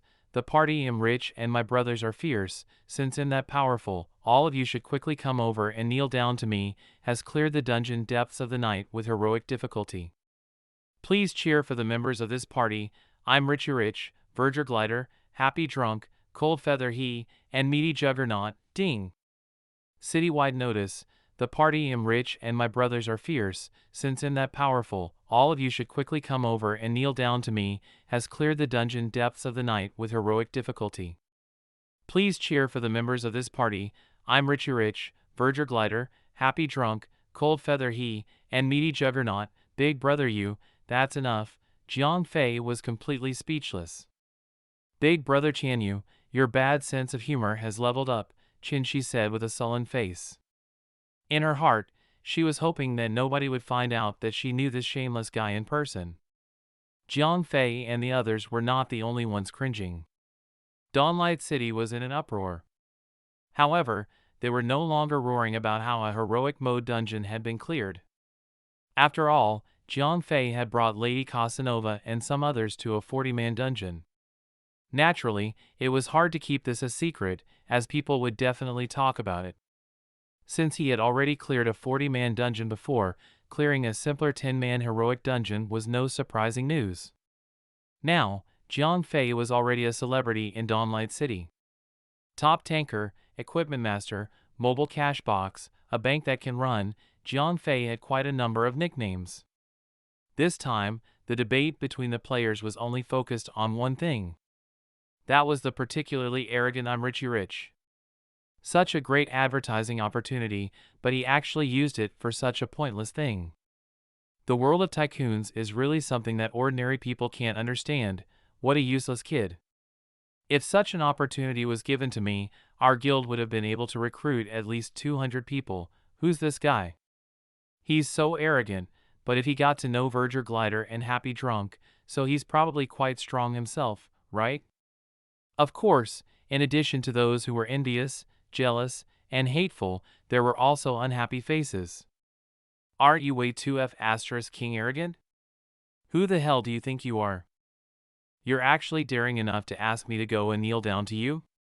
You better not let me see you around, 'cause it'll beat you up every single time I see you. Right.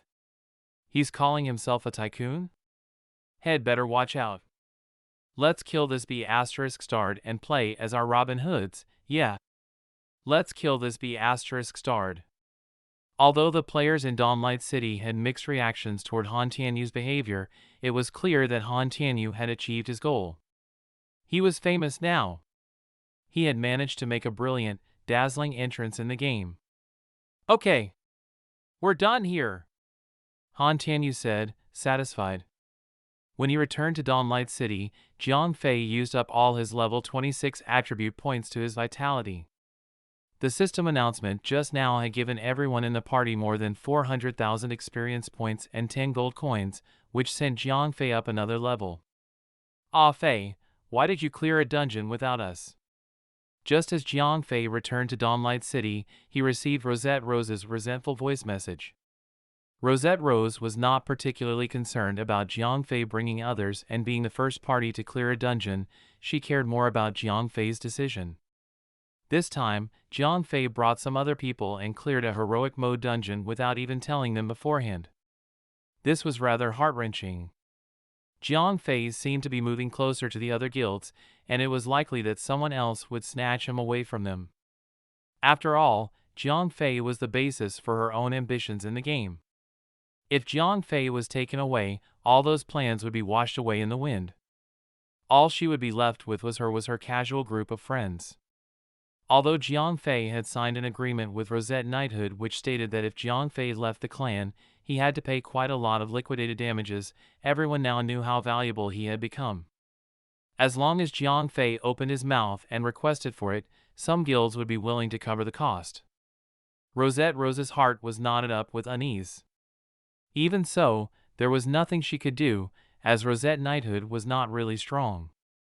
The main players in their clan were no match for the players of the main parties and major guilds. The girls that only played the game for fun were even worse. Speaking of which, the only good thing about Rosette Knighthood was that there were many cute girls in the clan. However, they were all rich ladies. Even though they loved teasing Jiang Fei, they would be easily silenced by a command from Rosette Rose. Since they could not bring themselves to seduce him, then the only things left for the girls were to flirt around and act cutely. This was why Rosette Rose had opened the conversation with such a resentful tone. "Oh! That's my friend. He's also playing Dawn Break now, and he wanted me to help him get an opportunity to make a public announcement." Jiang Fei gave it to her straight. "That tycoon is your friend?" Rosette Rose asked. Even she had been thrown off by the ridiculous announcement. Chapter 130, Imperial Dragon. As soon as Jiang Fei said that I'm Richie Rich was his friend, Rosette Rose's heart fell. Other players might not know this, but the girls from the clan were always very well informed, so Rosette Rose was well aware that the aristocrats had already changed owners. Although Rosette Rose did not know that the tycoon was Han Tianyu, Jiang Fei considered him a friend. The odds of Jiang Fei being snatched away had significantly increased. This won't do. I need to change the status quo immediately, Rosette Rose thought to herself. Jiang Fei held a key position in Rosette Knighthood. Initially, Rosette Rose had only recruited Jiang Fei as he was a profession player, but she never expected him to be such a unique existence. Other than the startup funds that he took from Rosette Knighthood in the beginning, Jiang Fei never took anything more. Moreover, he regularly contributed to the clan in the form of ascended equipment. Jiang Fei had taken too little from the clan and given back too much. Such a situation was already in itself bad. If the clan was Jiang Fei's, that might have made sense. However, Jiang Fei only owned a tiny portion of the clan's shares. On one side was a useless and burdensome clan, while on the other was a major guild owned by a friend. Even though Rosette Rose wanted to convince Jiang Fei to stay, she could not think of any reason to make him. Do I really have to use my beauty? An idea flashed through Rosette Rose's mind, but it was soon dismissed. Despite being from an enterprising family, she had not reached the point where she could bring herself to play dirty to achieve a goal. "Ah Fei, let's create a guild." In the end, Rosette Rose decided on something. Since the chances of the small clan keeping Jiang Fei were already very low, it would be better to step back and upgrade the clan into a guild. Then, she would have Jiang Fei become the leader and stand by his side. Considering how rapidly he was growing, she would be able to reach greater heights like never before. Create a guild? Jiang Fei was puzzled. He never expected Rosette Rose to mention this out of the blue. "Yeah. We can create a guild, and you can be the leader," Rosette Rose said. "Me?" Jiang Fei was stunned at first. He was only a student after all. He was not as experienced as Rosette Rose, and he did not expect her to have that much faith in his abilities. In actuality, Jiang Fei never left Rosette Knighthood precisely because of the freedom he had there. Jiang Fei never once felt that he was ever on the losing end. Indeed, he had given Rosette Knighthood lots of equipment. But, while others regarded those pieces of equipment as ascended equipment, they were scraps to him. He had already taken the best and kept them for himself. It was like how you dropped breadcrumbs when you ate bread. When small ants nibbled on those breadcrumbs, would you act like they owed you something? He mainly stayed in Rosette Knighthood because he was often left to his own devices. He could grind levels when he felt like it and make equipment when he felt like it. Even if he did not make any equipment, the girls in the clan would not bother him. However, while Jiang Fei saw things this way, Rosette Rose did not. Rosette knighthood was under Jiang Fei's care. Jiang Fei could leave at any time, which left her feeling insecure. Therefore, she was eager to step things up. Let Jiang Fei be the leader. That way, even if Jiang Fei joined the aristocrats, she and the other girls could follow Jiang Fei as his subordinates. Then, they could join the guild as well. Not only that, they could also rely on their connection with Jiang Fei to obtain some status in the guild. Oh! Since you want to make a guild, let's do it then. It just so happens that I have another clan. Jiang Fei was far more simple-minded than Rosette Rose, but he still had some ideas. After all, Big Brother Bear and the others were always on their own in the wild. It would be inappropriate to leave them be as well. If his clan changed into a guild, he could merge both clans together. The combat effectiveness of Big Brother Bear and the others were not really far behind a second-rate team in a major guild. They were a lot stronger than the girls from Rosette Knighthood. Moreover, if both clans were merged into a guild, those girls who did nothing all day long would not be useless anymore. They could be used as mascots to help attract many players into the guild. After all, beauty always had its appeal, no matter in what situation. As expected, when she heard that Jiang Fei had another clan, Rosette Rose's heart fell. She was even more convinced that Jiang Fei would not stay in the small clan of Rosette Knighthood for too long, and was secretly glad that she made her decision in time. Now, with the merging of two clans, Jiang Fei would stay with her for a slightly extended period. Rosette Rose was already gambling on the possibility that Jiang Fei would be some huge megastar in the future. So, she was determined to stick to Jiang Fei, and would not hesitate to pass him a role of leadership. Even as Jiang Fei's second, she wanted to make a difference in the game world. Such a train of thought was unique only to girls. If Rosette Rose was a guy, she would never swallow her pride and hand her chair over to a subordinate. However, girls were different. Girls would not hesitate to rely on a man stronger than herself. Creating a guild was simple. The fee of 1,000 gold coins was nothing to the current Jiang Fei. After 2 consecutive unknown dungeons, he had already obtained 7,000 gold coins. Even though he had already spent some of the coins to make equipment, Jiang Fei still had 4,000 or 5,000 gold coins with him. After they were done creating the guild, Rosette Rose merged Rosette Knighthood into the guild as head of the clans. It was even easier to add Big Brother Bear and the others into the guild. One word from Jiang Fei, and they were herded in like sheep. Just like that, a small guild with only around 100 members was quietly born.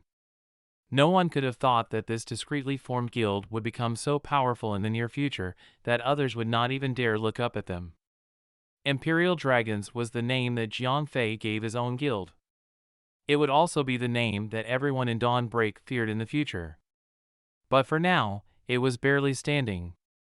The guild only had around 100 people. Even the weakest guild outnumbered them.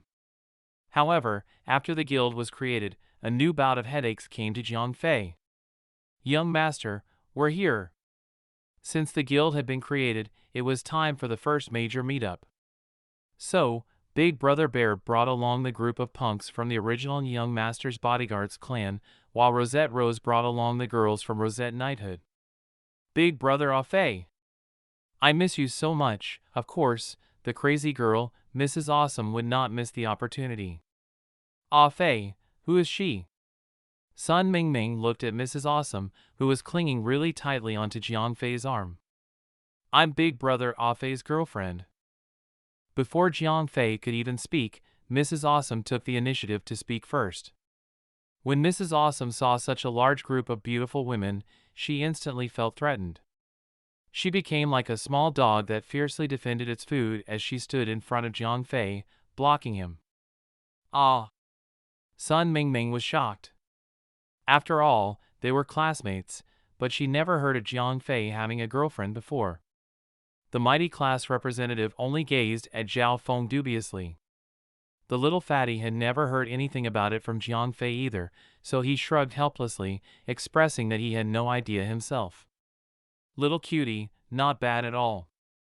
In just a few days, you've managed to get yourself another girl? Rosette Fox smiled and said. Don't stir up trouble. Jiang Fei forcefully pulled his arm out of Mrs. Awesome's grip. Don't listen to her nonsense. She's really not my girlfriend. Score 3.0, Chapter 131, Friendly Gathering. Only after spending a great deal of energy and time explaining was the matter about Mrs. Awesome finally cleared up. Then, Jiang Fei brought everyone in the newly formed guild to train for a short while. Soon after, it was time to go offline. It was a Saturday, so there was no need to go to class. So, Jiang Fei went back to sleep all the way until lunchtime when his mother eventually woke him up. Xiao Fei, is your school having some event later? While they were eating, Jiang Fei's mother suddenly asked. Yeah. How did you know about it? Jiang Fei asked, confused. He had not told his mother about this. Oh! A while ago, a young lady called and said that she was the class representative of your class. She requested that I remind you about it so you won't forget. Jiang Fei's mother smiled and said. God damn it, Sun Mingming. What a dutiful girl. She has trust issues, going as far as to even call his mother. After lunch, Jiang Fei set off for school. The gathering was to be held in the afternoon. Although he was not interested, Sun Mingming could always reach his mother with a single phone call, and that would spell trouble. Hee hee, you're pretty punctual. As soon as Jiang Fei arrived at the school field, Sun Mingming walked over with a smile on her face. Many students were already gathered at school. The performances scheduled for the gathering had been arranged by the student council. The job of the students from Jiang Fei's class was to be part of the audience. Are you kidding me? You even called my mother? How dare I not come? Jiang Fei rolled his eyes. Brother Fei, over here. Zhao Feng had already chosen a nice spot and was waving at Jiang Fei. You guys just sit here quietly and don't mess around. When people clap, you guys clap along. Do you hear me? As Sun Mingming was a member of the student council, she would be busy as soon as the event begins. She had no time to keep watch on Jiang Fei and the others, so she dropped some warnings in advance. Yeah, whatever. You're so annoying. Jiang Fei rolled his eyes at Sun Mingming. Don't cause any trouble. Sun Mingming nagged at them once again before she turned around and left. Not bad, Brother Fei. Zhao Feng turned to Jiang Fei and flashed him a faint smile. What? Jiang Fei was confused. He did not get it. Don't you feel like the mighty class queen is interested in you? Zhao Feng laughed and said. Bah, shut up. She's just afraid that he'll mess around or leave halfway. Jiang Fei rolled his eyes. Whatever you say, boss. Zhao Feng shrugged and did not continue dwelling on this topic. About half an hour later, the people who had all been forced to become part of the audience had all arrived. Jiang Fei's class was not alone in the misfortune. 4 other unlucky first-year classes had been chosen to join them. As the performances had not yet started, all the students from the same classes were sitting together and talking, so it was naturally noisy. Another 30 minutes later, while the students were busy chatting away, cheerful fanfare played. Then, 2 boys and 2 girls appeared on the stage. All 4 of them were finely dressed. The boys were in sharp suits and ties, whereas the girls were wearing gorgeous gowns. 1 boy and 1 girl were second-year students from Jiang Fei's school, and they were quite talented in art and literature.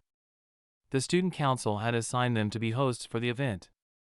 The remaining 2 were relatively short. Apparently they were students from Nagawa High School. Students, settle down now. Today is a special day. Today is a day where we give our foreign guests a special welcome, blah blah blah. Author's note, Japanese is too complicated, I'm not going to write it out. Everyone, just treat it as if there's a duck quacking, blah blah blah. The 4 hosts gave their welcome speeches, marking the official start of the event. Jiang Fei had no interest in these kinds of events, so he did not pay them any heed. He just lowered his voice and continued talking to Jiang Fei. How fortunate everyone is today. The students from Nagawa High School can be described as crouching tigers and hidden dragons. According to insider information, there are talented students whose skills are on par with actual professional singers. Students, with your applause, please welcome the talented and beautiful Japanese lady from Nagawa High School, Tanaka Miho. She will be singing the song In the Silent Night, along with the sound of pleasant music. A Japanese girl went up on the stage. As the girl began to sing, people in the audience who were still busy chatting started to quiet down. This Japanese girl was really good.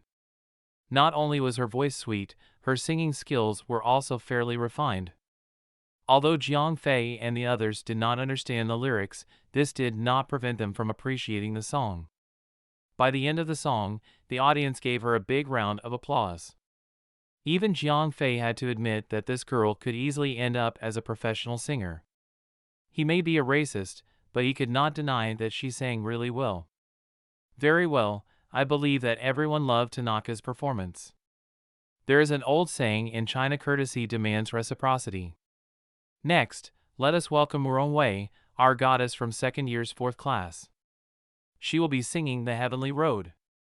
Since the school officials wanted to hold this gathering, this was something that the members of the student council could not change.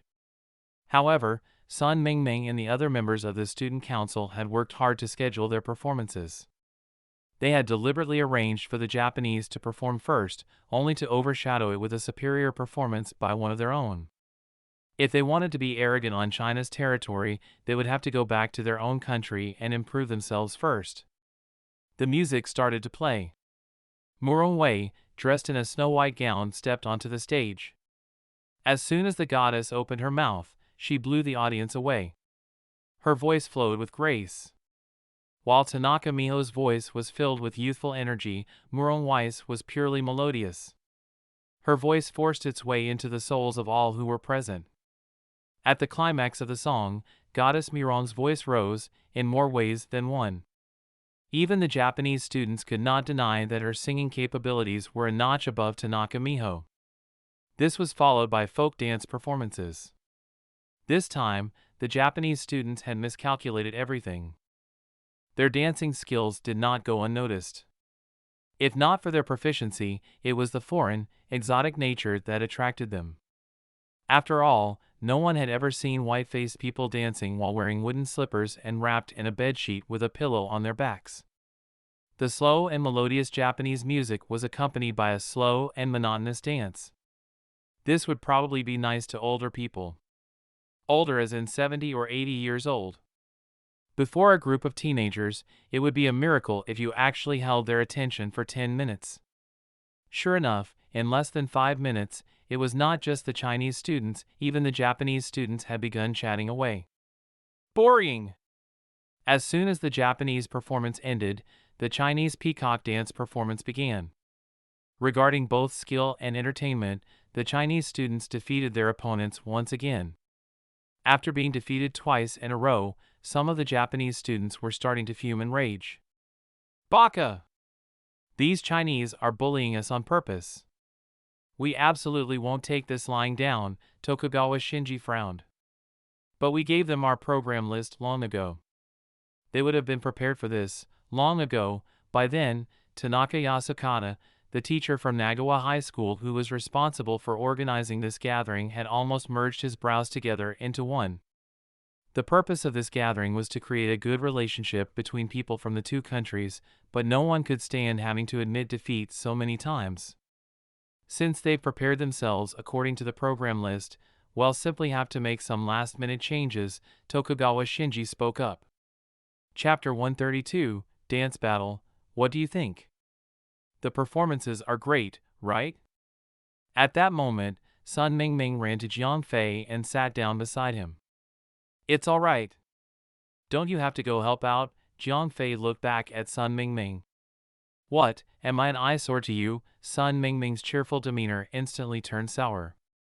I was just asking, Jiang Fei quickly shook his head. Ho ho, and you still said that nothing is going on between you two. Who are you trying to fool? Xiao Feng muttered softly. Stupid fatty, are you tired of living? When she saw that Jiang Fei had admitted defeat, Sun Mingming immediately turned on Zhao Feng. No. No. You guys continue, I'm invisible, I'm invisible. Zhao Feng sneered and edged himself a few seats away. I just finished dealing with everything on hand, so I can take a break for now. Sun Mingming rolled her eyes at Zhao Feng. Oh! Jiang Fei nodded. Hee hee, we arranged the performances pretty well, right? Sun Mingming asked with a smile. She looked like she was waiting for Jiang Fei to praise her. They're pretty good. After all, the performers are students, not professionals. But you guys are really evil. You set those Japs up, huh? They perform tit, we tap them. Next time, they'll definitely think twice before attending such events in the future, Jiang Fei laughed. Hee hee, who would want to be at the same event as them anyway? If it wasn't for the school officials insisting on this, we would not have gone through all the trouble. Sun Mingming pouted and said with disdain. Recently, because of the Prime Minister of Japan's double-dealing political activities, everyone in China was rather unhappy with the Japanese. Blah blah blah, after the Japanese hosts spouted a bunch of crap, Jiang Fei's school's hosts were left puzzled. The Japanese hosts had gone off script. Next, please enjoy the street dance performance brought by Tokugawa Shinji. Although the Japanese had changed the programs midway, they could not just stand there and say nothing as hosts. Thus, they could only translate what the Japanese host said. What's going on? The other students would not know, but Sun Mingming was part of the group who came up with the program list from before. Of course, she would know that something was off. What's wrong? Jiang Fei sensed that something was amiss. The Japanese students have switched it up. We didn't prepare for such a performance. Sun Mingming hastily explained while making her way out of the audience seating area. Naturally, this called for her attention once again. Otherwise, the Chinese would lack an answer to Tokugawa Shingi's performance. Brother Fei, what happened? To give Jiang Fei and Sun Mingming some private space, Zhao Feng had moved quite far away and had not heard Sun Mingming. The Japanese are playing dirty, they're not following the original program list anymore.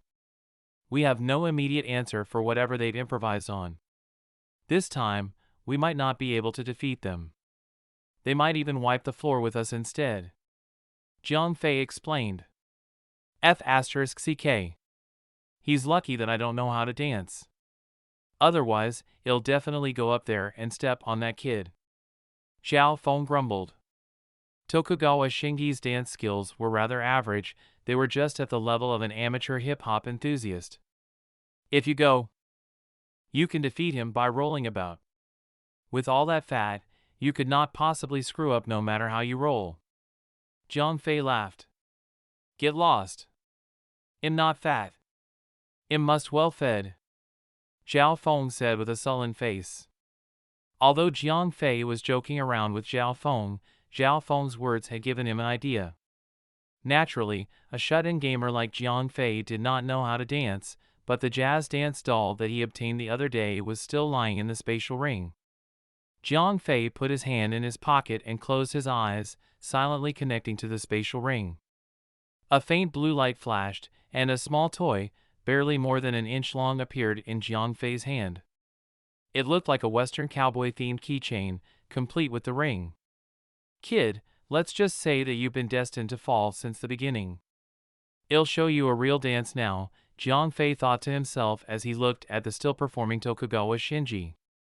This Tokugawa Shinji never gave Jiang Fei a first good impression since the beginning. He was the one who had caused 2 sports students from Jiang Fei's school to get injured, directly or otherwise. There was no reason to like this devious kid. Fatty, stay here and watch. I'm gonna teach him a lesson. Jiang Fei smiled slightly, then left the audience seating area and walked towards the left side of the bottom of the stage. This area had already been closed off by a curtain long ago, as it was where the performers from Jiang Fei's school made their preparations. Performers from their school were to go up on stage from the left, whereas the students from Nagawa High School went up from the right side. Sorry, but this is the backstage area. If you are not performing, please leave, a member of the student council stopped Jiang Fei. Please call Sun Mingming over. Jiang Fei said with a smile. Oh! Wait a moment. When he found out that Jiang Fei was here to look for someone, he did not say much and headed in to look for Sun Mingming. Jiang Fei, why are you looking for me? We're now busy looking for someone who can dance.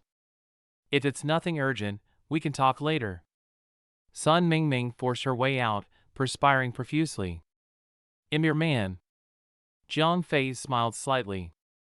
Ah Fei, stop messing around. If you know how to play basketball, it doesn't mean you know how to dance. I really do know how to dance. Jiang Fei said with a serious face. Really? Sun Mingming asked, doubtful. Do you really think that I'm willing to go on stage and embarrass myself? Jiang Fei said while pointing at the stage.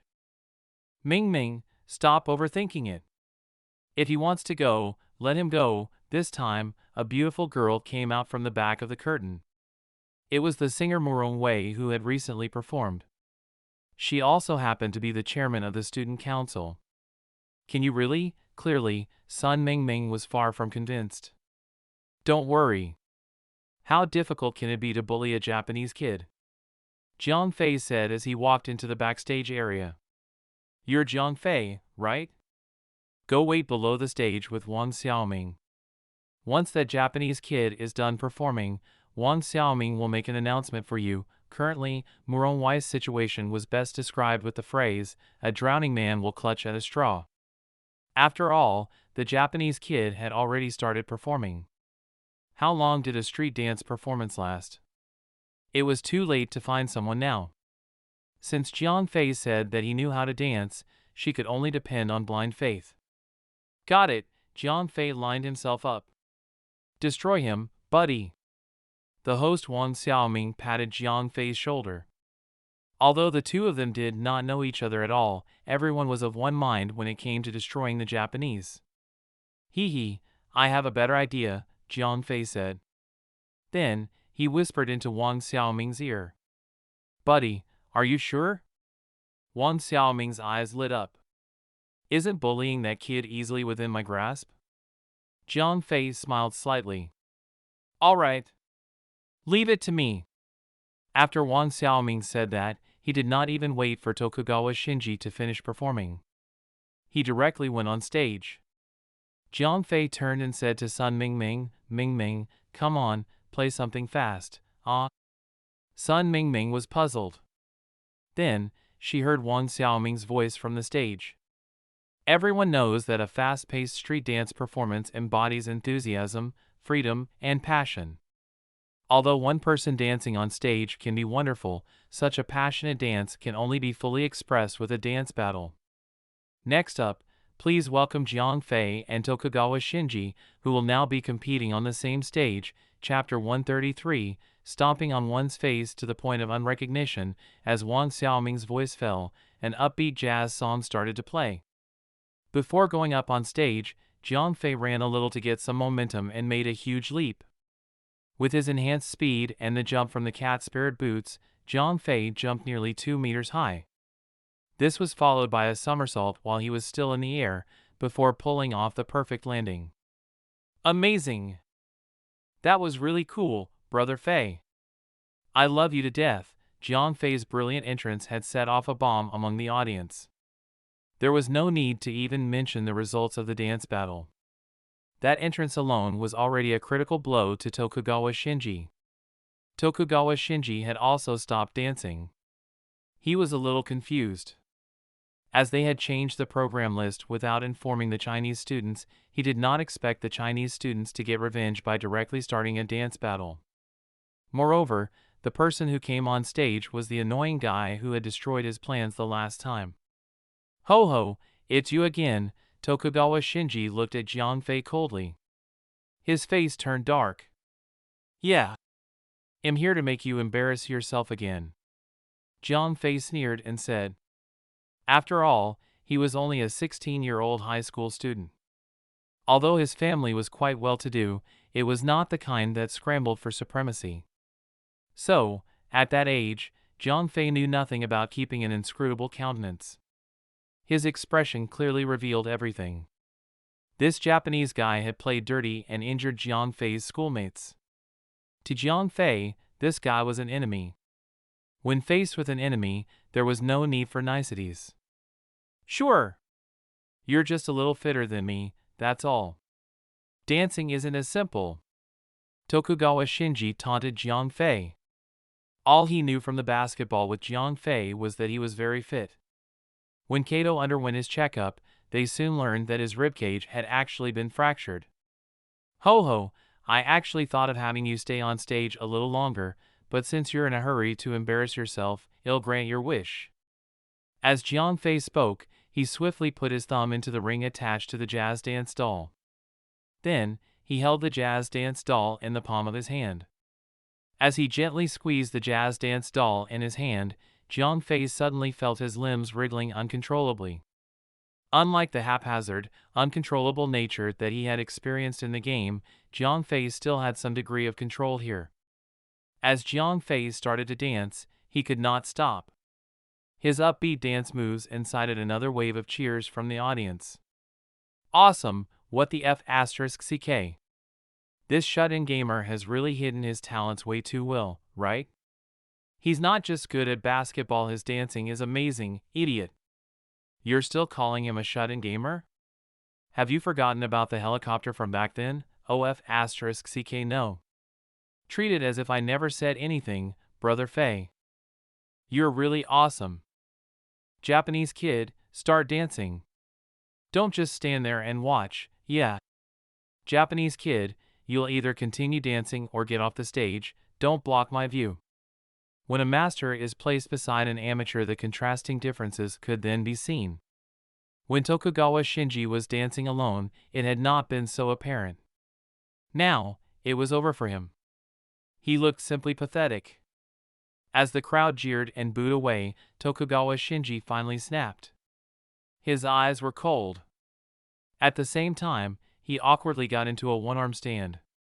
Although it was a dance battle, everyone could tell that Tokugawa Shinji was an amateur. However, no one noticed that Tokugawa Shinji slowly moving closer to Jiang Fei as he danced. What's this kid trying to do? Everyone in the audience was enjoying the show and noticed nothing.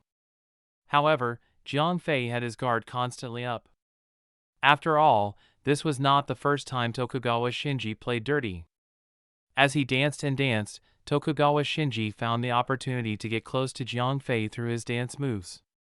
Then, he suddenly did a Thomas Flare, swiping his legs at Jiang Fei's lower body.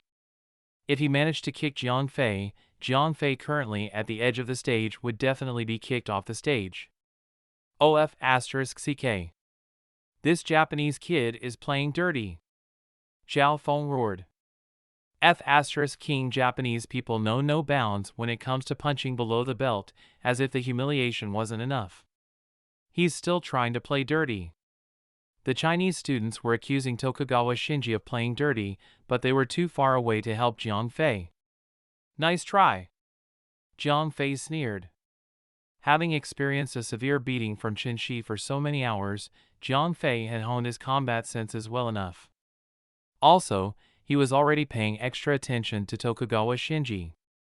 Even as the Japanese kid edged closer to him, Jiang Fei knew that he could not be up to something good.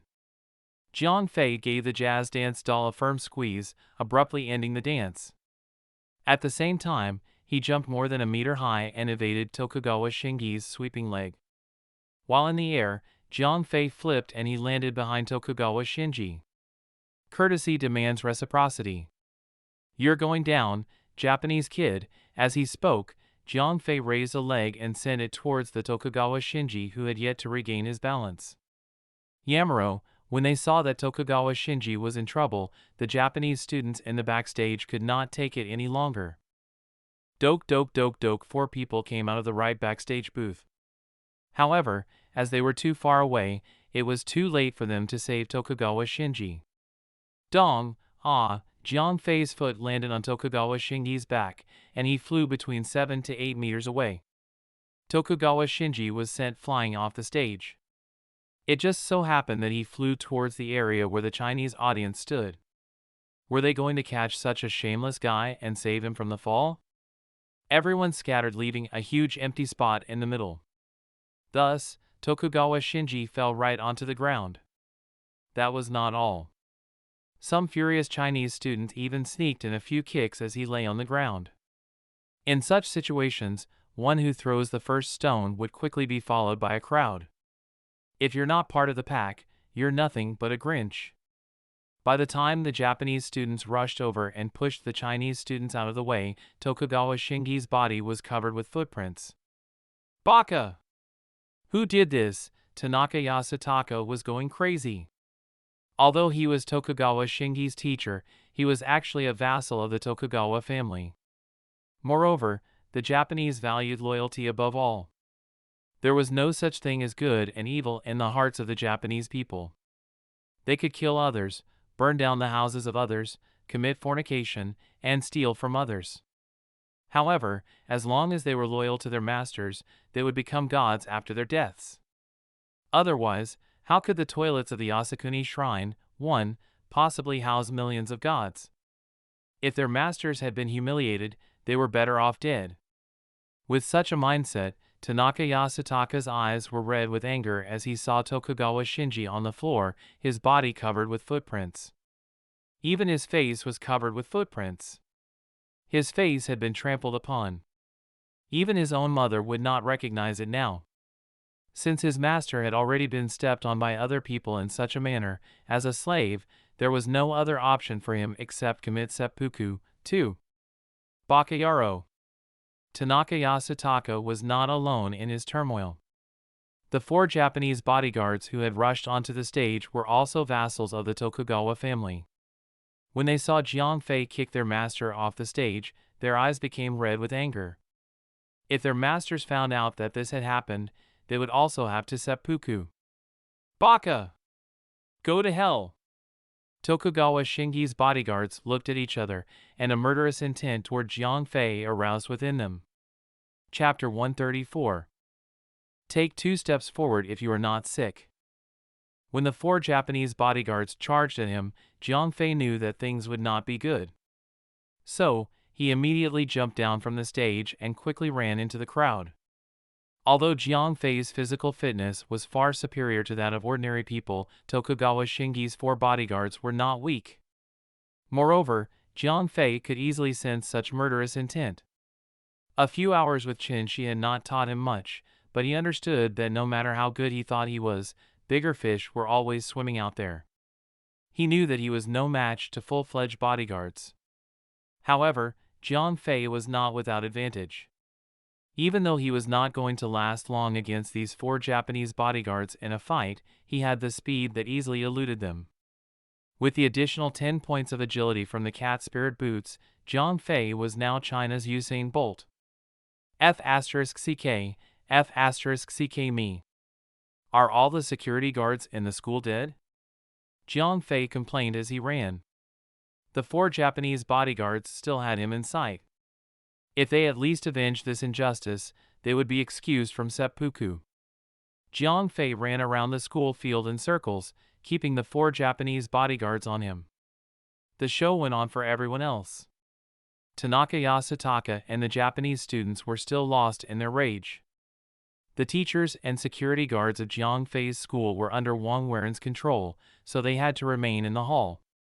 Although everyone hated Wang Huaren, nobody could do anything as they were under his control.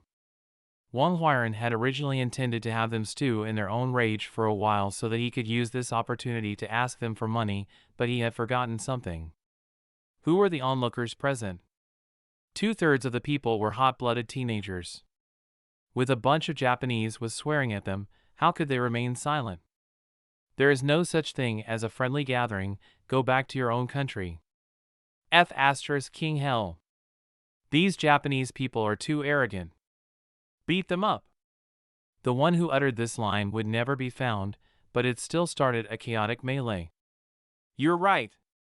Let's teach them a lesson, let's go. Show them who's boss. Wang Dazhuang, didn't you say that you wanted to date me? Take down 10 Japanese kids, and I'll date you, the girls were as furious as the boys.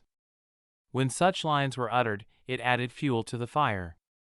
Could the Chinese boy who were present hold themselves back? They suddenly charged forward, surrounded the Japanese, and began to beat the Japanese kids up. This was not Nagawa High School. It was Jiang Fei's school. The Chinese students outnumbered the Japanese 3-1.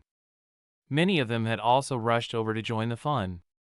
Among the people who came to join the fun were many specially recruited sports students who actually lived in the school. These students were all burly, buff, and great at beating others up. Moreover, the sports students were all pretty close to each other. When Huzi and Big Man had suffered injuries caused by the Japanese, they had yet to earn their revenge. Now that the opportunity had presented itself, would they pass on it? Some of the Japanese were capable of defending themselves. 4 of them were professional bodyguards, but these bodyguards currently running in circles after Jiang Fei. After more than 10 laps around the school field, the 4 Japanese bodyguards were so exhausted that their tongues were lolling out of their mouths. However, Jiang Fei, who had added 10 points of vitality to himself, now had incredible stamina. He even had the luxury of teasing the bodyguards as they ran. Without the support of the 4 bodyguards, several teachers, Tanaka Yasutaka and the Japanese students included, were in grave danger. While Sun Mingming rallied more people to the cause, other boys and teachers had also joined in. By the time Wang Huairan arrived at the battlefield, the Japanese had already been beaten up to the point of disfigurement. "Stop! Stop fighting! Stop! Stop!" Wang Huairan had been too stupid for his own good. More than 100 people were fighting each other, and he still had the gall to force his way through the thick chaos. Not a single person could hear his squeaks. Unfortunately, as Wang Huairan was relatively short, someone accidentally mistook him as a Japanese and ended up kicking him to the ground. When more than 100 students fighting each other, it was too much of a mess for anyone to care whether Wang Huairan was a Japanese or otherwise, as he now lay on the ground. Moreover, none of the students liked him. On the contrary, the students hated him to death. Even if they recognized him, they would simply feign ignorance and stamp on. The other teachers who came along with Wang Huairan were not his fans either. They turned a blind eye and allowed the beatdown to progress for a bit. Finally, they moved in to drive the students away, one after another.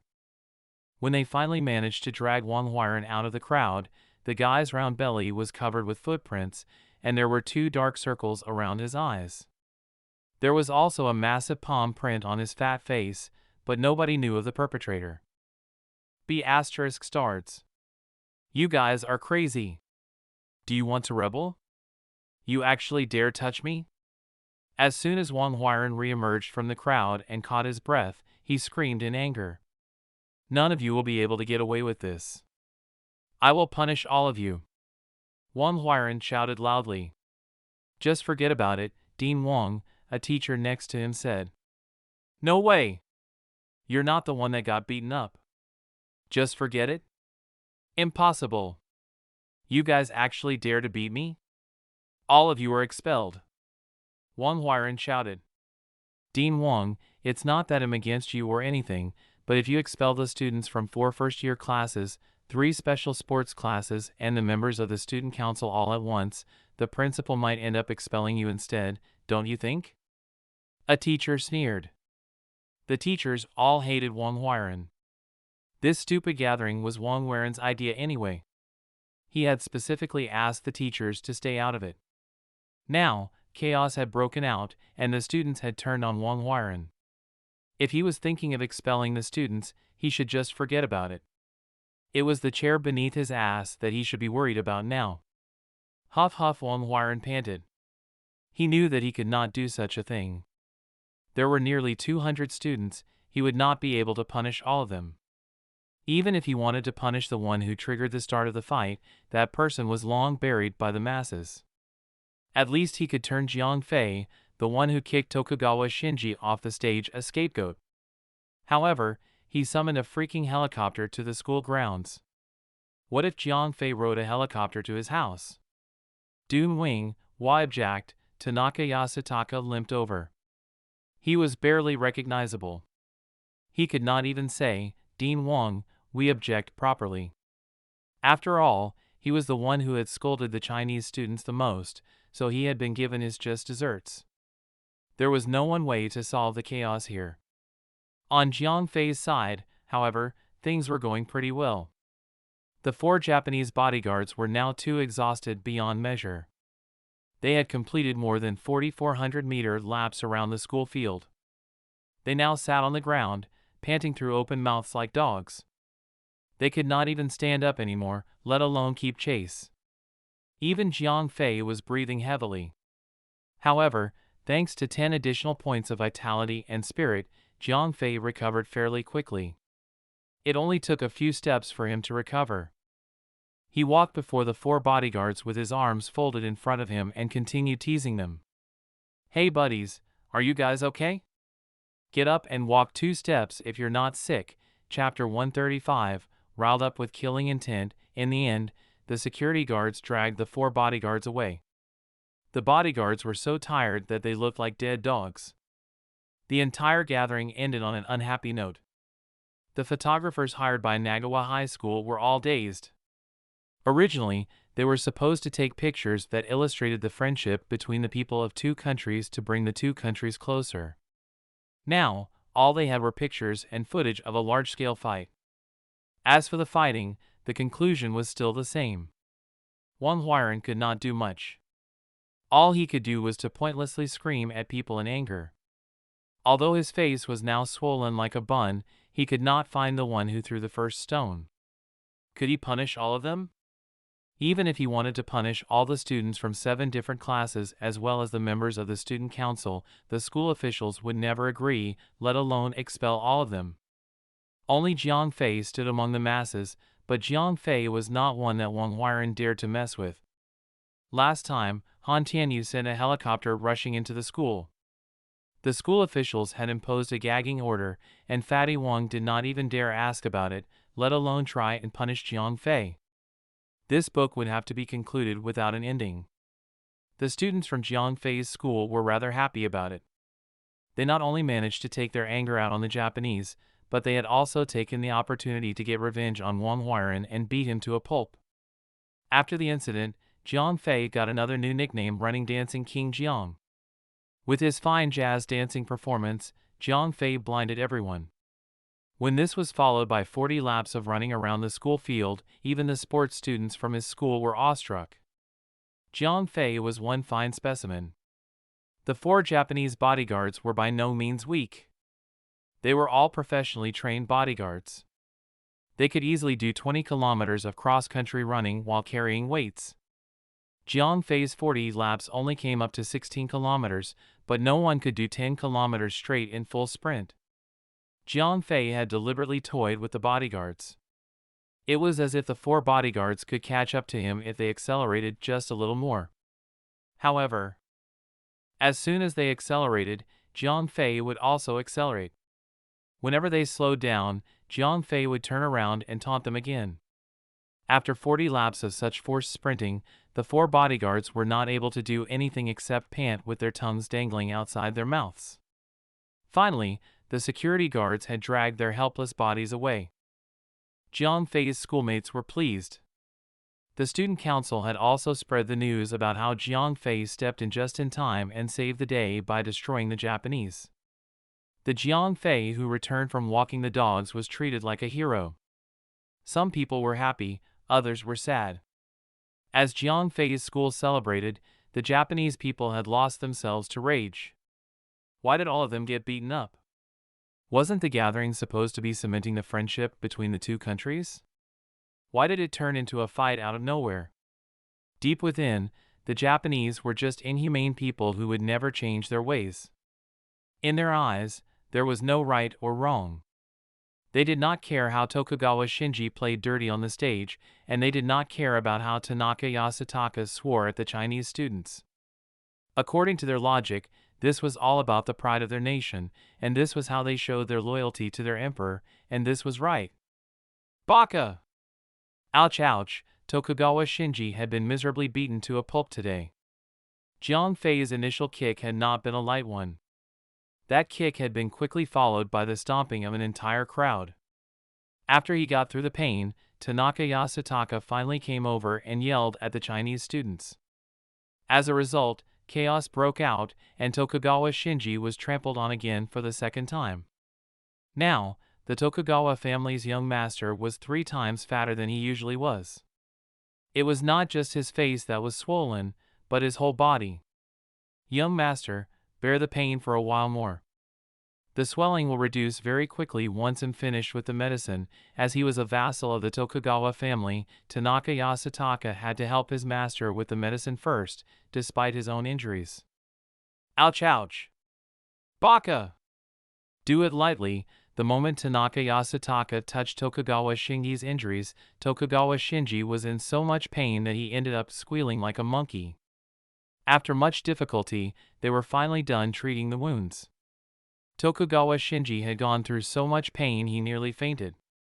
At the same time, his resentment towards Jiang Fei grew even stronger.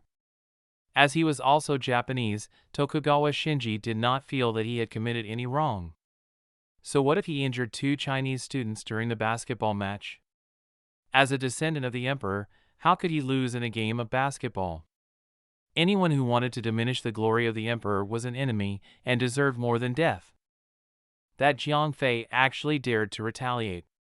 He had committed a mortal sin. The dance battle was even more of Jiang Fei's fault. I am the young master of the Tokugawa family. I was showing off my dance skills, planning to show everyone who's boss. You actually dare to come up and steal my limelight. You should have just let me kick you off the stage, and everything would be done and polished, right? But you actually still dared fight back. I should kill all your family members. The more Tokugawa Shinji thought about it, the more he felt like he was the civilized one. The more he thought about it, the angrier he became. The more he thought about it, the more he felt that Jiang Fei should die. After much deliberation, he could not help but feel great anger within him. He was ready to do anything to release it. In no way! In no way! Where the hell are you? Tokugawa Shinji shouted loudly. Young Master Tokugawa, Inoue, and the other 3 have blacked out from exhaustion. They're all bedridden, Tanaka Yasutaka explained. The 4 bodyguards had utterly turned into dead dogs. All the muscles in their bodies had tensed up. Baka! A group of useless idiots. Tokugawa Shinji scolded angrily. He accidentally agitated his wound, and the pain made him break out in cold sweat. As he writhed in pain, Tokugawa Shinji hated Jiang Fei even more. What about Nakoda? Come out! Tokugawa Shinji shouted. Young master, I'm here. A figure suddenly appeared behind Tanaka Yasutaka. This guy was wearing a tight, black shirt. He had a black mask covering his face and a long knife on his back. He looked like a Japanese ninja. I want you to go and kill that China boy. Tokugawa Shinji snarled at him. Roger! My master. The ninja named Nakoda quickly disappeared without much incident. Young master, you have to think this through. This isn't worth a single student. Tanaka Yasutaka spoke up. I want him to die. Tokugawa Shinji now hated Jiang Fei to the core. He would only be satisfied if he sent Jiang Fei to the grave. Young master, Nakoda is one of the few ninjas loyal to you. Judging by his abilities, that student should pose no threat. However, this is China's territory. After Nakoda kills that student, it would be impossible for him to come back alive. Even you, young master, might face deportation because of this. Tanaka Yasutaka advised. Well, after listening to Tanaka Yasutaka, Tokugawa Shinji finally hesitated. To be honest, he was reluctant to lose Nakoda. After all, he was his sole personal ninja. Although there were many ninjas in the family, they were loyal to the head. Moreover, he was not the only young master in the family. If he wanted to compete for the family throne, he had to rely on his own capabilities. However, as Tokugawa Shinji was about to reconsider his decision, he subconsciously placed his hand to his forehead. He ended up pressing the huge bump there. Nobody knew who did this to him, but the huge bump on his forehead made Tokugawa Shinji look like the reincarnation of a Calabash brother. Ouch, the pain almost killed Tokugawa Shinji. Baka! That B** star must die, the pain drove him crazy. Damn the consequences. Damn Jiang Fei!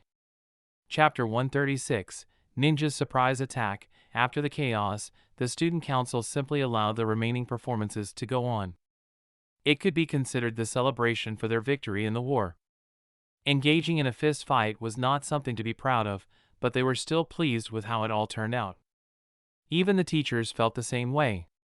Not only did they not stop the show, but they also sat down and enjoyed the remaining performances. Originally, Fatty Wong Huiran still planned on intimidating all of the students by asserting his authority. Even though he could not punish all of them, he could still give them a collective warning on Monday.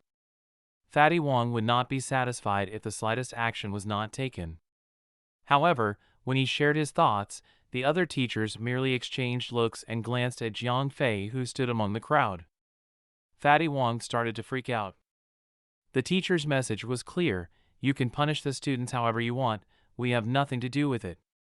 If you get into trouble later, we have nothing to do with it too. He thought of Jiang Fei, the armed helicopter from the other day, and the 4 brawny men in black who carried actual firearms. In the end, Fatty Wong lowered his head and went to the infirmary to treat his injuries miserably. His plans of warning and punishing the students were never mentioned again. When the show was over, it was already past 6 o'clock in the evening. The sky was already dark, for it was winter. Jiang Fei walked home by himself. Something pricked at his senses, sending a chill up his spine. He spun around, but all he saw were the bright street lights. Strange! Why do I feel like him being followed? Jiang Fei continued to walk in the direction of his home, muttering to himself. Just as Jiang Fei walked into a dark spot between 2 street lights, he heard a gust of wind. Not good. Enduring attacks from Chen Shi for a few hours was not for nothing. His instincts were screaming at him. He quickly leaped to the side. Simultaneously, Jiang Fei looked back and saw a cold light flash before his eyes. Ah! Although he had predicted the danger ahead of time, Jiang Fei still lacked experience and had reacted a step too late. In desperation, Jiang Fei lifted his left arm and turned to the side while he rolled away. This prevented the attack from killing him. Ouch! Even though Jiang Fei avoided the fatal blow, his left arm had been sliced open. There was a wound of more than 10 centimeters long, and blood flowed out of it. At the same time, Jiang Fei finally caught sight of his would-be assassin. It was one man, and he was fully clad in black. Jiang Fei did not hesitate one bit, and bolted. He would not stand a chance against an actual professional. He could only run and tire the enemy out, just like he did to the 4 Japanese bodyguards. As he ran, Jiang Fei connected to the spatial ring and took a bottle of HP potion out. He had to stem the bleeding at the very least. After he drank a bottle of medium HP potion, the wound slowly began to heal, but it was still bleeding. Jiang Fei did not have time to stop and bandage himself, thus he decided to take another bottle of HP potion out and poured it directly on the wound. It was a desperate, instinctive act. He did not know if it would actually work. But once again, Jiang Fei was ridiculously fortunate. The moment the HP potion trickled onto the wound, the bleeding immediately stopped. And lo and behold, his wound started closing up before his very eyes. F***ck me. This HP potion actually works better when applied externally. Jiang Fei made a mental note and continued to run like a madman. Nakoda gave chase. As a ninja, he was faithful to his master's orders. Ninjas were not bodyguards. They could run just as well as they fought. On top of that, their methods of offense were not limited to the sword alone. Swish, swish, swish. When Nakoda realized that he could not shorten their gap, he whipped out 3 shurikens. Poof, poof, poof. After 3 muffled sounds, Jiang Fei's haversack now had 3 shurikens embedded in it. Fortunately, his mother had prepared a lot of snacks for him. Jiang Fei's armor of canvas, nylon, and complex carbs saved his skin. This has to stop. Hell get me eventually, Jiang Fei's blood roared through his skull. The adrenaline drove him to run even faster, while his mind started to race. Jiang Fei knew that the enemy would go for his legs next. The moment he slowed down, death would be a certainty. You're my only hope. Suddenly, Jiang Fei had an idea.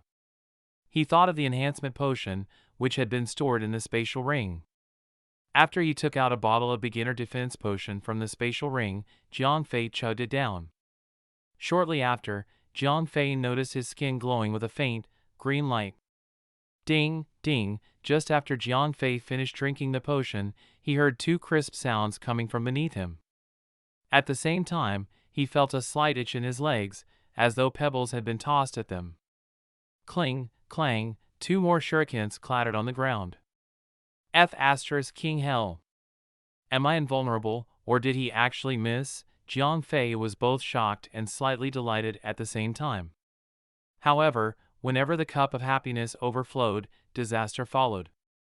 Jiang Fei had gotten too caught up with drinking the potion, and he ended up running into a dead end in one of the alleys. Who are you?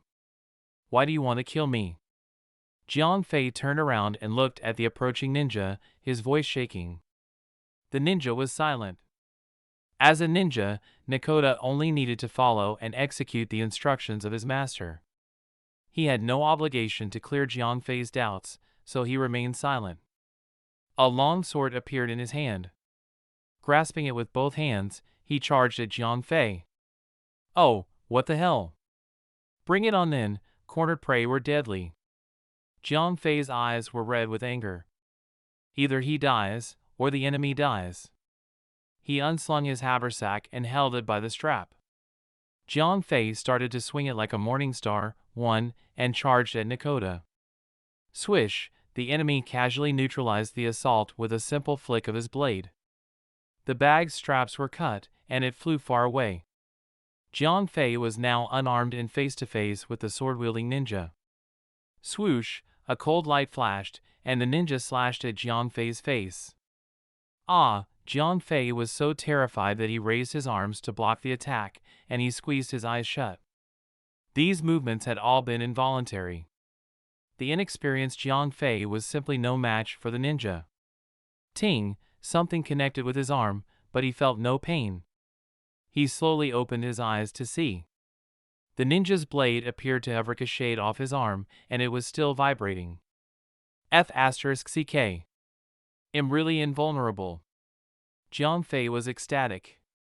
Should I even fear you now? Chapter 137, A Slap in the Face. Jiang Fei was not the only one who was surprised. Nakoda was even more surprised.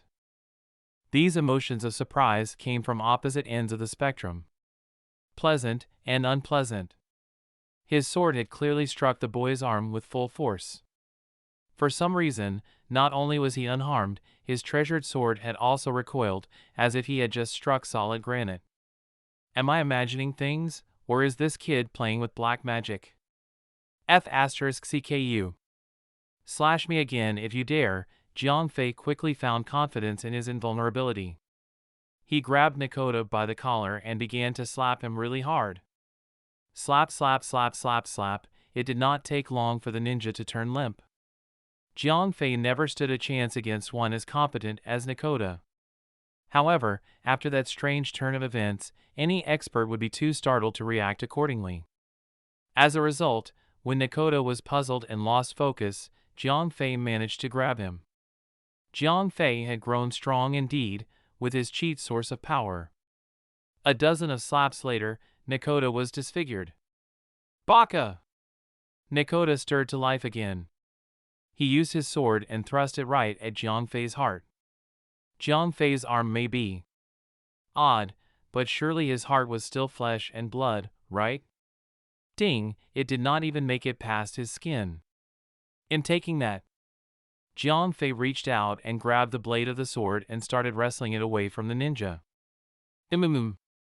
Of course, the ninja was not willing to relinquish his weapon without a fight.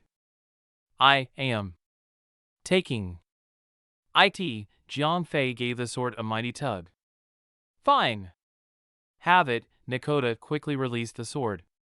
He was not willing to expend energy in a pointless contest of strength. Jiang Fei was only grabbing the sword with one hand, but ninjas were only known for their speed. Now, Nakoda was in big trouble. He had originally come to assassinate Jiang Fei.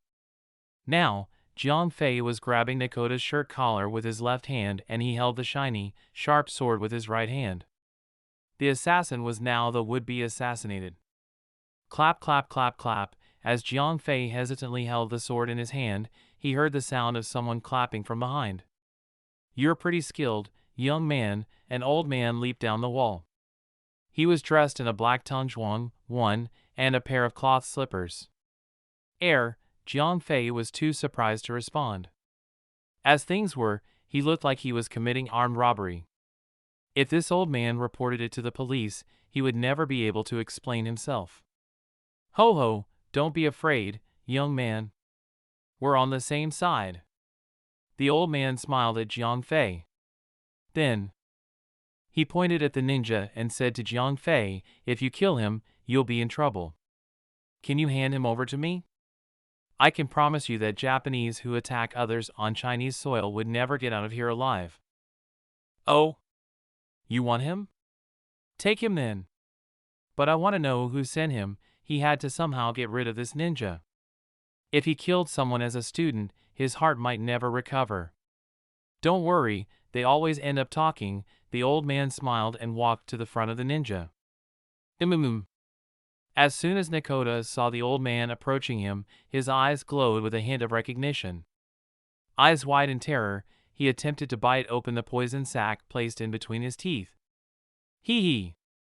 Japanese, trying to pull this trick in front of me? You're way too green. The old man's hands were as quick as lightning. As he talked, he grabbed Nakoda's jaw tightly.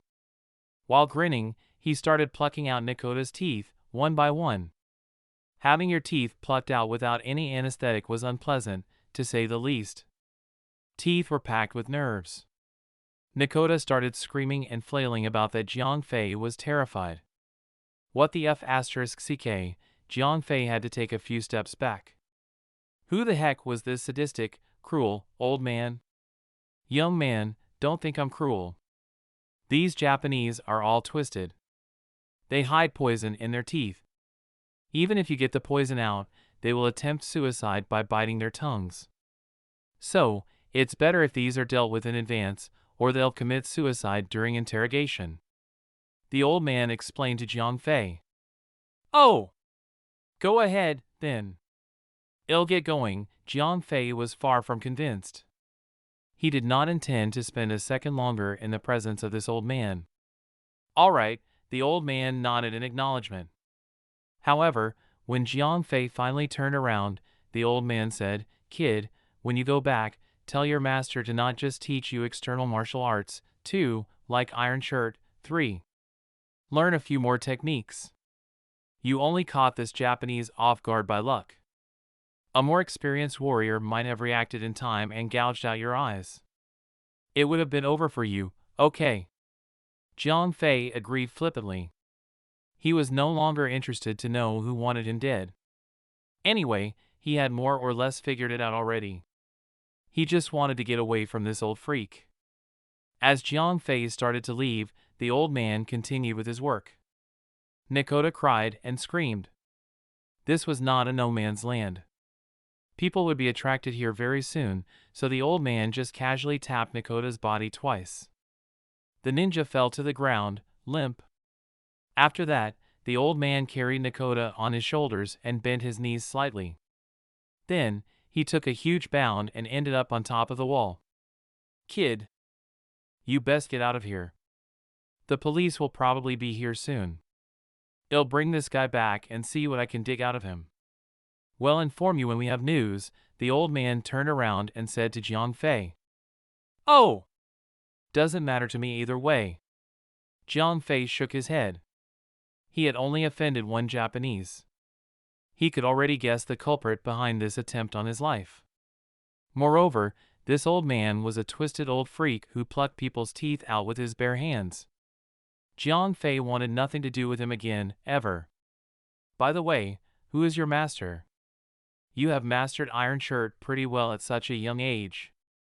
Your master should be well known in these parts. My master is Zhuge Shanzhen, a respected Taoist monk from Qianquan Temple on the Yunfeng Mountain. Jiang Fei had just completely made something up. If there was a Yunfeng Mountain and a Qianquan Temple, so be it. Oh! Even though I can't say that I'm well informed, am friends with many martial artists. I never thought that the world would still hold such mysteries. Kid!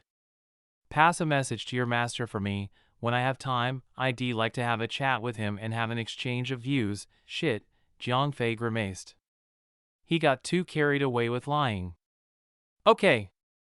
You shouldn't stay here for too long. Get out of here, quickly. As soon as his voice fell, the old man jumped off the high wall and disappeared. You can look for whoever you want to have an exchange of views, I don't care. I'm going home. Jiang Fei muttered. He did not take the old man's words to heart.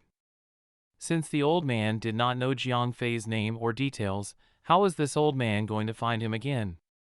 Chapter 138, Potion in Containers. When he got home, Jiang Fei did not dare tell his parents about the whole assassination thing. After all, his parents were ordinary people. Apart from reporting it to the police, they could only spend sleepless nights and worry. As he lay down in bed quietly, Jiang Fei began to recall the events of the day. Jiang Fei knew that Tokugawa Shinji was undoubtedly the culprit.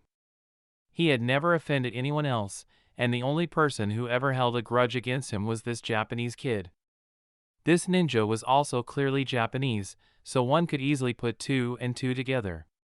Whenever he thought about his encounter with that ninja, Jiang Fei would involuntarily tremble in fear. Fortunately, Qinshi had awoken his combat instincts. What little instinct he had was enough to save him from certain death. He also had to thank his lucky stars that he had a beginner defense potion with him, or he would have really died today. Thinking of this, Jiang Fei could not help but look at his left arm. There was no scar whatsoever. No indication that it had once been sliced open by a sword. By then, the green light on Jiang Fei's body was already gone. The effect of the beginner defense potion had ended. Then, Jiang Fei thought of what the old man said to him when he was leaving. Obviously, the old man was not there when he was being chased. The old man only came when he used his arm to block the sword and surprise the Japanese. Therefore, this old man thought that Jiang Fei was only invulnerable because he had learned Iron Shirt, a hard-style martial art. It seems like learning martial arts is imperative. If not for the potion, he might not even be alive now. It was luck that saved him when the ninja was caught off guard by his sudden impenetrable skin. If the ninja had somehow prolonged the fight, it would all be over for him when the effects of the potion ended. Jiang Fei knew that he had to quickly gain strength if he wanted to live. The ninja had been taken away by the old man, but Tokugawa Shinji was still very much alive. If this kid still wanted to kill Jiang Fei, there was no guarantee that he would not send a second, third, or even fourth ninja. This was the first time Jiang Fei ever felt a sense of urgency since obtaining the ring. He had to improve himself if he wanted to live. Now, there were two ways for Jiang Fei to become stronger. The first was to learn martial arts. The second was to get equipment from the game and then bring it into reality. However, martial arts was not something that could be mastered in a day or two. It required dedication and perseverance. Now, Jiang Fei could not tell when Tokugawa Shinji would send someone to kill him again, so time was not an available luxury. Leveling the mysterious ring up was imperative. Nothing else took precedence. I need 30 million worth of diamonds to level up the ring. I have 10 million now, so where do I get the remaining 20 million? Han Tianyu gave him 10 million in cash for the skill book the other time, but to level up the ring, he still had a ways to go. I'm gonna sell more potions. Thus, Jiang Fei began to implement his own fundraising plan. He changed his clothes and went to the supermarket downstairs to buy 5 huge containers of drinking water. After someone delivered the water to his house, he emptied them all and took the empty containers back to his room. Although his mother had raised an eyebrow at the empty containers, she asked no questions. Jiang Fei just gave her some weak excuses and went on his way. At 10 o'clock at night, Jiang Fei logged into the game. He told Rosette Rose and Big Brother Bear that he had things to do today and would not be playing together with them. Thus, Jiang Fei began to carry out his plans. Jiang Fei went directly to the NPC potion shop and bought 10 sets of medium health points potions. After storing it into the spatial ring, he logged off. After all, Dawn Break was a game, and players were allowed to log off the game halfway through. This game was only different in how it could only be played at night during sleeping hours, so relatively few people tended to log off in the middle of the night. After he logged off, Jiang Fei opened the potion bottle and poured the potion into the empty containers. A bottle of medium health points potion was only about 5 milliliters. Jiang Fei could bring 10 sets of potion out each time, and each set contained 30 bottles, which equated to a total of 1.5 liters. As he urgently needed to level up the mysterious ring, there was no time to send the potions to Han Tianyu, set by set. It would be quicker if Jiang Fei filled all the potions into huge containers and allowed Han Tianyu to distribute it any way he liked. Jiang Fei logged into the game to buy potions and logged off to fill the containers, which he repeatedly did so several times. An in-game day contained 24 hours, but Jiang Fei only had 8 hours in real time to fill the containers. After an entire night, Jiang Fei finally took 20,000 bottles of potions out of the game. 5 empty drinking water containers were now completely filled with valuable health points potions. Done! After my meal, I'll just ask Han Tianyu to come over and pick it up.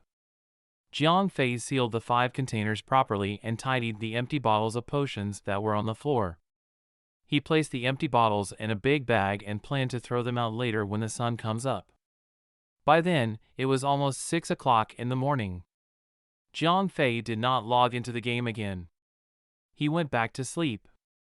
After lunch, his mother went out shopping, and Jiang Fei rang Han Tianyu up.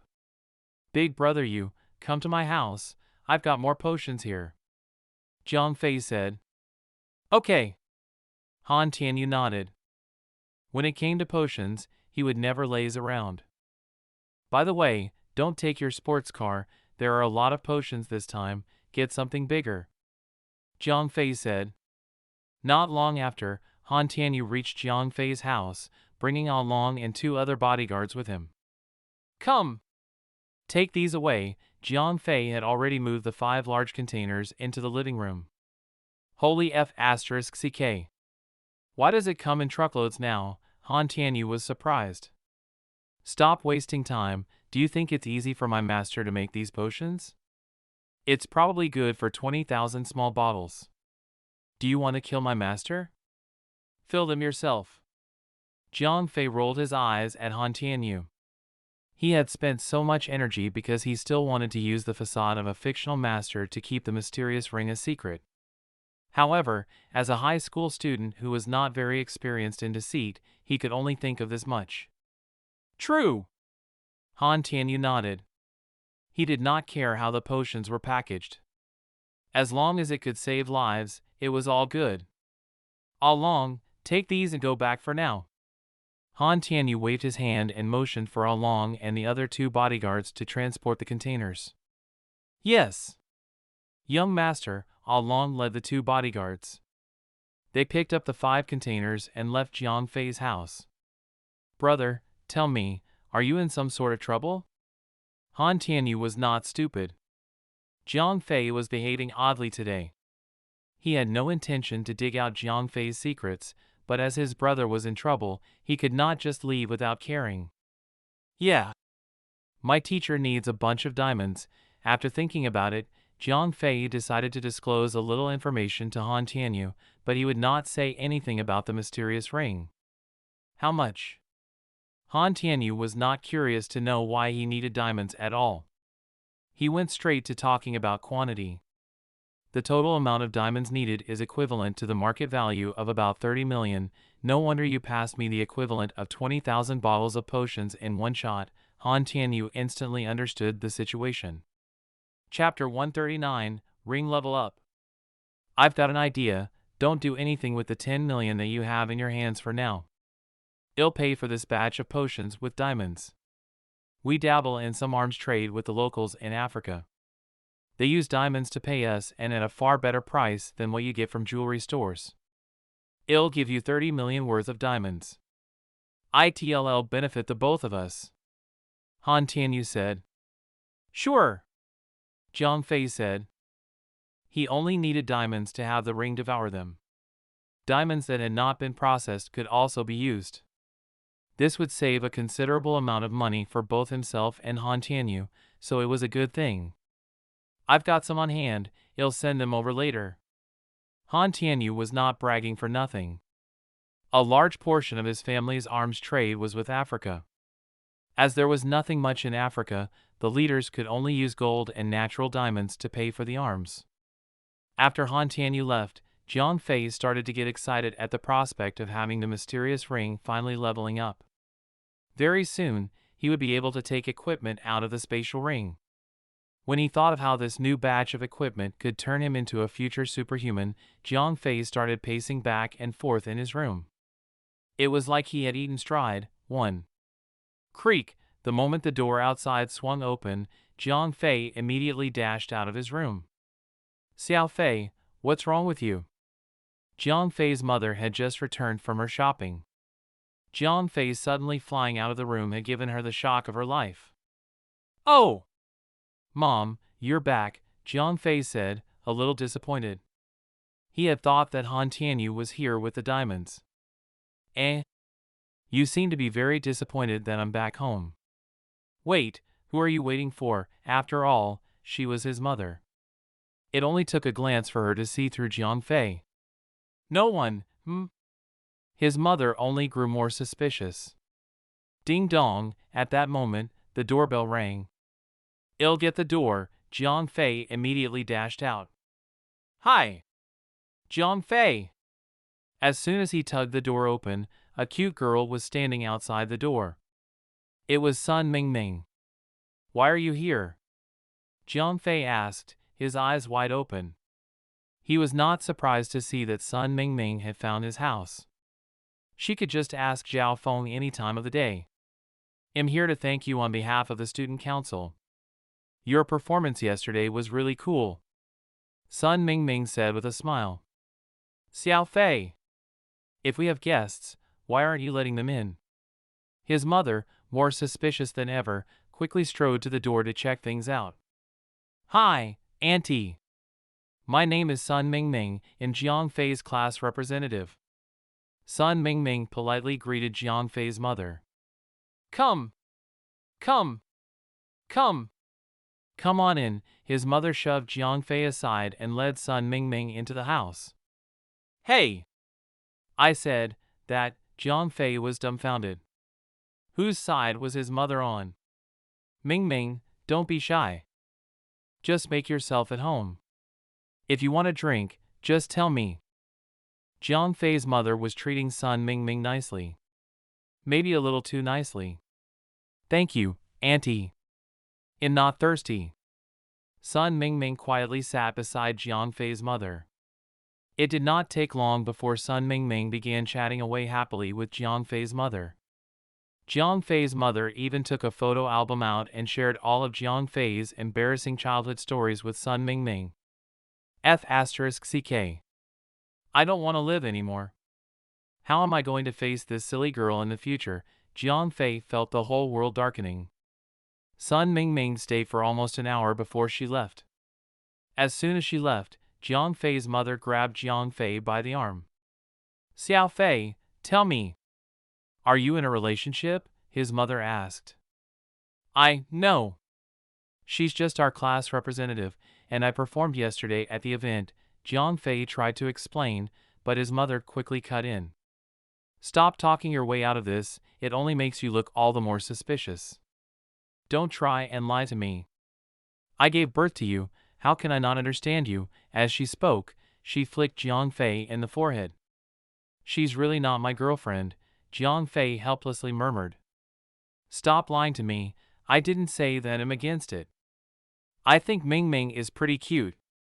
You can be rest assured that I won't tell your obstinate and stubborn father. She really isn't. Jiang Fei felt even more helpless. Okay. Treat her well. I'll double your pocket money starting from next month. I'll talk to your father. His mother gave him an I will keep your secret safe look and skipped into the kitchen like a schoolgirl.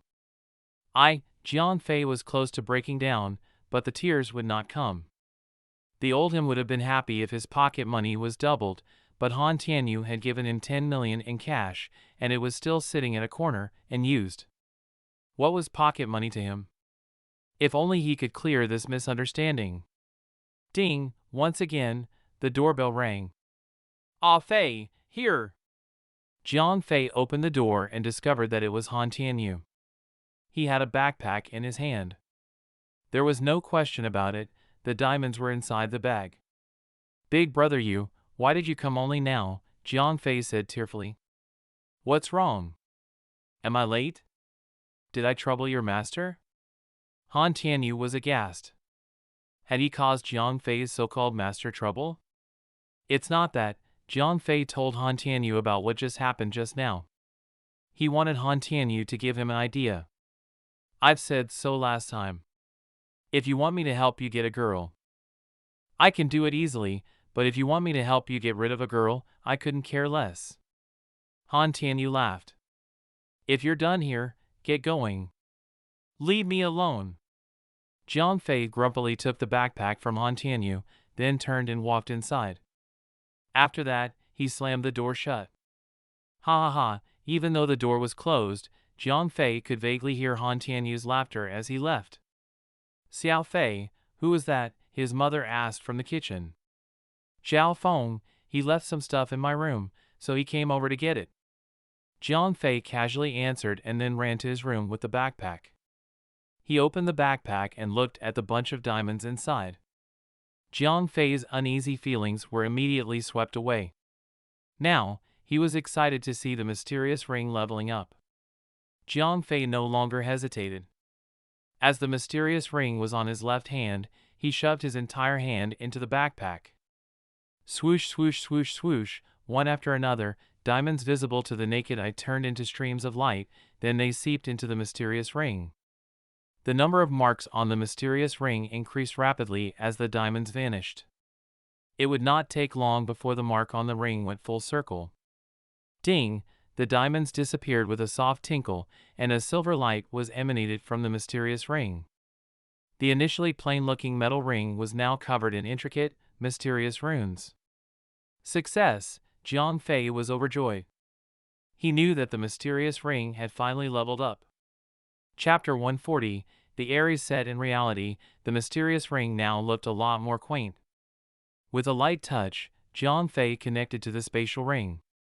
The moment he entered the spatial ring, Jiang Fei realized that something had changed profoundly. Originally, the spatial ring only had 36 slots, 18 red ones and 18 blue ones. Now, there were 36 red and 36 blue slots. On top of that, the slots were labeled with something. There were several rows of words above the blue slots. Outgoing equipment maximum level, 30, outgoing equipment maximum amount, 1/4. There were also several rows of words above the red slots. Sacrificial equipment minimum level, 20, sacrificial equipment minimum quality, excellent, damn. So this is how it works. With this information, Jiang Fei now understood this mysterious ring a little more. Now, he knew that he could not take more equipment out previously because the maximum number of outgoing equipment was 1/1. After taking his cat spirit boots out. That was it.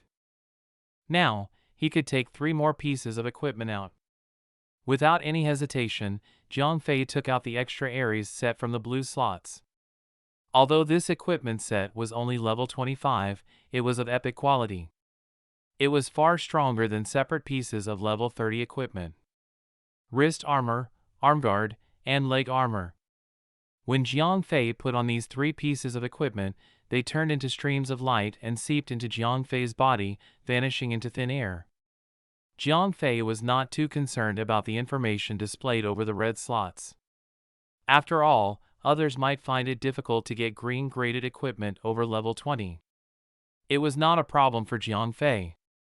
As he had just created a new guild, he could go and procure a set of recipes for green-graded equipment.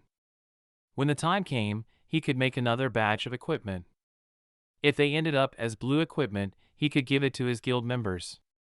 Anything inferior would be sacrificed. Now, Jiang Fei could not wait to test the effectiveness of this set. After dinner that night, Jiang Fei spouted off more excuses and left his house. Jiang Fei did not take the elevator. He ran all the down. 3 new pieces of equipment gave him an additional 32 vitality. This turned Jiang Fei into a perpetual motion machine. He no longer knew what fatigue was. Not only that, the arrest armguard also provided him an additional 9 points of strength. Jiang Fei's could now lift an additional 180 kilograms. A casual punch from him would be equivalent to a professional boxer's haymaker. If Jiang Fei knew how to fight, he could easily slay other men with his bare fists. Of course, all 3 pieces of equipment were armor type, so he gained more defense than anything. Now, he would not need a defense potion to be invulnerable. But the real world was different. It was impossible for the defense of his whole body to increase when his attributes increased, just like how it was in the game. Currently, Jiang Fei's invincibility was only limited to his legs and forearms. Only these areas were covered with the invisible armor. In other words, now, Jiang Fei could catch bullets with his hand, but if someone slit his throat, he would still die. Soon, Jiang Fei reached the gym and measured his body data once again. However, Jiang Fei did not dare to test his strength. After all, there were many people here. He would never be able to properly explain his superhuman bouts of strength. On his way home, Jiang Fei stopped by the central garden of the community. As it was already 7 or 8 o'clock in the evening and it was the middle of winter, the garden was lightly occupied. "Come on! I choose you." Jiang Fei found a secluded place and spotted a boulder. More than 10 meters away from the rock, Jiang Fei suddenly activated Jumping Slash. When Jiang Fei had equipped the set, something had occurred to him. What if he could use the skill just by thinking about it? Thump! Jiang Fei suddenly felt his feet tense up, and a gush of air flowed out from under his feet. Then, he leaped nearly 3 meters high, but the upward force was not the main function of this skill. It was the forward momentum that sent him more than 10 meters away. However, because this was his first time using the skill, Jiang Fei's landing point was not all that accurate. He did not exactly land where he wanted. At this time, Jiang Fei's fist flashed red. This was most likely the effect of Jumping Slash, where the next attack would be a definite critical hit and stun the target for a second. Although Jiang Fei did not know what the effect of a critical hit in the real world was, the boosted attack power was undeniable. Boom! After 2 steps, Jiang Fei's fist slammed onto the rock. The boulder was reduced into rubble. However, being an inanimate object, he never got to saw a stun in real life. Amazing! Did I just do that? Jiang Fei stared at his fist for the longest time ever. Damn, if I meet that ninja again, I could probably smash his head up like watermelon. Jiang Fei said proudly. After that, Jiang Fei also tried Karate Kick. This skill only dealt the damage of a normal blow, but its main function was to slow the target down. However, as he had targeted yet another stone, Jiang Fei could not observe the effects of the skill. Even so, that regular punch had still sent a chunk of stone flying off the boulder. This was most likely the passive effect of the Ares set, which allowed the wearer to ignore the target's defense. After testing the 2 skills, Jiang Fei turned around and left the place. If someone caught him breaking rocks, he would have to explain himself while also paying for the damage. As for the equipment set's effect eye for eye, someone had to be there to actually strike him, so he had no means of testing it just yet. Jiang Fei walked home with a broad grin on his face. He may not yet be completely invulnerable like Superman, but he was damn near close to it. In the near future, as the ring grew, he might one day achieve this dream. For now, he had to pick up more fighting skills. Otherwise, a true master could still use his own strength against himself. After tidying his room up, Jiang Fei did some homework. When it was 10 o'clock sharp, Jiang Fei logged into the game. "Brother Fei, you're here." Xiao Feng was the first to greet Jiang Fei. "Yeah. Let's go, let's get 10 people and go to a heroic dungeon," Jiang Fei said. Although it would not be their first time clearing the dungeon, they could still obtain a huge amount of experience points from a heroic dungeon. Moreover, he could help other people in his guild level up at the same time. So, why not? Sure. Xiao Feng was the first to join the party. Soon, Jiang Fei's party was assembled.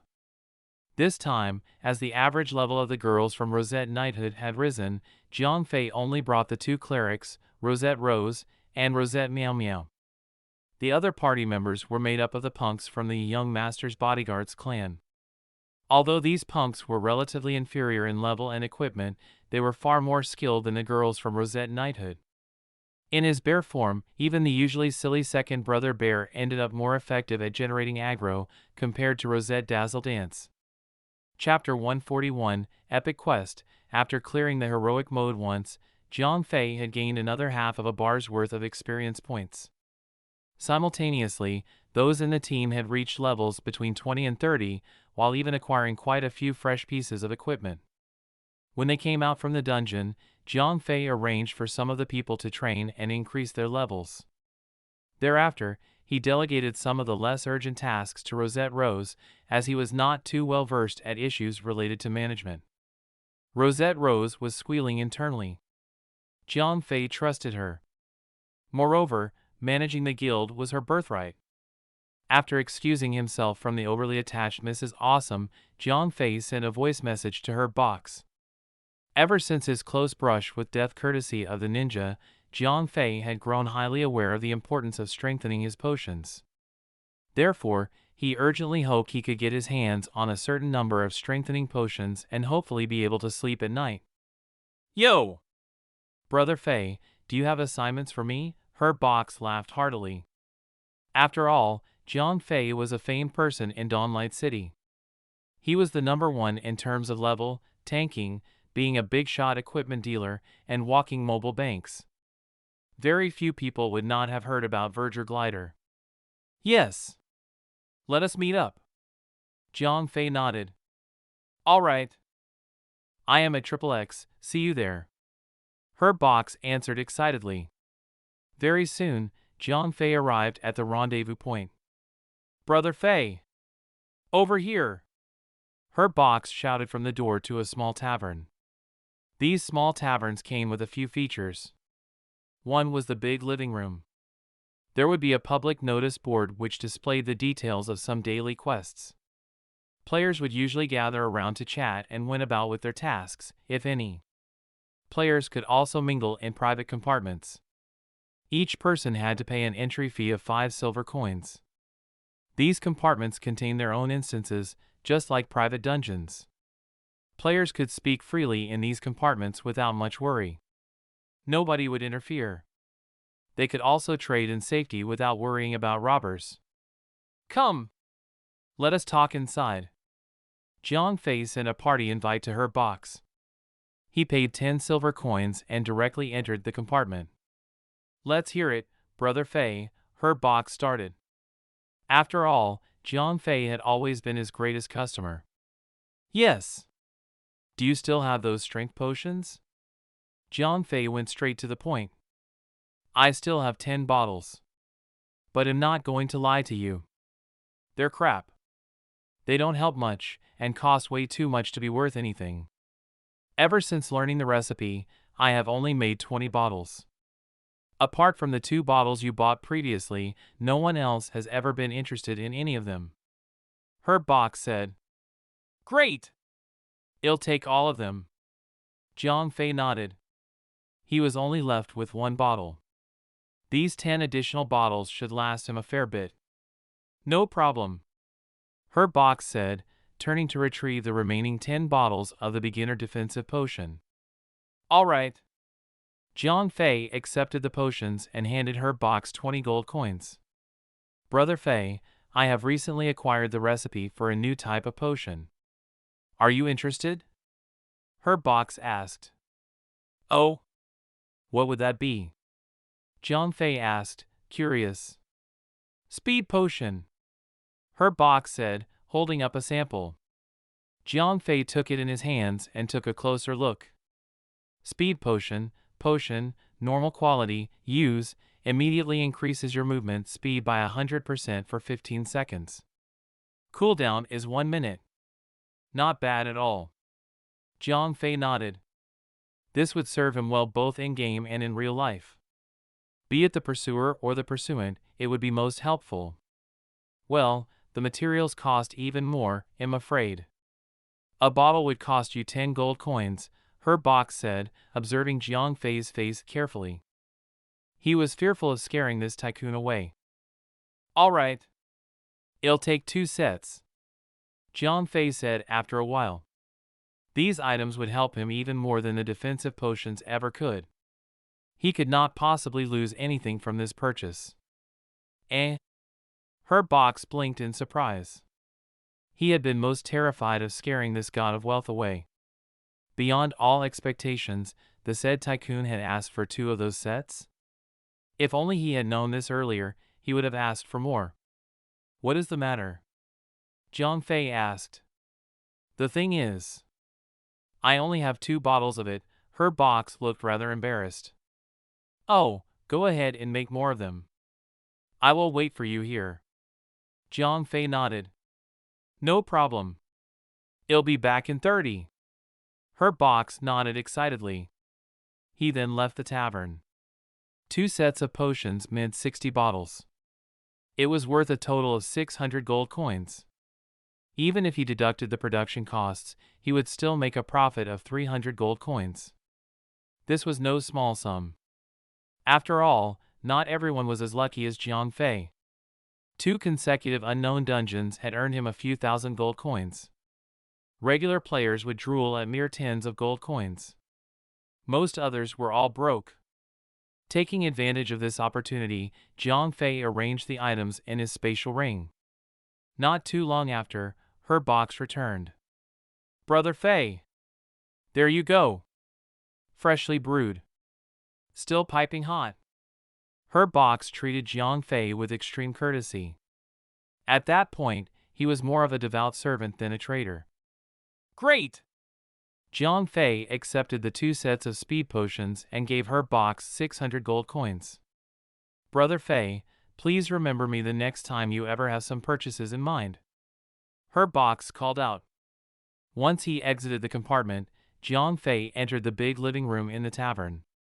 Quite a few players were looking for quests there. The quests on the public notice board were categorized in a similar fashion to the levels of equipment, which were white, green, blue, purple and gold. Normal players would opt for white or green ones.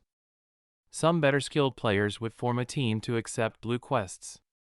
Some braver folk would attempt the purple quests. However, even party sizes that stretched to the 3-digit zone would be horrifically wiped out.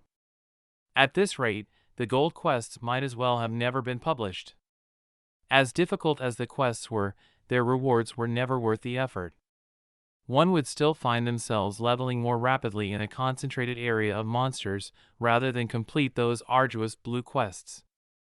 Several players did not consider such quests worth their time. However, most pub players would be left with no choice. Let's not even talk about those concentrated spots. Even the not-so-populated areas would be hogged by the medium to small-sized guilds. Therefore, the bigger guilds occupied the better training areas, while the smaller guilds occupied the slightly inferior training areas.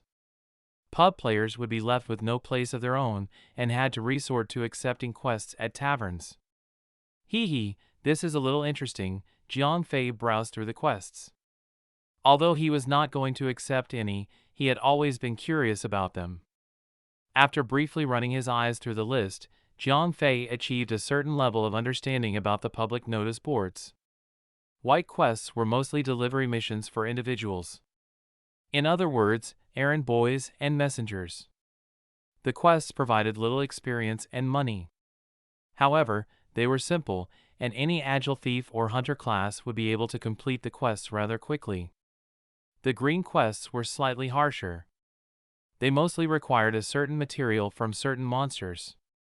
However, Dawnlight had grown notorious for its horrible drop rates, so good luck counting on them. The blue quests were mostly hunting ones.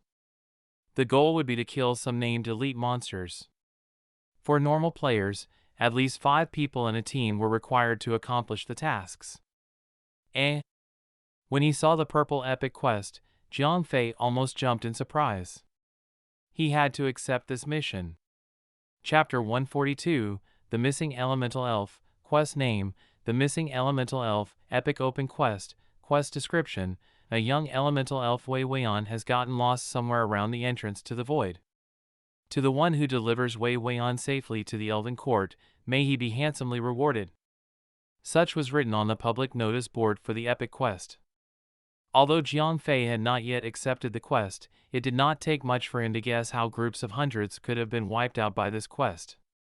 He had personally been to the entrance to the void. It was surrounded by level 70 monsters.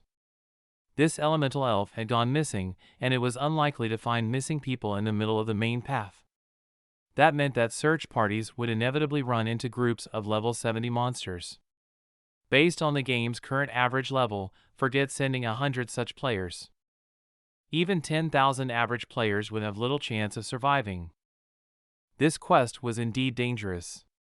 However, the 2 words Elven Court continued to jab at Jiang Fei's heart.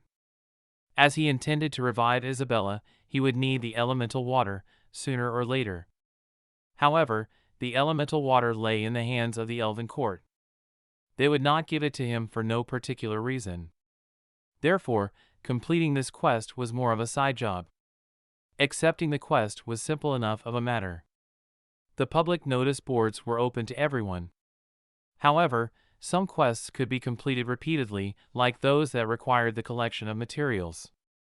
Other quests might only be completed once, such as killing some named monster or the search and rescue that Jiang Fei had his eye on. As soon as someone completed it, others would automatically be disqualified.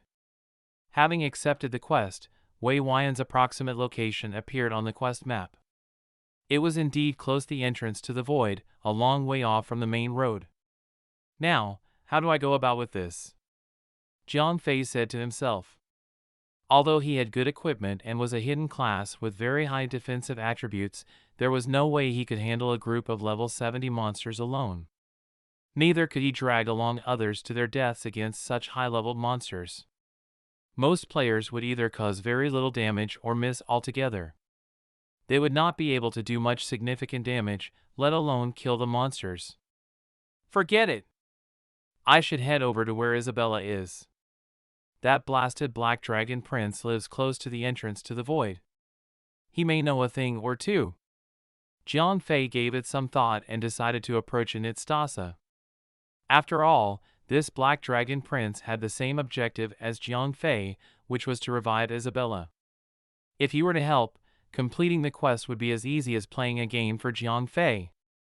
As he arrived at the secret cave, Jiang Fei used the Dragonian language to communicate with the dragon guards. He managed to make his way to Isabella and Anastasa with relative ease.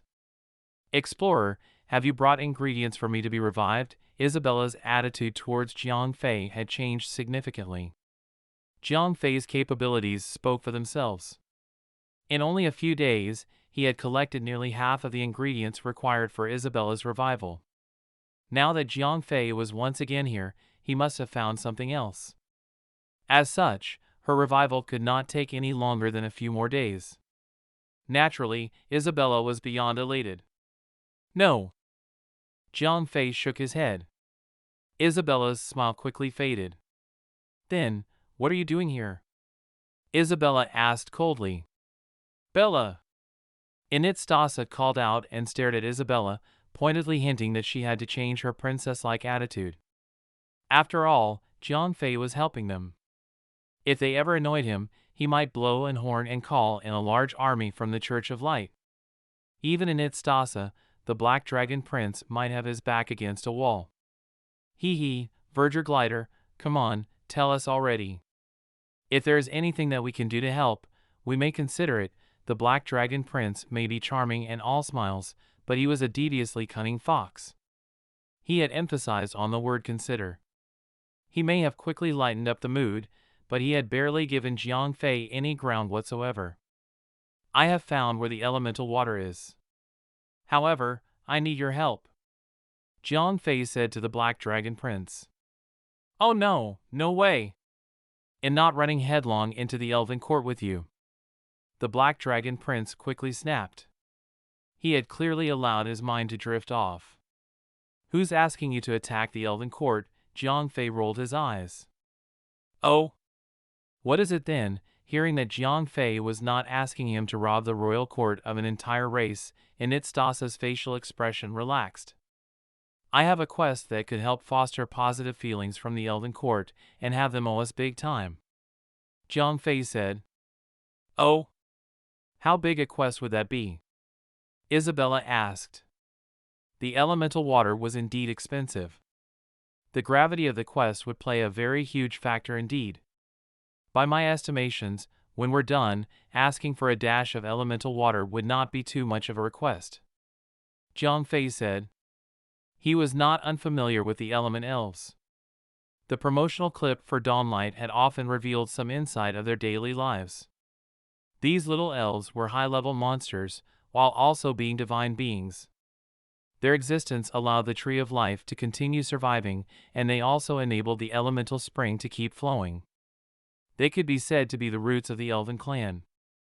Very few of these elemental elves existed. Therefore, every single one of them was highly precious. If Jiang Fei could rescue one of them, asking for some elemental water in return would not be an issue. Okay. How do I help?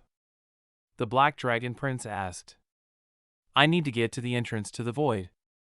However, as you know, my abilities are far too weak.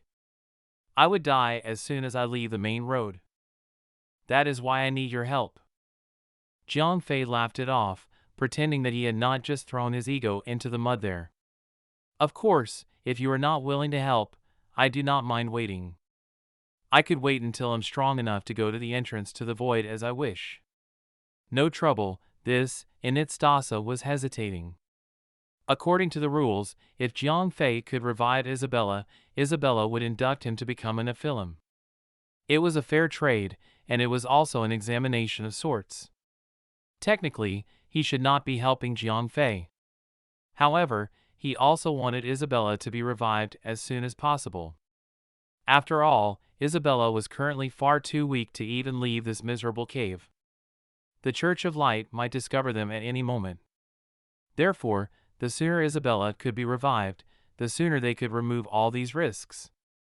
Brother, go help him already. Jiang Fei was not impatient, but Isabella was. If she had a choice, of course, she would not choose to wander about like a ghost. Flustered, she reached out for Black Dragon Prince's arm. However, as an intangible, ethereal being, she could not touch a person's physical body. Her translucent arm merely went through the Black Dragon Prince's shoulder. Initstasa's heart felt a pang of pain. All right. Since Bella says so, I'm happy to help. Isabella was the initiator of Jiang Fei's quest. She was also the primary examiner for his test. If she had no problems with it, Initstasa had no reason to object. After all, he too wished to revive Isabella as soon as possible. Let us go then. Jiang Fei was most delighted. If the Black Dragon Prince accompanied him, this quest would be as simple as an excursion. Who said that I'm coming with you? Initstasa rolled his eyes as he asked the question. Chapter 143, Black Dragon Scale. Jiang Fei stopped. This is for you. Put it on. As long as you do not initiate an attack on those monsters, they won't lay a hand on you, the Black Dragon Prince said, handing Jiang Fei a black jade card. Black Dragon Scale, Ornament, Epic Quality, Physical Attack plus 70, Agility plus 10, Power plus 10, Equip. Your normal attacks now possess an additional 20% Dragon Breath damage. The Dragon's Breath is a chaotic attack and completely ignores defense. Equip, Passive Skill Dragon Might. Any living spirits below the level of boss will not initiate an attack on you. Elemental, ghost spirit, puppet and robotic beings are not limited by this effect. Required level, 25. Oh. Pretty good. As Jiang Fei accepted the dragon scale, unable to resist sucking in a breath of admiration. This ornament was definitely a high-quality item. He would never trade it out, not even for a legendary grade weapon. However, it would not be of much help to Jiang Fei. After all, the ornament was of an offensive nature, and the dragon's breath damage was calculated based on the percentage of your own attack. Jiang Fei's normal attacks were rather lacking. Therefore, even with the dragon's breath, he would not be performing one-hit wonders anytime soon. Despite that, the ornament's dragon might would allow Jiang Fei to pass through the entrance to the depth easily. This came as a tremendous help to Jiang Fei. This is one of my dragon scales. It could help you accomplish the task. I'm just lending it to you. I want it back in one piece. Initstasa said. Deal! Jiang Fei agreed happily. However, he did not, for a single moment, plan to return the dragon scale. Who was he kidding? Do you actually expect Jiang Fei to return such treasure? There was no way. Once he had equipped the black dragon scale, Jiang Fei left the mysterious cave and rushed towards the entrance to the depths. After a 3-hour-long journey, Jiang Fei could not help but complain. He did not yet have access to a mount, not before level 30. Not only was it tiring to walk on his feet, but it was also utterly boring. After a long journey, Jiang Fei's little map finally changed to display the entrance to the depths. Damn it! Why did you have to be so damn far off? Jiang Fei glanced at the map. The elemental elf was nowhere even close the main road. Once he had departed from the main road, Jiang Fei started venturing into the wilderness. In the beginning, there were mostly small monsters. These wild beasts of level 70 and above had started advancing towards Jiang Fei. However, before they could get near, it was as if they had seen something terrifying and promptly scurried away from Jiang Fei. The dragon's might was indeed effective. As he moved further away from the main road and into the collection of thickets, the small monsters started to become considerably more concentrated. When he finally closed in on the object, about 40 to 50 small monsters were grouped together.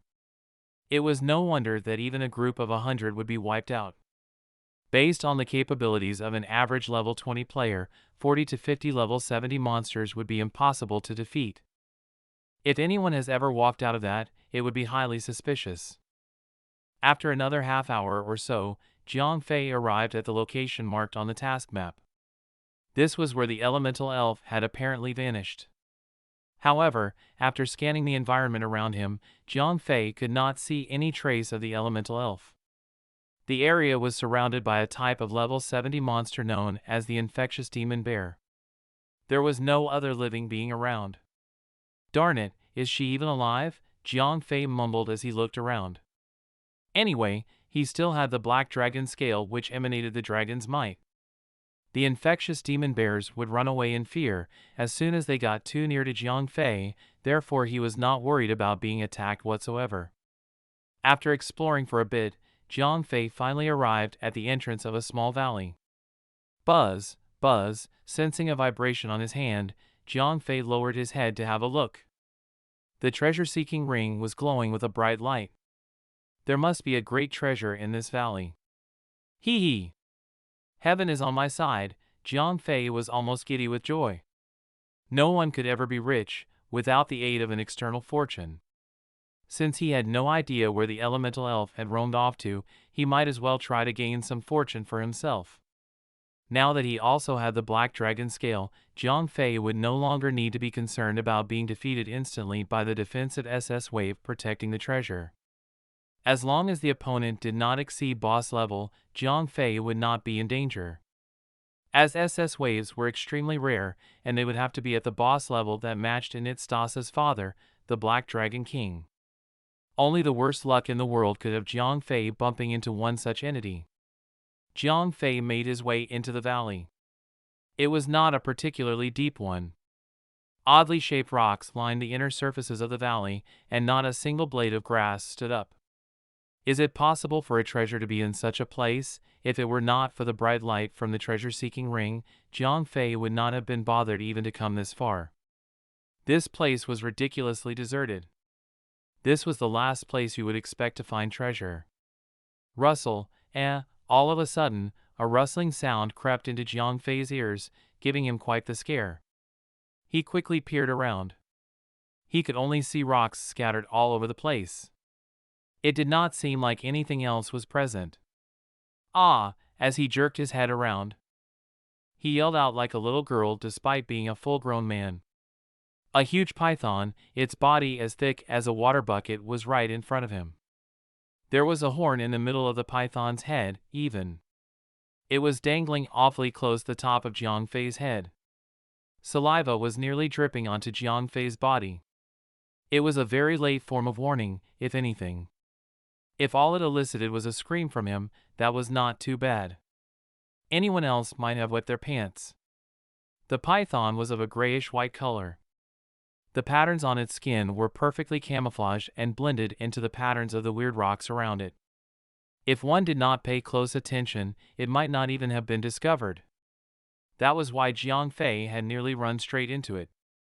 Steelback Dragon, Yalong Beast, Boss level 75, Health Points, 550,000, Attack Power, 6,500, Skill, Poisonous Breath, Tearing Bite, Engulf, Sweeping Tail, Terraforming Scale Armor, Poisoning Breath. The Steelback Dragon emits a cone of poisonous liquid in a radius of 8 meters, causing significant toxic damage. Tearing Bite.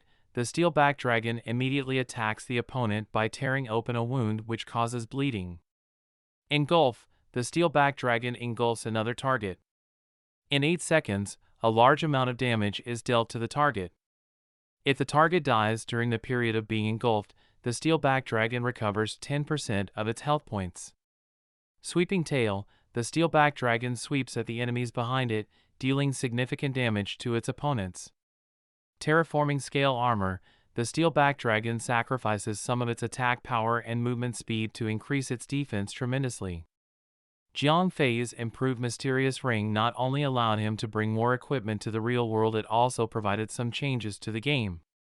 Apart from 10 additional luck points, Jiang Fei could receive more information about monsters, including the specific descriptions of their skills. The only information lacking now was the actual damage caused. Oh boy! Another unreasonably powerful thing that could eat me for breakfast, Jiang Fei shrugged. However, he was not afraid. Although this Steelback Dragon could easily kill Jiang Fei, it was inferior to the Black Dragon Prince. Therefore, it was still influenced by the Black Dragon Scale's might. As long as Jiang Fei did not initiate an attack against it, it would leave him in peace. Chapter 144, Heart Connecting Lock. Jiang Fei could see the light flashing on his treasure-hunting ring, but he could not find the treasure itself. He circled the Steelback Dragon several times before he finally returned his attention to the region beneath the Steelback Dragon. The Steelback Dragon was curled up, its huge body piled up upon itself like a small hill. That was why Jiang Fei suspected that the treasure had to be hidden beneath its body. Jiang Fei felt troubled. Although the Steelback Dragon would not initiate an attack towards him, he too did not dare attack it. If it continued to sit on the treasure, he was never going to snag it. In truth, Jiang Fei was not the only one troubled. The Steelback Dragon would be drenched in sweat now if it had sweat pores. It was peacefully sleeping in its own home before this human had come along and woken it up. If it was an actual human, it would have been fine, as the Steelback Dragon could enjoy a delicious snack. However, a terrifying dragon's might emanated from this thing that took the form and wrappings of a human. As a Yalong beast, the Steelback Dragon was particularly sensitive towards the dragon might compared to other wild beasts. It was very certain that the human before him was a high-level, pure-blooded dragon race in highest human disguise. The dragon race was a high-level race.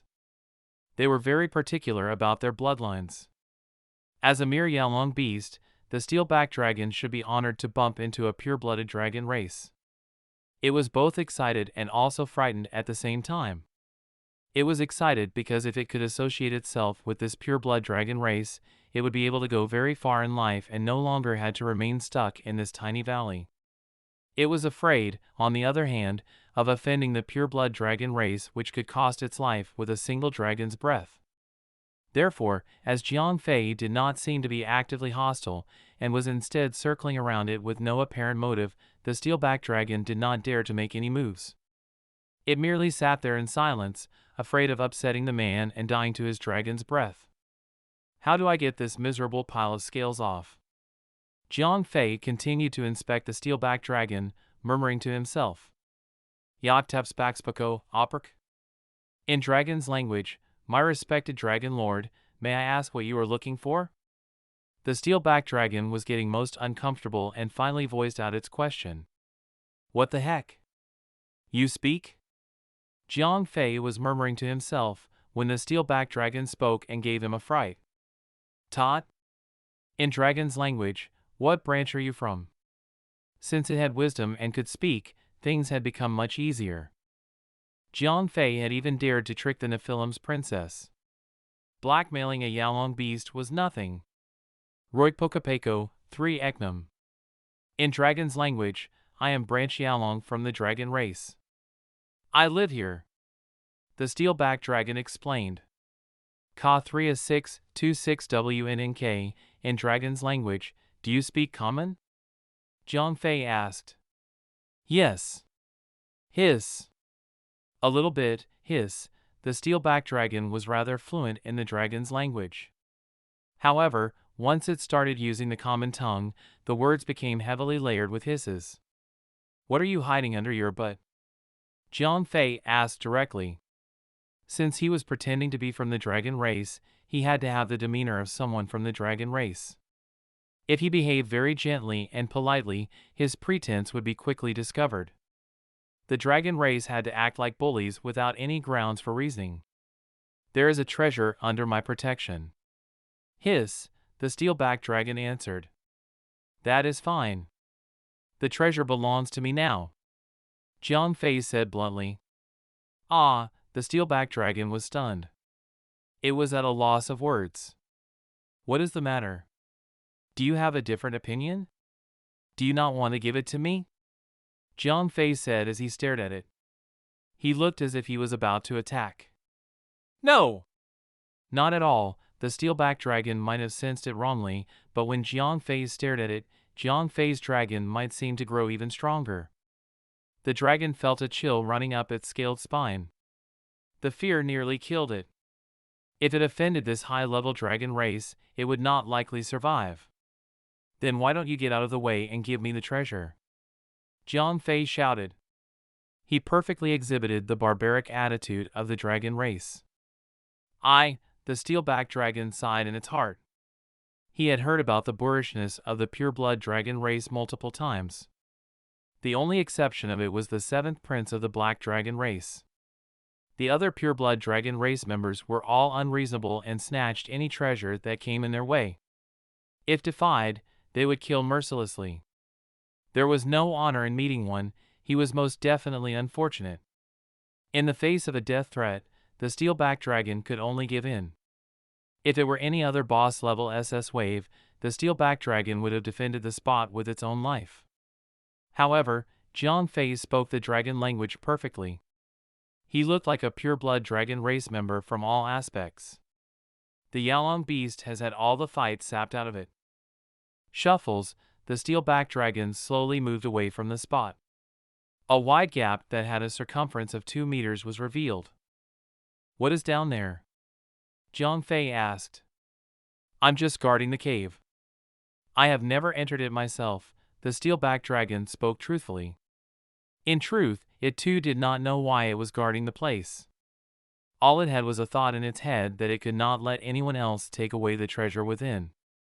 However, in the face of a pure-blood dragon race, the steel-backed dragon had no choice but to give in. You wait here. I will go down and have a look, Jiang Fei said as he leaped into the cave. The cave was not particularly large. It was only around the size of 7 or 8 square meters. The light from outside the cave was enough to illuminate the entire place. It was mostly empty, and not filled with treasures as Jiang Fei had imagined. There was a small box in the corner of the cave. Could this be the treasure? Jiang Fei said as he picked up the small box. Creak, as the box opened, a golden light filled the entire cave. Heart connecting lock, special item, quality, legendary, effect, cannot be resisted. Instantly causes the target to have positive feelings towards you while remaining loyal to you. Remark, the heart connecting lock ignores level, grade, and faction. It can even be used on an enemy camp's peak SS wave when it is in a weakened state. The heart connecting lock would always take effect. Remark, this item can only be used once. The heart connecting lock was shaped like a small golden arrow. The back of it was connected to a long and thin golden chain. The small arrow was as big as one's thumb. It looked more like a pendant. Wow, this toy is invincible! Jiang Fei exclaimed as he looked at the item in his hands. Chapter 145, Whereabouts of the Elemental Elf. Jiang Fei kept the heart-connecting lock away. Although he would not be able to use it in the near future, who knows when.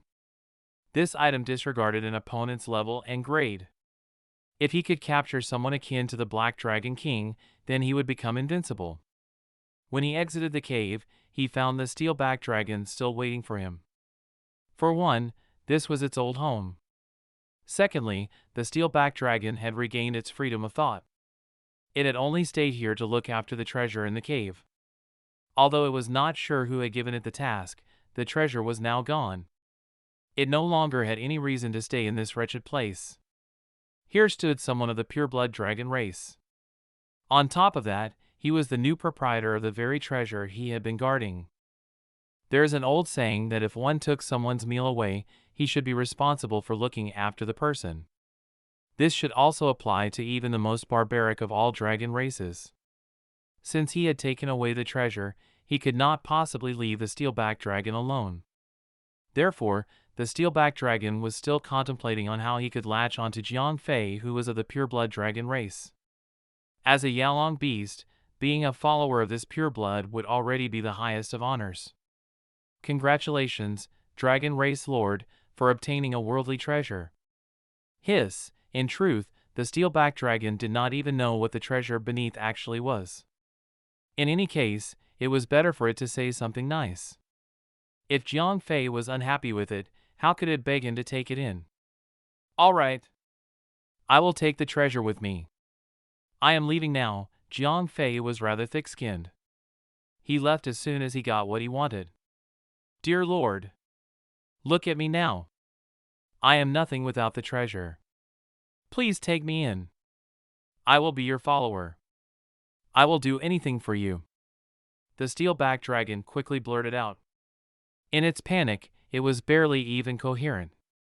What would I do with you? Jiang Fei said as he rolled his eyes. He did not even turn back as he left. Lord! You can use me as a ride. The steel-backed dragon was truly anxious now. It seemed that he did not even have a care for the impure Yalong beast. No way! Jiang Fei said with his teeth clenched. Riding a freaking boss, and one that is level 70 at that. Who the heck would even dream of it? He would not even trade it for an epic quality pet egg. The problem was that he could not take it in. The player's pet system required him to be at least 30 level. Even if he activated it, he could only accept a pet that was no more than 5 levels above him. This steel-backed dragon was 40 or 50 levels higher than him. How could Jiang Fei keep it? If he accepted the steel-backed dragon without the pet deed being recognized by the system, it would be equivalent to a walking time bomb. Jiang Fei had relied on his scare tactics all this while, which was why the steel-backed dragon had believed him to be the Black Dragon Prince. That was the only reason why he could be so shameless. If Jiang Fei entered a battle with someone else and clearly appeared to be a level 20 human, wouldn't he be in deep trouble?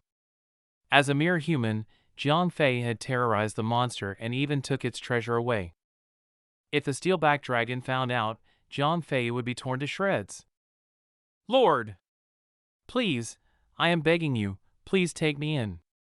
The steelback dragon begged pitifully. There were not many opportunities to be associated with the pureblood dragon race. Since he had taken away its belongings, this was the best time to bring this up. Once this opportunity flies by, it would never have a second chance. No way, Jiang Fei's heart bled as he rejected its offer. This was after all a level 70 boss, and it was actually begging to become his follower. Although he had the Ring of Domination and the heart-connecting lock in his spatial ring, the Ring of Domination required the target to be heavily injured and must not be 5 levels above himself. Getting the steelback dragon heavily injured might not be a huge challenge based on its current stature, but Jiang Fei could not resolve the issue of level incompatibility. Even if he could take it in with the heart-connecting lock, Jiang Fei was not willing to do so. It was a divine weapon capable of affecting a boss and could only be used once. Jiang Fei would never be so wasteful as to waste it on a boss. Lord, I am aware of my weakness. However, please accept me. Think of the powerful treasure that you have just acquired. The steelback dragon could only count on the assumption that the pure-blooded dragon race still had some heart in him. After all, he had just taken its belongings. However, he could not do anything about it. This, Jiang Fei said hesitatingly. He was not a bully. After all, the opponent was merely an NPC. He was very used to playing single-player games and tricking NPCs without once considering their simulated feelings. What Jiang Fei truly worried about was the steelback dragon losing its temper after being shamed by his rejection several times over. If this fellow was actually pushed to a corner, he might simply lash out. Please accept me, Lord. The steelback dragon noticed that Jiang Fei hesitated. Its heart lightened up slightly. Apparently, the pure-blood dragon race was not entirely devoid of conscience after all. I have something to attend to now, and you would only get in the way. You can stay here for now. Stay here, it'll be back for you. Jiang Fei finally decided to stall for time. He would wait until he reached a higher level before returning to accept it. Thank you, Lord. As Jiang Fei had finally agreed, the steelback dragon was delighted. Although the dragon race was notoriously barbaric, known for robbing and raping others relentlessly, their word held more value than gold. They would never back down on any promises made. This was a golden pass. In all honesty, the steelback dragon had been extremely nervous when it spoke earlier. If the pure-blood dragon before him was truly without conscience, he would retaliate and kill it without batting an eyelid. However, the pure-blood dragon race was well known for keeping their promises. The steelback dragon was more than satisfied. Well, you must have been here for a while. I was just wondering if you happened to see an elemental elf? Jiang Fei asked all of a sudden. This was like searching for a needle in a haystack. There was no way he would find it on his own. There was no harm in asking this boss. An elemental elf? What is that? The steelback dragon asked, confused. It is a person about the size of a palm. 2 pairs of dragonfly wings on its back, vast amount of elemental power. Jiang Fei explained. Lord, are you perhaps interested in this thing? The steelback dragon started stammering. Even a fool could see that it was extremely guilty of something, rubbish.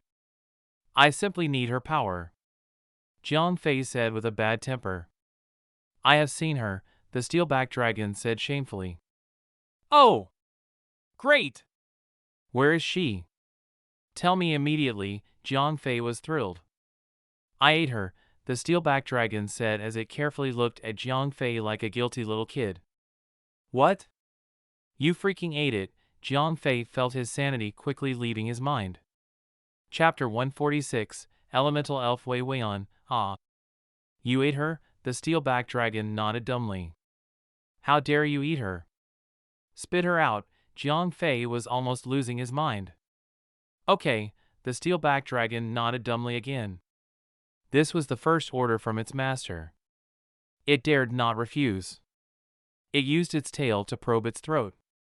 Erg! After a moment of gurgling, a tiny object flew out of its mouth. Fortunately, this fellow acted according to its snake-like nature of swallowing things whole, despite being a Yalong beast.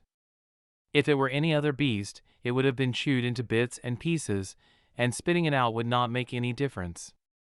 The steel-backed dragon had vomited a rainbow-colored ball the size of one's fist. Jiang Fei took a closer look. This ball of light was a half-translucent light barrier. Inside was an adorable, tiny person. However, the little girl with wings looked exhausted at the moment. Jiang Fei carefully held the ball of light in his hands. The little girl inside seemed to be aware that she had escaped from danger. The rainbow-colored light barrier gradually disappeared. The little girl sat on Jiang Fei's hands without reservation and panted loudly. The mysterious ring got into action. Wei Weian, young elemental elf, elite, level 30, health points 100, mana points 150,000, attack power 15, magic attack power 50, skill, prank snowball, rapid flying dance, rainbow protective shield, prank snowball, immediately uses magic to form a snowball and attack the opponent. Deals 1% of magic attack power as damage, and leaves a frosty snowflake on the opponent's body. Special effect, surprises the opponent, rapid flying dance, immediately increases flying speed by 200% for 10 minutes. Rainbow protective shield, immediately summons a rainbow protective shield to protect one's entire body. Every point of mana can withstand 100 damage. Remark, a young elemental elf. Adorable but playful. Capable of high-level defensive magic, but has yet to learn offensive magic. Not bad at all. That's an elemental elf for you. Nothing short of what you'd expect from a natural magician. Already having 150,000 mana points at such a young age, Jiang Fei was genuinely impressed. Indeed, Wei Weian looked thoroughly exhausted. After being swallowed by the steel-backed dragon, she had continuously used her mana points to sustain the protective shield. However, she was merely a young elemental elf and had limited mana points in her body. It was already a miracle that she had lived this long. Hey! Are you alright? Jiang Fei used his finger to prod Wei Weian's tiny face. Woo, wah, it would have been better if Jiang Fei had not touched her. It had triggered something. The little elf started crying loudly. Hey, hey, Jiang Fei shook the little elf lightly, but it only made matters worse. Master, is this the elemental elf you are looking for? Hiss, the steel-backed dragon asked. Woo! When the steel-backed dragon opened its mouth, Wei Weian suddenly stopped crying. The little girl stood up quickly on Jiang Fei's hand and turned around to look at the steel-backed dragon warily. At the same time, an intricate-looking little wand appeared in her hand. It seemed that she would fight the steel-backed dragon to death. Stop fooling around! Jiang Fei quickly separated the steel-backed dragon from Wei Weian. Go sleep somewhere. I will come back for you later, yes. Master, the steel-backed dragon obediently entered the cave it was previously guarding. Small fellow, are you all right? After the dragon left, Jiang Fei turned to the little elf. The little elf blinked her big adorable eyes warily. However, she did not answer him. This little fellow does not speak the common language. Jiang Fei thought to himself. Fortunately, Jiang Fei was a rather talented chap. When he had touched the magical demon chapter, he had learned several languages, including the ancient elf language. Ika? Ancient elf language, are you all right? Jiang Fei asked. OIO, AI, ancient elf language, who are you? Indeed, when Jiang Fei conversed in the ancient elf language, Wei Weian not only understood him, but her look of wariness had also somewhat dissipated. Paui, W, ancient elf language, the elven court has sent me to look for you. Jiang Fei answered. Really? That is great! Wei Weian immediately cheered up, and the look of wariness disappeared entirely. You speak the common language? Jiang Fei asked oddly. He had asked her some questions earlier in the common language, but she had not responded at all. My mother told me not to speak to strangers. Wei Weian answered with a straight face. Then why are you speaking to me now? Jiang Fei asked. Well, you were sent by the elven court to save me. Moreover, you can speak the ancient elf language, so you must be a good person. Wei Weian said as she flew up from Jiang Fei's hand and circled around his head. She finally landed on Jiang Fei's shoulder. Let us go. I am sending you home. Jiang Fei laughed. This little fellow was so gullible and young. No! No! No! No! It was so difficult for me to sneak out to play. How could I return so soon? Wei Weian said as she frantically shook her head. Hey! You were nearly swallowed, and you haven't had enough yet? Jiang Fei was troubled. This epic task might not be so easy after all. Humph. I am not going back, Wei Weian said with her small mouth. However, very quickly, the little fellow flew to the front of Jiang Fei's face and crossed her hands over her chest. Her eyes filled with tears as she spoke. Big brother, you will protect Wei Weian, right? You will not let others bully Wei Weian, right? Her tear-filled eyes were very convincing.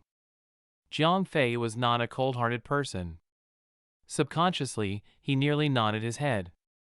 However, if not for the fact that he noticed her holding back a snigger, Jiang Fei would have absolutely fallen for it. Darn it! This little fellow is not much, but she sure is good at acting cute. Jiang Fei forcefully rejected Wei Weian's unreasonable request to play around. Follow me.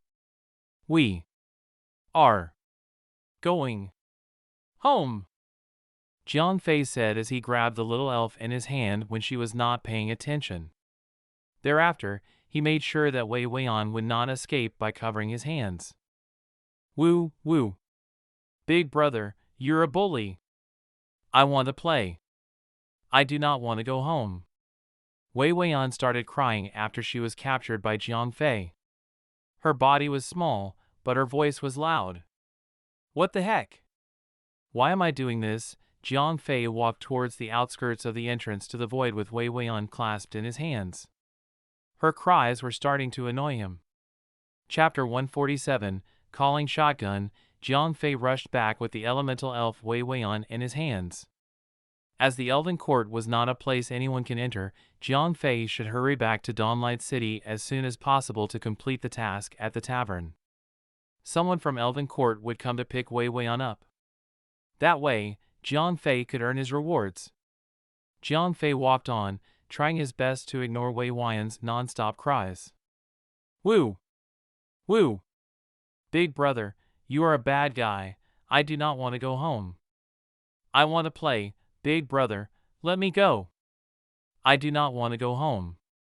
After being on the road for more than 2 hours, Jiang Fei could no longer stand the annoying brat. Although the monsters here still highly outclassed him and there were no other training players around who would come running up in curiosity, the unceasing cries were truly starting to get on Jiang Fei's nerves. Hey! Little thing, would you shut it for once? Jiang Fei gazed down and spoke to the little elf. Woo! Woo! Big brother, if you take me somewhere to play, I will stop crying. Wei Weian stopped crying immediately and started bargaining with Jiang Fei. No way, Jiang Fei did not have time to mess around. Woo! Woo! Jiang Fei barely finished his sentence. Wei Weian had already started crying once again. Even if you cry, I have to send you home, Jiang Fei said with a straight face. He had no idea what to do with a spoilt brat like her. Cries, Jiang Fei started rushing back. That was when Wei Weian suddenly bit down on Jiang Fei's hand. Ouch! A diminished sense of pain was part of the game. Nevertheless, Jiang Fei had relinquished his grip in surprise. Hee hee! Off to play now! Wei Weian cheered as she flew away from Jiang Fei's hand. Oi, come back! Jiang Fei immediately tried to catch the little elf. However, the little fellow was well prepared. It was not going to be easy. Hee hee, you cannot catch me! Wei Weian happily flew around Jiang Fei in circles. As she weaved around Jiang Fei, she did not forget to throw snowballs at him. Wei Weian, listen to me, come home with me now. Jiang Fei was still trying to persuade the little elf. Haha, come and get me then. Wei Weian threw a snowball at Jiang Fei's nose. Immediately after that, she flew off the main road with a flap of her wings. Come back! It's dangerous. Jiang Fei quickly ran after her. The monsters around them were mostly close to level 40, but they still posed a threat to Wei Weian. If the little fellow actually died, Jiang Fei's mission was finished. Hee hee, big brother, I knew that you would never abandon me. Come and get me. Wei Weian continued flying, but she also turned back to fling snowballs at Jiang Fei from time to time. This was most probably how she pranked members of the Elven Court back at home. Wei Weian maintained a certain distance between herself and Jiang Fei. She dared not stray too far away from Jiang Fei, but she also made sure that he could not catch her. After all, she had grown somewhat aware of the dangers in the world, such as steel-backed dragons swallowing her up. Wei Weian was a terrifically fast flyer. In fact, they were roughly heading towards Dawnlight City. Therefore, the monsters around them were gradually thinning out. After some time, Jiang Fei noticed that the monsters around them were all less than level 30. While this meant that they were in less danger, it also meant that they might start encountering players. Wei Weian, come back, stop running around. Jiang Fei started frowning. After all, finding the elemental elf was an open task. Anyone could take it. They were nearing the destination. If someone else snagged Wei Weian from his hands, he might just burst into tears. Jiang Fei took the mission of finding Wei Weian very seriously indeed. This was not a normal public notice board task that offered a minuscule amount of experience and money. This task could allow Jiang Fei to get in touch with the Elven Court directly. There was a high possibility of him obtaining the elemental water. If he could obtain the elemental water, he would only be one step away from reviving Isabella. Therefore, this was not merely an epic task from the public notice board. It was related to Jiang Fei's hidden clan task. That was why Jiang Fei was so intent on completing this task. No way, Wei Weian shook her head and accelerated even more. Abruptly, she turned into a forest somewhere up front. Oh! You gotta kidding me, Jiang Fei frowned and followed after her. He could not allow Wei Weian to leave his sight. Oh! Big brother, save me. There is a bad guy. Jiang Fei had only just entered the forest. Wei Weian's shouting could already be heard from somewhere afar. Eh? Jiang Fei was shocked. He quickly rushed over to the place. It only took a few steps before Jiang Fei caught sight of Wei Weian. By then, Wei Weian had already been put into a special cage. The cage was a unique item that could be used to capture a smaller life form, such as Wei Weian. The cage was currently in a player's hand. The player had already retrieved a return scroll and was clearly going to teleport directly back to the city. The reason Jiang Fei had to run all the way back was due to the simple fact that Wei Weian did not belong to him. If he had used the return scroll earlier, Jiang Fei would have returned to Dawnlight City, but Wei Weian would have remained at the same spot. This player had locked Wei Weian up in the cage, so she was now a property of his. He could use the return scroll to teleport back home directly. Big brother! Save me, quickly. Wei Weian was now so frightened that tears had started rolling down her face. Oh no, you don't. Jiang Fei became worried and instantly emptied a bottle of speed potion. He rushed up to the player. If this fellow brought Wei Weian back to Dawnlight City, then it would mean he had worked his arse off for the benefit of someone else. Hee hee. Thank you, brother. The player smiled at Jiang Fei and opened up the return scroll. It would only take 2 seconds of chanting before he could return to the city. This epic task was his to claim. By then, Jiang Fei was still 20 meters away from him. It was impossible for Jiang Fei to reach him in 2 seconds. The fellow could not help but smile.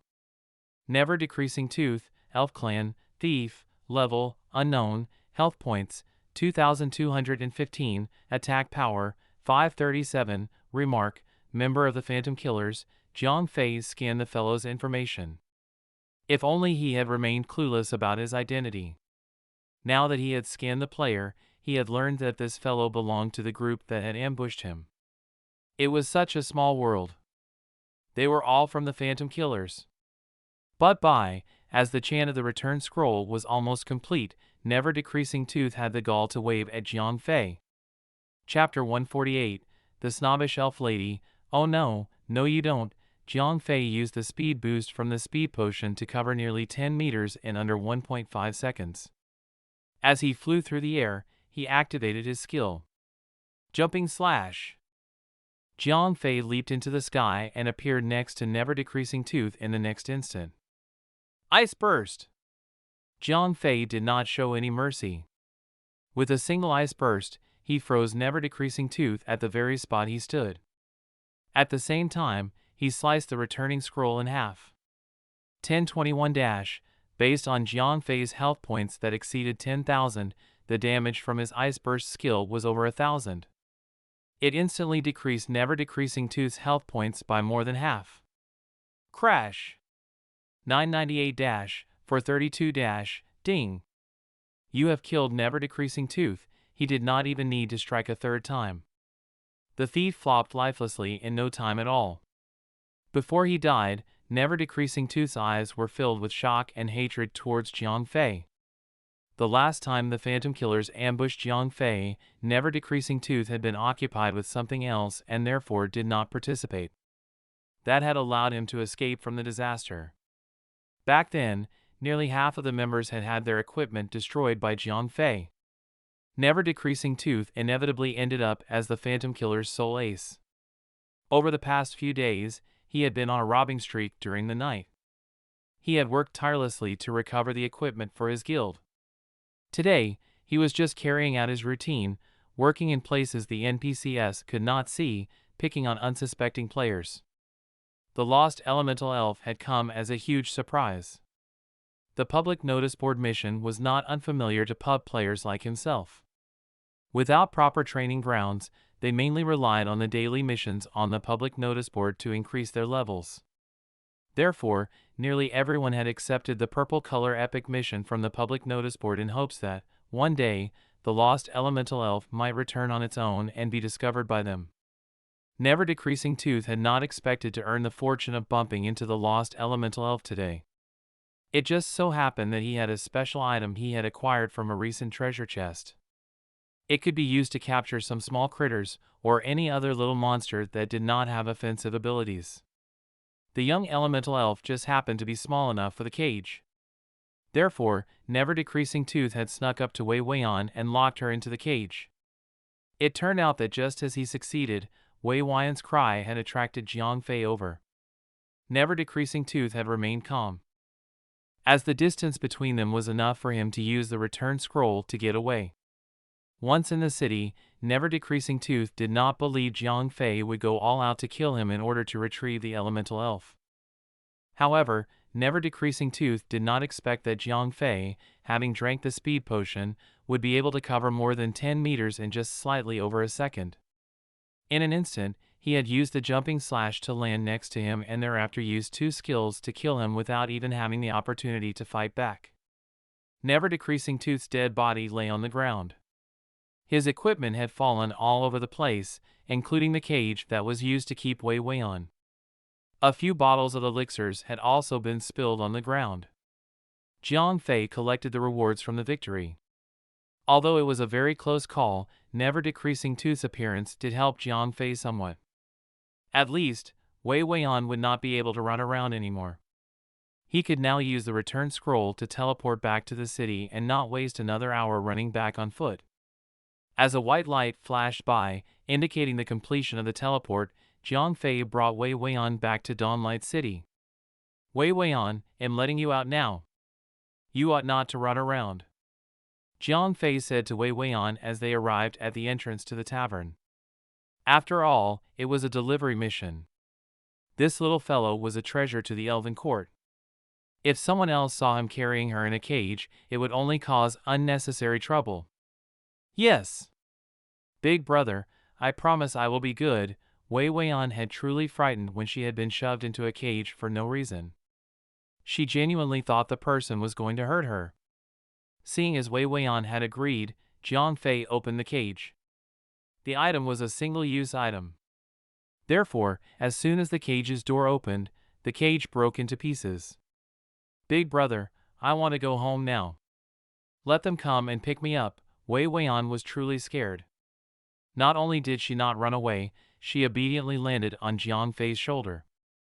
Jiang Fei brought Wei Weian into the tavern. He immediately attracted the attention of all players in the tavern. After all, Wei Weian was sitting on Jiang Fei's shoulder. The elemental elf was almost instantly recognizable. Darn it! Someone actually completed the epic task. Whoa, good mother of heavens! I have been to that place. It is insane. Monsters with unidentifiable levels were all over the place. Any one of them could kill us in a single swipe. How did this fellow do it? His equipment seems pretty good for tanking. That is nonsense. Our strong tank had 3 blue tier gears on. Out of 100 people, only 7 of them returned. It was not even a small team. This is not something good equipment could solve. I am here to complete the task. Jiang Fei could not care less about the loud mutters around him. Although he was also one of the pub players, he was a divine pub player. All right. Just a moment. The people from the Elven Court will be here very soon. The task managing NPC in the tavern said. Such NPCs were not equipped with an AI, and had limited lines that they consulted like a written script. Jiang Fei waited nearly 10 minutes in the tavern before a group of elven NPCs entered the tavern. The leader among them was in a full body of silvery white armor. He looked very heroic and unique. Then again, all players who selected the elf race would not look too shabby themselves. The guys would be handsome, while the ladies would be beautiful. They would all have great bodies. These NPCs were of a different realm. All of them had otherworldly beauty and terrifyingly good looks. There was no way of even telling their genders apart. Where is Wei Weian? Your Highness? The leader of the elves asked. It, whatever gender it was, sounded female. Luna! I am here, Wei Weian had shouted before Jiang Fei could even speak. Oh! Thank the moon god, Wei Weian, your highness, it is great that you are unharmed. Jiang Fei could tell that Wei Weian's position was definitely of great importance in the Elven Court. Woo! Woo! Luna, I am so scared. Wei Weian had finally met someone who was not a stranger. She instantly flew over to Luna's side, crying as she did so. She rubbed her tiny face against Luna's. Your Highness, do not worry. We will be back in the Elven Court very soon, Luna comforted Wei Weian with a few words before turning towards Jiang Fei. She spoke in condescending, superior tone. So, this one found Wei Weian? Ugh, bitch. A high-level elf's snobbish traits indeed lived up to the rumors. It seems like I have to pretend being the 13th person again, Jiang Fei was disgusted. Fortunately, this was not his first time intimidating another superior being. Chapter 149, Elven Court, Top, Ha, Iaou, Ep, Ou? Ancient Elf Language, how dare you? Does the Elf Queen no longer care about the manners of her subjects anymore? This was not the first time Jiang Fei had pretended to be someone authoritative. He was most convincing indeed. Ah, Luna stared at Jiang Fei blankly, clearly startled. Big brother, Luna does not speak the ancient elf language. Wei Weian said to Jiang Fei with her eyes wide. Apparently, the common elf spoke a modernized, simplified form of the language. Only the royal family and the aristocrats continued to use the ancient elf language in the Elven Court. A military guard like Luna would never have the opportunity to learn the ancient elf language. Bah, Jiang Fei rolled his eyes. He had wasted his energy. His actions had been akin to trying to flirt with a blind person who would not be able to notice anything whatsoever. The ancient elf language? Why do you speak the ancient elf language? Hearing Wei Weian's words, Luna was thoroughly shocked. Such a respectable tongue was not even accessible to the higher-ranked elf. You do not need to know how I am able to speak the ancient elf language. All you need to know is that I had saved Wei Weian. Since he had started off with such a guise, Jiang Fei had no choice but to keep it up until the very end. All right, Master. Luna quickly became far more respectable towards Jiang Fei. She was merely a low-ranked guard. Normally, she would not even have the opportunity to be in contact with high-ranking elves who spoke the ancient elf language. Against such an authoritative Jiang Fei, she could not help but feel like she was facing an aristocrat who deserved fear and respect. Luna, let us go home. After narrowly escaping with her dear life twice, Wei Weian truly missed home. All right, Wei Weian, your highness, we shall begin our journey immediately. Luna nodded to Wei Weian before turning to bow towards Jiang Fei. Your Excellency, this is the reward we have prepared for you. In fact, the Elven Court owes you a favor. If you any request, you may raise it. As long as we are capable of fulfilling it, we will try our best. Ding. The task of the missing elemental elf has been completed. Ding. You have obtained 2,250,000 experience points. You have obtained 500 gold coins. Ding. Congratulations to player Verger Glider for reaching level 27. All attribute points +1 and 5 undistributed attribute points. Having single-handedly completed the epic task, he had received all of the rewards on his own. This allowed Jiang Fei's experience bar to quickly shoot up. His level had increased to 27, and he was far ahead of all the other players. I do have a request. I need some elemental water. Jiang Fei said directly. What? The elemental water? Luna looked at Jiang Fei in surprise. Yes, Jiang Fei nodded. Master. Although you have rescued Her Highness Wei Weian and our elf clan is heavily indebted to you, the elemental water is a divine object belonging to the Elven Court. It is not something a mere guard like myself can decide on. I need to report this to Her Royal Highness the Queen. Luna chose her words carefully. That is well. I shall go with you to the Elven Court then. Jiang Fei thought for a moment before speaking. He would not allow Luna to leave right away. What if they do not keep their promise? Yeah. Big brother, are you coming home with Wei Weian? That is great. After Jiang Fei spoke, Luna did not say anything else. On the other hand, Wei Weian could not rein in her excitement. Jiang Fei had rescued her twice. Now, the little fellow seemed to have taken a liking to Jiang Fei. All right. Your Excellency, please come with me. After hesitating for a moment, Luna decided to bring Jiang Fei back to the Elven Court. Under normal circumstances, even lower-level elves could not enter the Elven Court, much less human beings, but Jiang Fei was a special case. Firstly, he had rescued elemental elf Wei Weian. Secondly, Jiang Fei could speak the ancient elf language. He must have some deep connection to the elf clan. That was why Luna had dared bring Jiang Fei back to the Elven Court. The way to the Elven Court was not easy. One must first teleport to the elf clan's Emerald Town. This was where all of the elves gathered. Dawnlight City was the main city connected to the other 4 main cities, each owned by a respective clan. In Dawnlight City, each corner had 4 towns, which were the Elf Clan's Emerald Town, the Human Clan's Aurum Town, the Orc Clan's Honor Castle, and the Spectre Clan's Ever-Living Garden. All of these surrounded Dawnlight City that stood in the center. Players were born as the lowest of the low in each of their own clan. The Elf Clan's players would naturally be the lowest ranking of all elves. The Human players were commoners. The Orc Clan's players were lowly fighters. The Spectre Clan's players were freshly awakened entities. In their own clan's regions, they were limited to the towns. Through tasks or other methods of improving their status, would they eventually gain access to the town's teleport portal to enter the Divine Land in each of the clans. Jiang Fei now had the permission of the Elf Clan, which was why he was able to enter the Emerald City through the teleport portal and reach the Elf Clan's Divine Land of the Elven Court. Your Excellency, we are arriving at the Elven Court soon. As you are the only human that has appeared in the Elven Court in 300 years, please do not move around as you wish or do anything that might cause offense. This is to avoid any unnecessary trouble. Before the portal opened, Luna advised Jiang Fei. I understand. Jiang Fei nodded. His motive was to obtain the elemental water and not cause any trouble.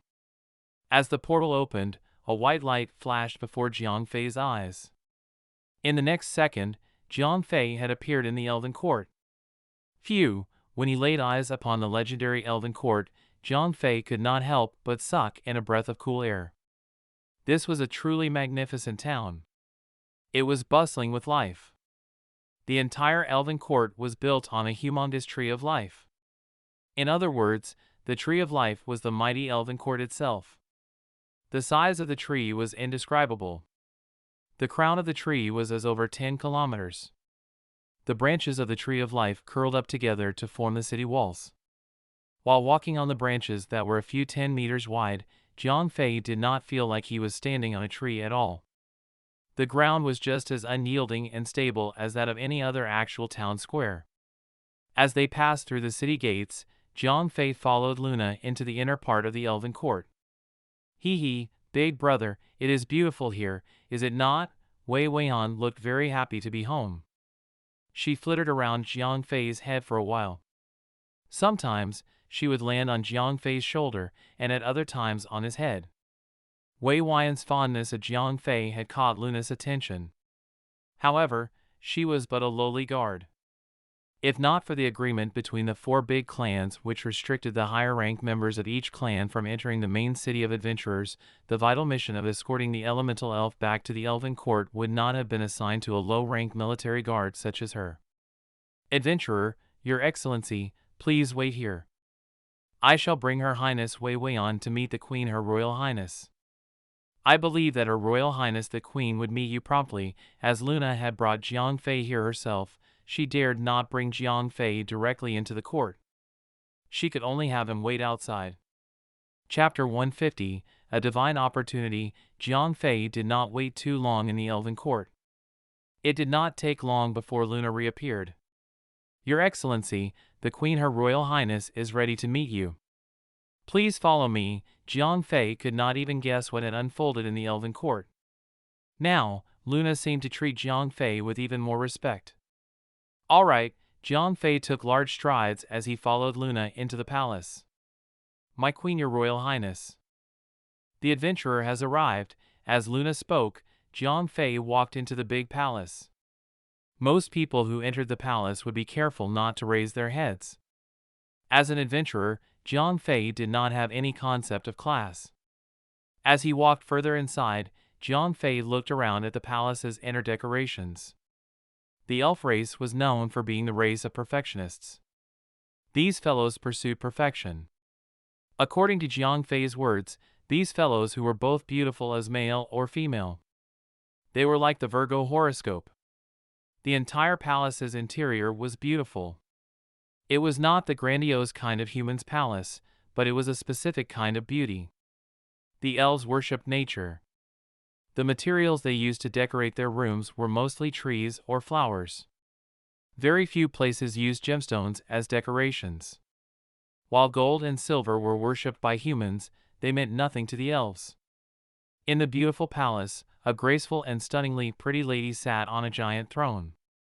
Her beauty left Jiang Fei highly amazed at the coding of the designers. They had modeled the elf queen to the point of absolute perfection. Her skin was perfect and, coupled with her graceful aura, she was a beauty that could not possibly exist in the real world. Adventurer, are you the one who rescued Wei Weian? The elf queen's voice was heavenly. It sounded warm and homey. Yes. Your Royal Highness, Jiang Fei nodded his head. Oioe, Ado, Ou, ancient elf language. What is your name? Initially, the elf queen had been using the common language. All of a sudden, she started speaking in the ancient elf language. Clearly, she wanted to find out if Jiang Fei could truly speak the ancient elf language. 2. Oue, AI Verger Glider. Ancient elf language, I am called Verger Glider. Jiang Fei was not thrown off one bit. You do know how to speak the ancient elf language. Can you tell me who taught you? The elf queen was very curious about Jiang Fei. The elf clan took their castes and rankings very seriously. Only the royalty or aristocratic group had the rights to learn the ancient elf language. As most of the high-level magic spells required the ancient elf language and the dragon language to be casted, with the strict restrictions, the ancient elf language was used to maintain the commanding powers of the royal elves effectively. I cannot tell you that. Jiang Fei shook his head. Having gained much experience of playing the mysterious, powerful entity, he had grown rather proficient at maintaining his cover. Very well. Let us talk about your reward then. The elemental water is a divine treasure of our elf clan. It is the main source of our elf clan's power. There is very little of it. I cannot give it to you. Jiang Fei had initially thought he could easily obtain the elemental water. He could not believe that the elf queen had just rejected him. Is the worth of the elemental water greater than the life of an elemental elf? Jiang Fei's face sank. If he could not obtain the elemental water this time, he would need to either steal it or snatch it. However, the elven court was not a place he could come anytime he wanted. It was difficult to determine if he would ever have the opportunity to sneak in here again. Snatching it was just a daydream. With hundreds of thousands of royal guards here, even if he reached level 100 and brought all the players from the Dawnlight City, he would not make it inside. An elemental elf's value is, of course, worth much more than the elemental water. However, this was not part of the deal. We are grateful that you rescued Wei Weian. However, I still cannot give you the elemental water. The elf queen was still adamant about not giving Jiang Fei the elemental water. All right. I have heard in the past that the elf clan is very snobbish. I cannot believe that you are also this stingy. Since the elf queen had made up her mind on not giving him the elemental water, Jiang Fei had no reason to hold back his feelings.